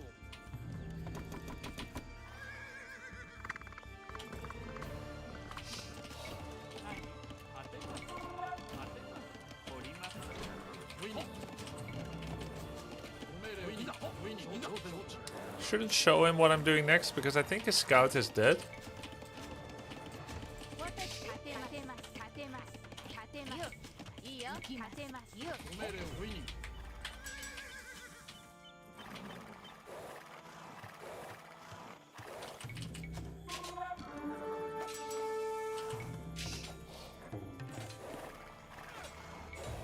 I can't click him behind the building.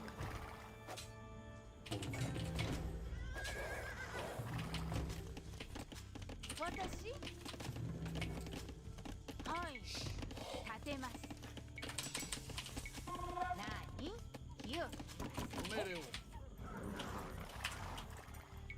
Okay, fletching is coming. 不意に小戦のとご命令を Oh my god, he's got problems with the animals too. He found very few sheep. It's not going well. Oh, I see. いいよ私 Ah, warning shot. はい勝てます収穫します私はいわかりますよ 承知行け応戦承知応戦承知 Awesome. いざ It's over, bro. 何はい It's over. You can leave. I'll collect the gift subs. 不意にいいよ不意に応戦だは承知だ Yeah, skirmishers. Don't need this. 応戦だ承知だ応戦の通りいざ応戦の通り承知だ承知なんだ当てますご命令応戦だ承知だ応戦だ承知不意に応戦だ He's gonna keep producing, right? Because he thinks the attack is gonna keep coming. 勝てます何 ご命令を応戦の承知不意に応戦だ応戦の承知だ承知だ応戦承知行け応戦だ承知応戦の応戦の通り So if we don't, we're actually playing 承知ご命令をご命令を into his worst fears. はい勝てます Ugly. 私勝てます 不意にいざ承知だなんだ何当てますいいよ輝きますいいよ勝てます不意に応戦の応戦いざ承知ご命令を応戦だ応戦だ承知だ承知だ応戦だ承知承知だ応戦のいざ応戦承知 Haha. 応戦承知ご命令いざ承知だ I will find your hole and I'll put something in it. 何勝てます 命令をいざご命令を承知だ承知だ Very close to being able to level up. 勝てますいいよはい勝てます不意に承知承知命令いざ応戦の He does have 2 upgrades. 不意に承知だ応戦の承知いざ応戦の Second lumber camp. ご命令をいざ応戦だ応戦のいざいざ応戦の行きます不意に命令をいざご命令を承知不意に応戦だ承知応戦だ承知応戦だ応戦のいざ承知だ承知いざ応戦だはいはい収穫します収穫します収穫収穫ご命令を応戦のいざ承知私はい何勝てます不意に命令を応戦だ承知私不意に応戦だ承知行け応戦だ承知応戦だ応戦のいざ応戦の通り承知だ承知いざ何いいよわかりました勝てますよはい勝てますご命令を応戦の通り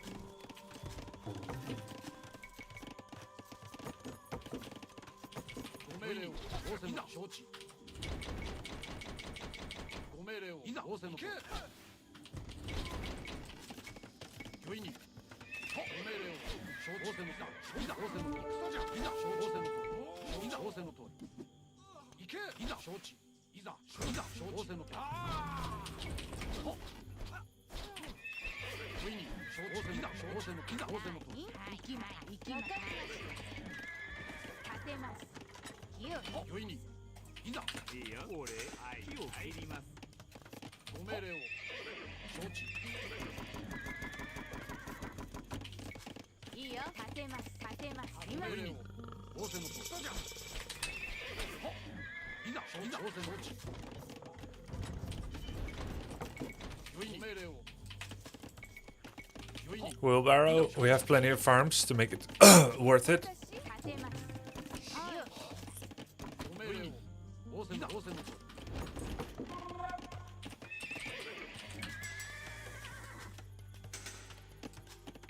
何火を切りますご命令を御意に承知仰せのいざ承知私立てますはい立てますご命令をご命令をいざ仰せのとおり承知仰せのいざ承知承知いいよ Stopping farm for a bit like that? Kind of painful, huh? 承知いざ仰せのとおりご命令を御意に承知ご命令を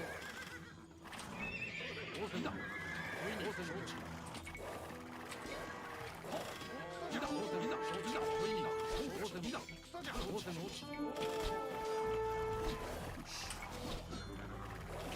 ご命令をご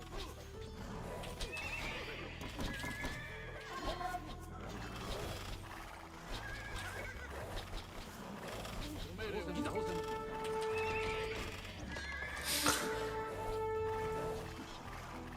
御意にいざ承知 Can't build there. Something in the way. 御意に I think he wanted to build something there.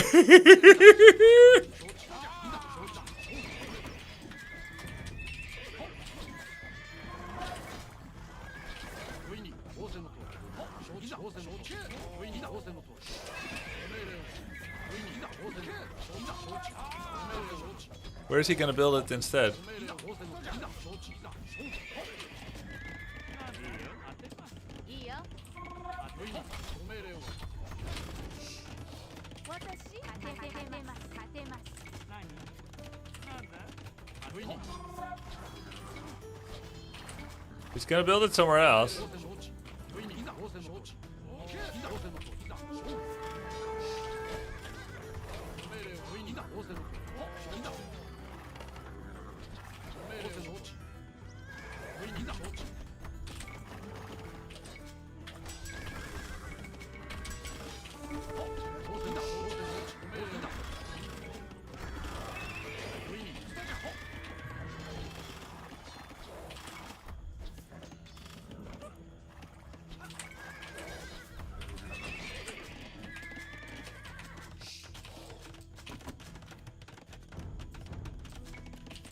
俺当てます当てます立てます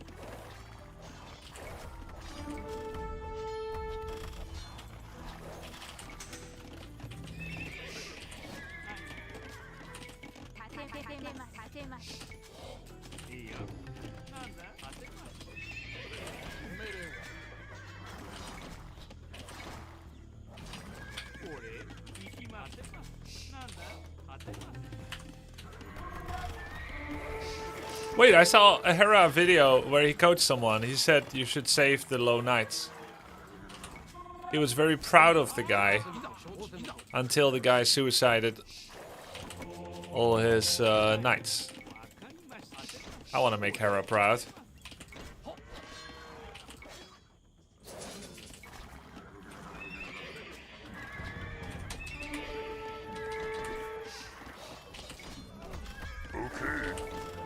Hey, thank you for the sub. 行きます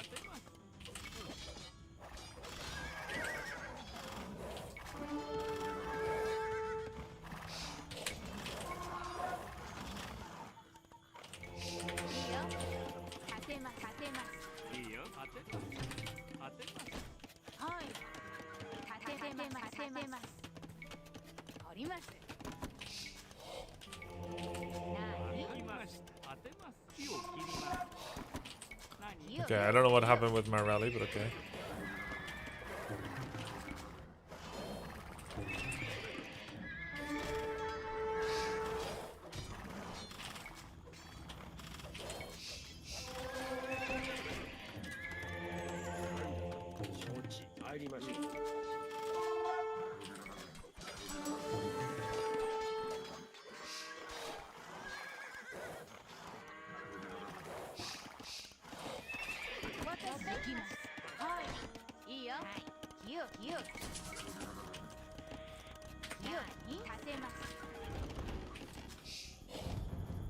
What would be the logical follow-up here, guys?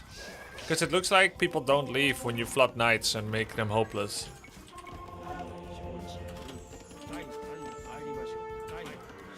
Rams? Okay. But then spears will just kill it. I don't see that working.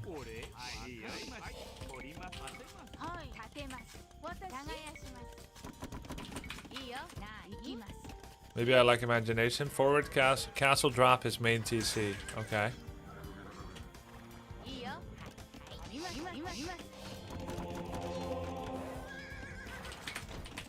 I need stone for that, chat.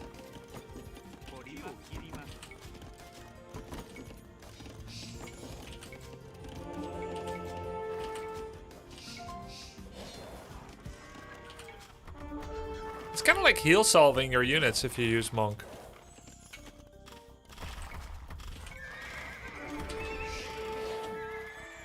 It's like playing orc.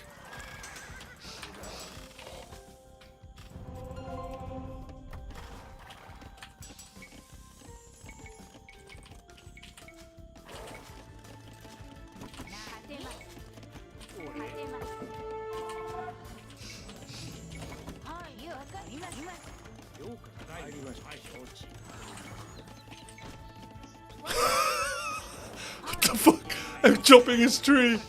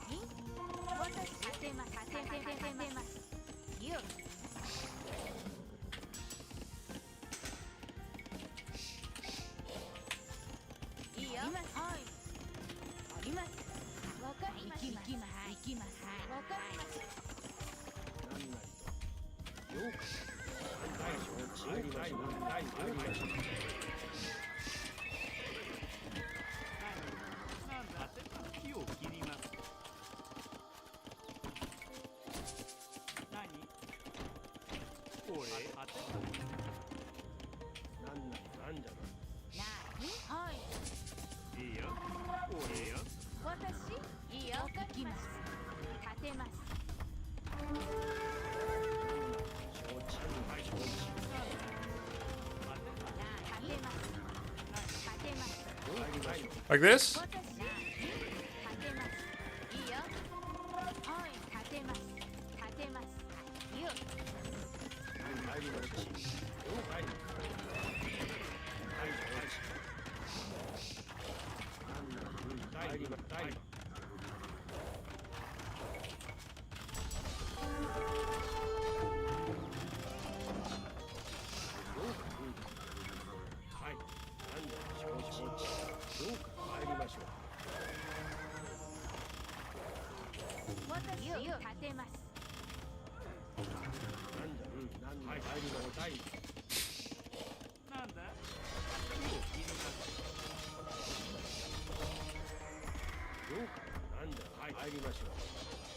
Like this?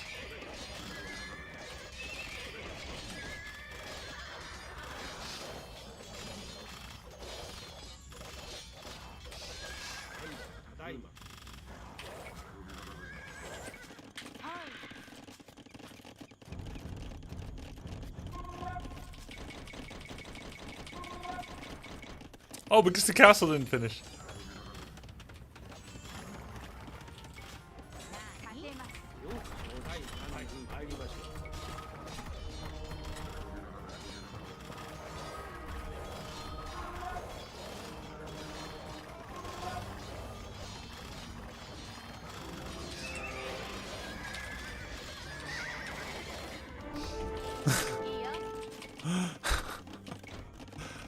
Okay, man.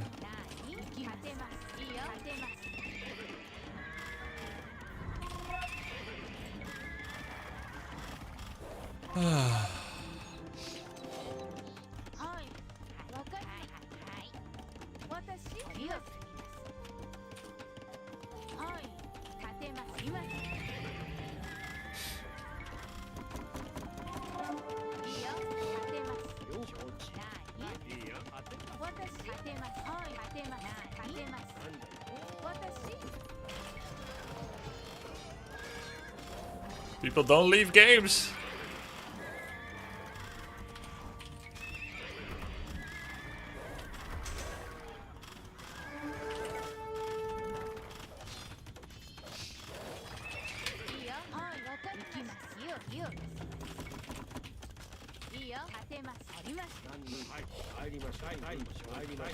Castle's main goal behind.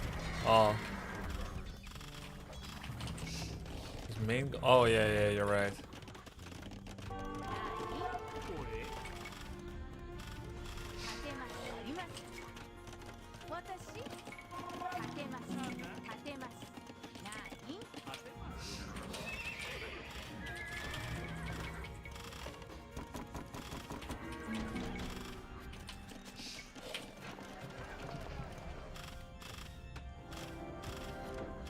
Oh, I still have knights.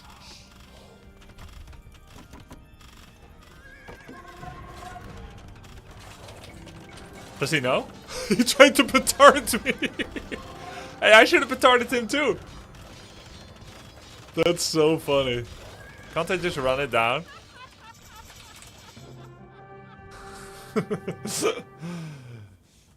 GG. Alright.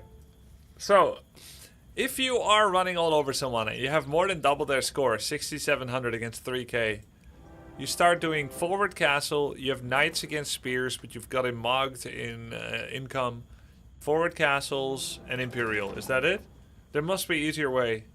Because rams are annoying because then the spears can kill the rams. But maybe I should just be willing. Hey! Thank you for the 5 gifted, Only Bren. Mangonel push works. It never works for me, Mangonel push.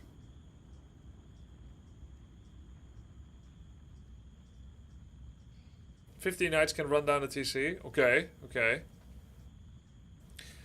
How are your strawberries doing? They're starting to grow. They're like really small and green right now, but they're gonna get big and red.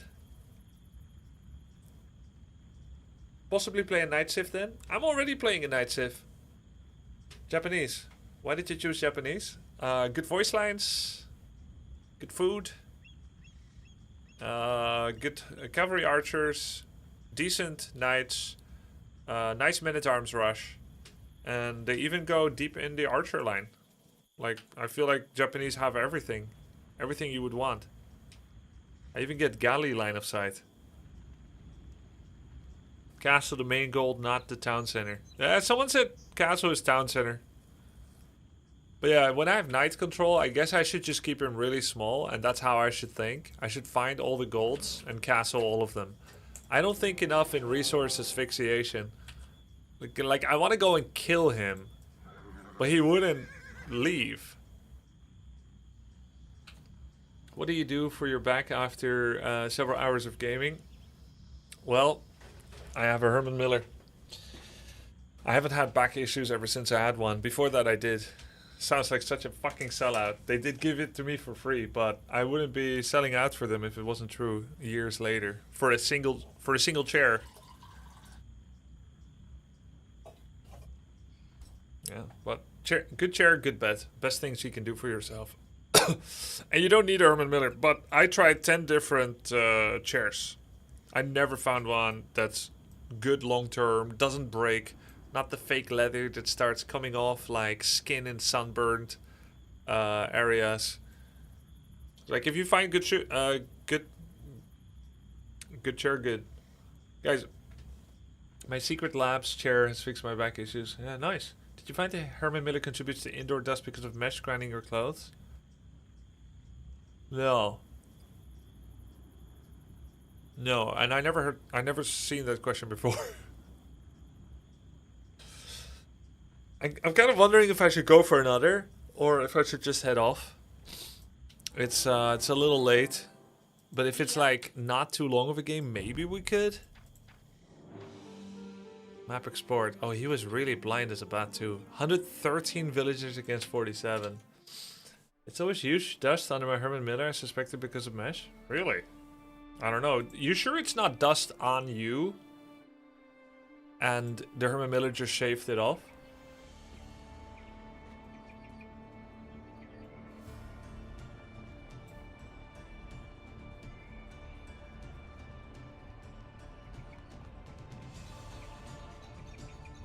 You see how their mouth is open, they're panting? It's because they're hot. Have you thought of maybe not stacking on each other? Like Legos?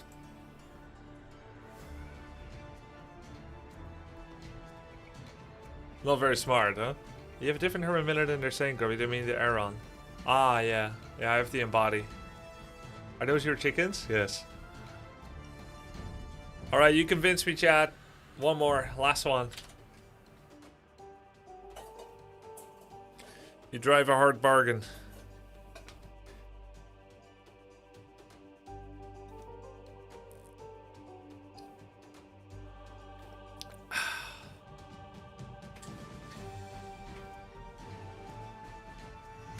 Here we go. Arabia.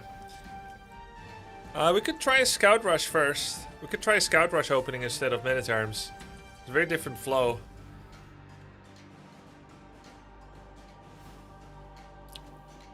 I'm significantly worse at it, but I can try. Scouts into skirmishers. Not particularly special with Japanese. There's no eco advantage. The embody Khan OPL. What about a best of 3 first on AoE2 and then on Warcraft 3 against Hera? There's no need for a best of anything. We would give each other no chance at all in our own games of expertise. It's not even close. We have a 0.0001% and it's only there because of disconnects.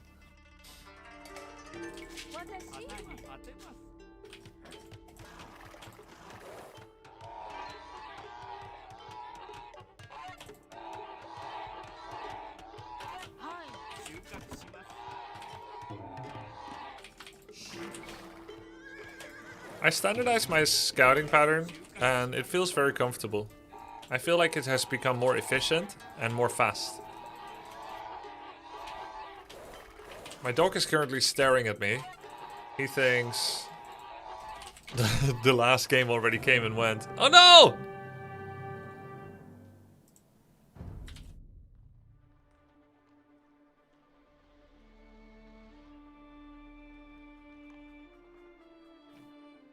Type 1 if you want Logan to go hungry. And wait for one more game. Type 2 if you want another game.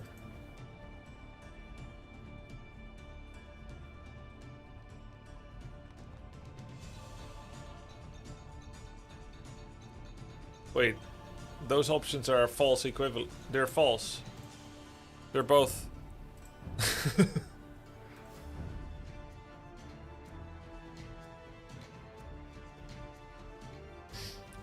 Look away for 1 second and Grubby crush your bone.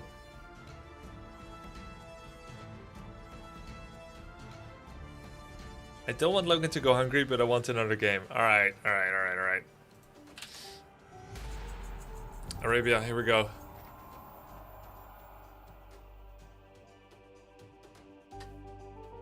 Last game, Logan. Last game. Isn't Logan always hungry though? Yeah, he always wants to eat. High five if you want to eat. Good dog looking. One more. Last one. Good night. Did you switch civs? I play like 10 different civs. Ethiopians, Japanese, Hindustanis, Wei, Chinese. I could play Romans or Vikings. They're not that special, right? Malay. Yeah. But I haven't played a lot of like dedicated cavalry civs yet.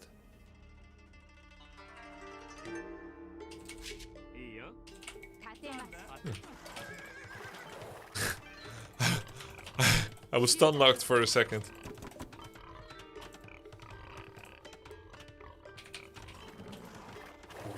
It's like, what am I supposed to do? Oh yeah, houses.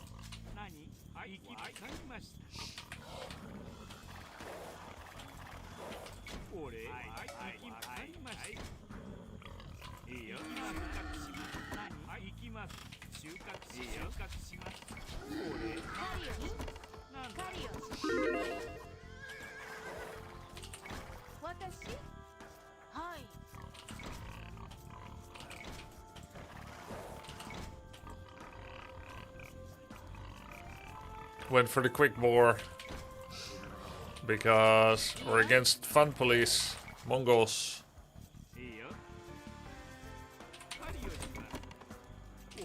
Look, he's already here.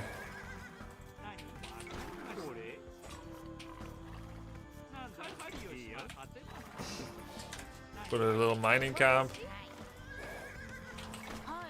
on the trees.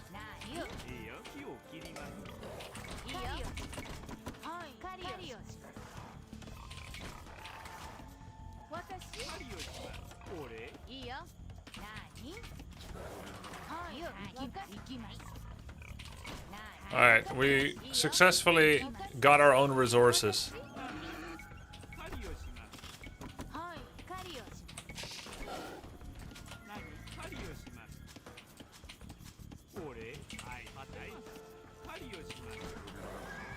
Scouting pattern paid off? Yep.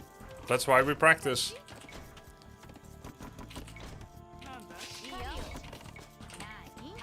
Not sure that I want to play Men-at-Arms Rush against Mongols. Better just to defend, no? Wall off. Skirmishers and walls. I already made the mill, so I can't do the normal version anyway.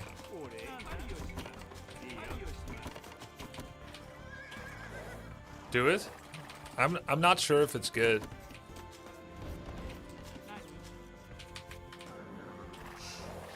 I think I'm just gonna wall and skirm.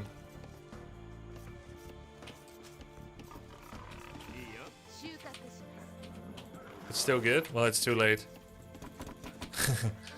Too late to apologize.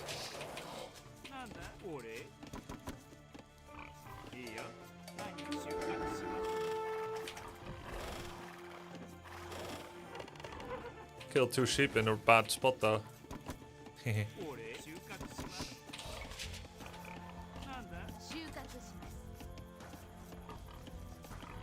Now I have no information. Maybe I should scout rush.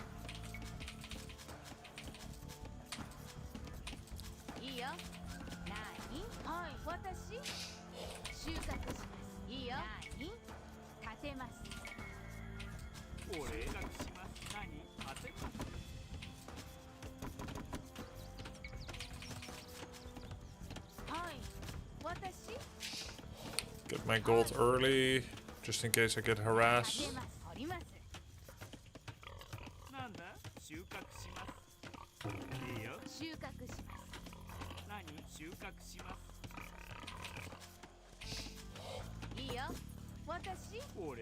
Completely blind.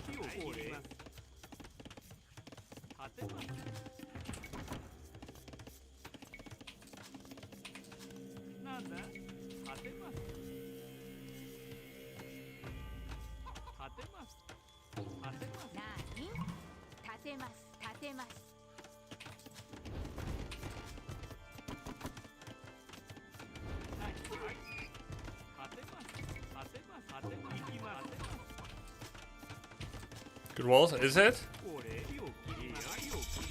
I hope so.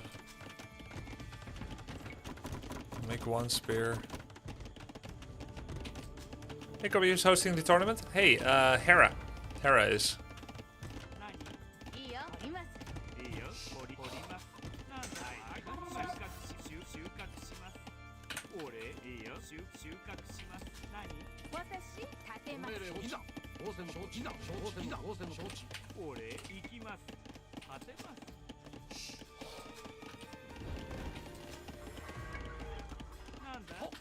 I'm not even sure I needed the spear, but I guess if he goes for a deep dive, he might still want it.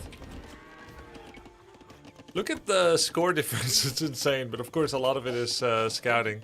No stable archery? Yeah, I'm gonna make archery range. But I'm kind of fast castling. I'm being a bit greedy with this. I suppose I should make like 5 skirmishers, or I could just get done. My son Ben will come and do you.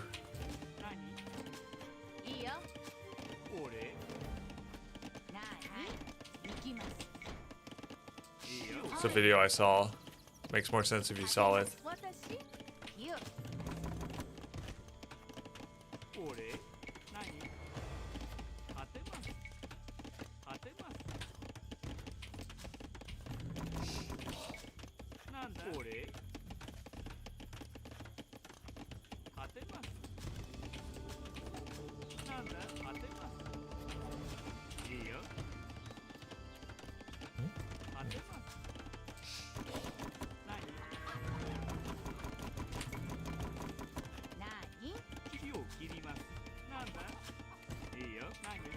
I'm surprised he didn't attack at all. Maybe it's just fast castling because he's happy with the fact that I'm complete.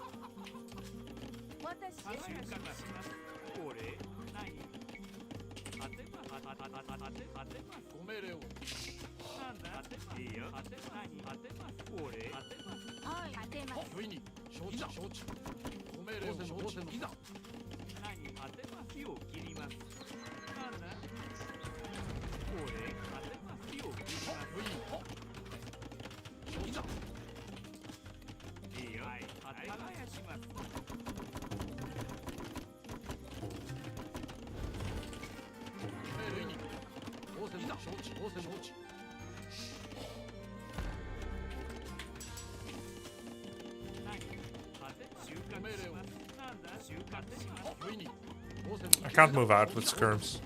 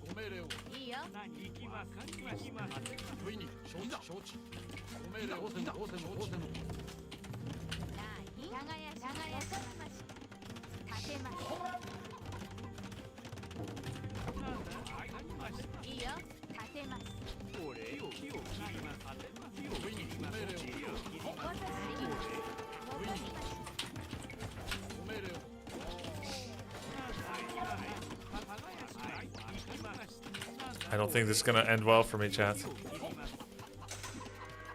Arguably, it's already ended.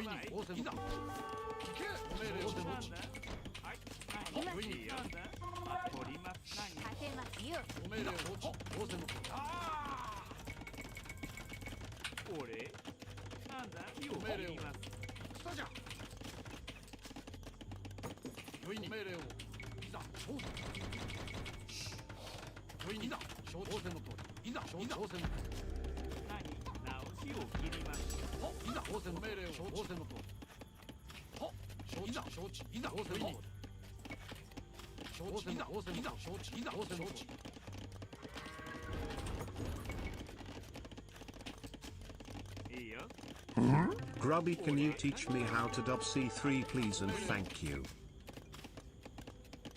Sure. Make heroes. Creep them.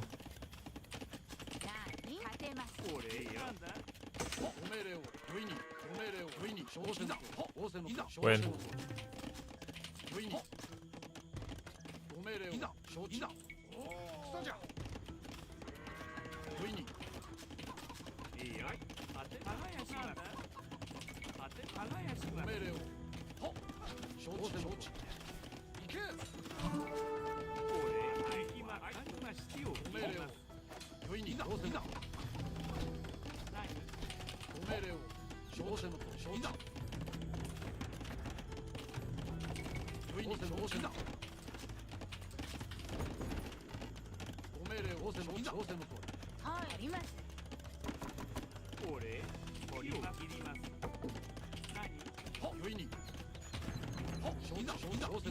I think, oh yeah, workshop, okay.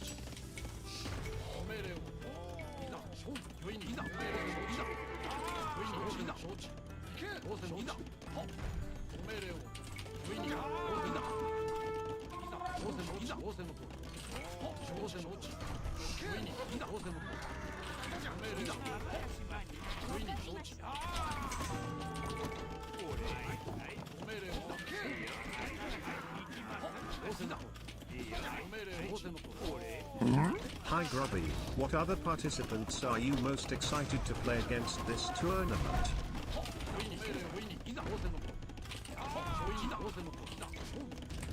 I'm not really there with my mind right now, but okay.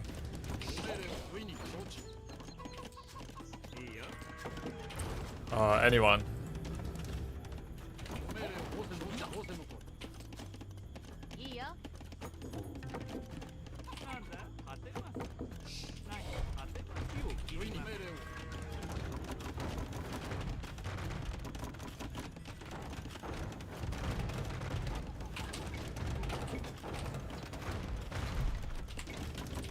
Wow, it's the hill. Oh, it's the hill.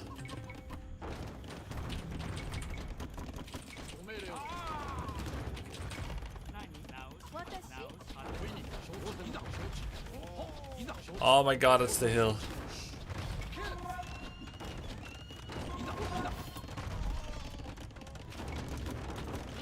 GG. Yeah, anyone, thank you so much for the sub, Hammer.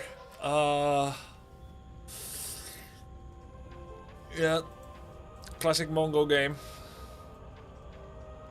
I'm not favored unless I play Men-at-Arms and get some value out of it, because I have zero Civ benefit the way I play it, and he has lots of Civ benefit.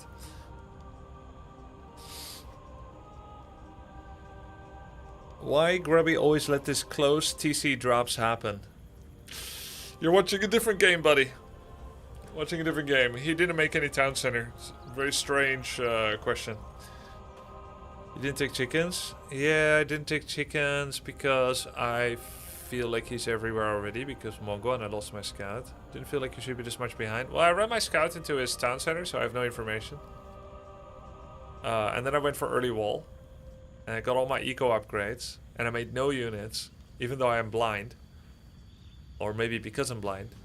Maybe you're supposed to go scouts when you're blind. Right, new scout. If you lose scout, because otherwise you're just gambling. And he can form any form of attack. Can be full feudal attack.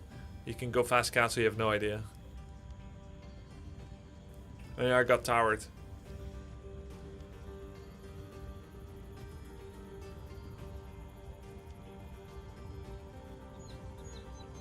You make a spear and send it to scout? I don't know about that. Is forward tower villages were able to chop wood while yours had to flee? Yeah, I saw it, but...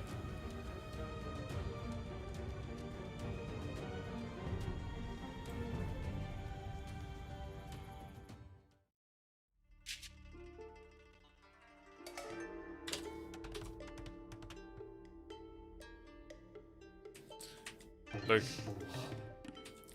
Guys, the tower he makes is not in your vision. So it's not like you can react to it. It's all about creating a force on the map that can prevent such things from happening. Sniffing it out through other context scouting. So my scout ran right into his town center by accident. Like this. And then it died. Now I don't know. Now we both have different idle time on TC, but the way that Mongols work, I feel like a lot of chat don't know, which is why I have to explain. Hunters work 40% faster, right? So he's always going to be ahead in food, uptiming, unit production, etc. But it's only while hunt is still there, which is boar and deer and I think maybe chicken. Right? After that advantage passes, he will need to have built up enough of an advantage. So Mongols typically are very aggressive. Now I was blind, so I started walling to protect some key resources. And he scouts and he sees I'm not really making a lot of units. He has an archery range at home and he's making a couple of units. Nothing big, just a couple of archers. And I'm basically not doing anything. I don't have particularly many farms, but I try to scale them up. Get some berries, right? Now I have farms and he doesn't yet. That's a greedy thing to do. Prioritizing farms over unit production buildings is a greedy thing to do. So he decides, you know what? I'm just going to send 5 villagers forward with 2 archers because I see you have no army. This is absolutely correct. And he starts towering this. But what I think a lot of chatters don't know, because there was a guy like, why you always get town center dropped? Of course, that's not what happened. But you have no information of this. Because they don't have units, there's no way to sniff it out. So you can only react to it once it reveals itself. I reacted instantly, lost no villagers, and I have to go somewhere else. It was too squeezy here, so I had to go here. Now I have a bunch of skirmishers. Now he did something pretty clever. He is still making archer, but he's also going wheelbarrow, even though it's technically too early for wheelbarrow because he doesn't really have enough value from it yet per se. But he's doing it. I don't know if it's because he got supply blocked or he just likes it, but he's got a bunch of eco upgrades. Then, because his scout is still alive, my skirms are actually losing to archers. And my spear doesn't do enough because it gets outran by scout. He microed it well. I already have pretty low eco efficiency because of all the walking and having so many villagers on a single thing. And now, of course, I need farms, so I'm just gonna make farms. You should never have 6 farms make at the same time.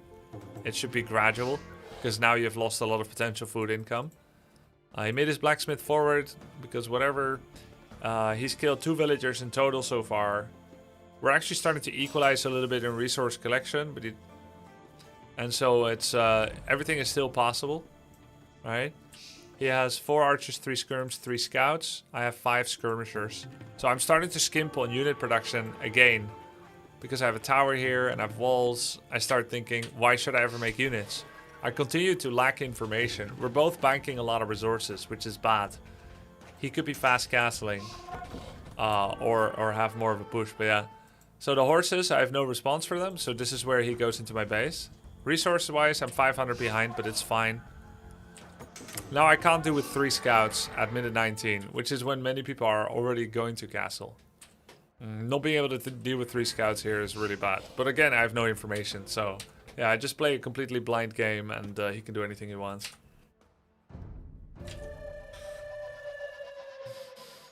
To kill 1 scout, you don't need to make a spear, you can make archers to kill it. Yeah, that's a great tip. That's a great tip. What's my score today?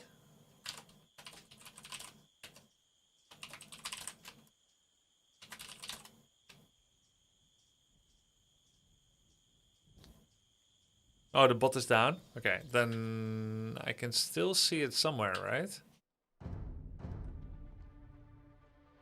Can I see it somewhere? I'm pretty sure I won more than I lost, because I started under 15, I think. So not bad. We're reclimbing MMR on a different civ.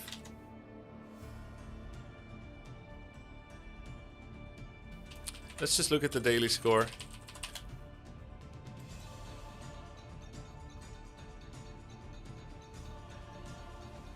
2-2, 3-2, 3-3, 4-3,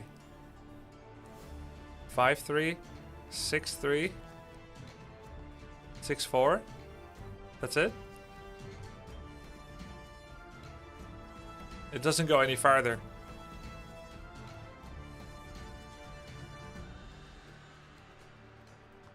Why would you have to press more matches to go to page 2?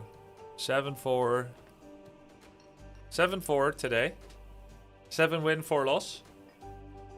It's good. Grubby, don't be the Tyler 1 for this AoE2 tournament. Oh, because my MMR dropped? Nah, we're 7-4, it's all good. So that was today's build. Japanese Men-at-Arms Rush.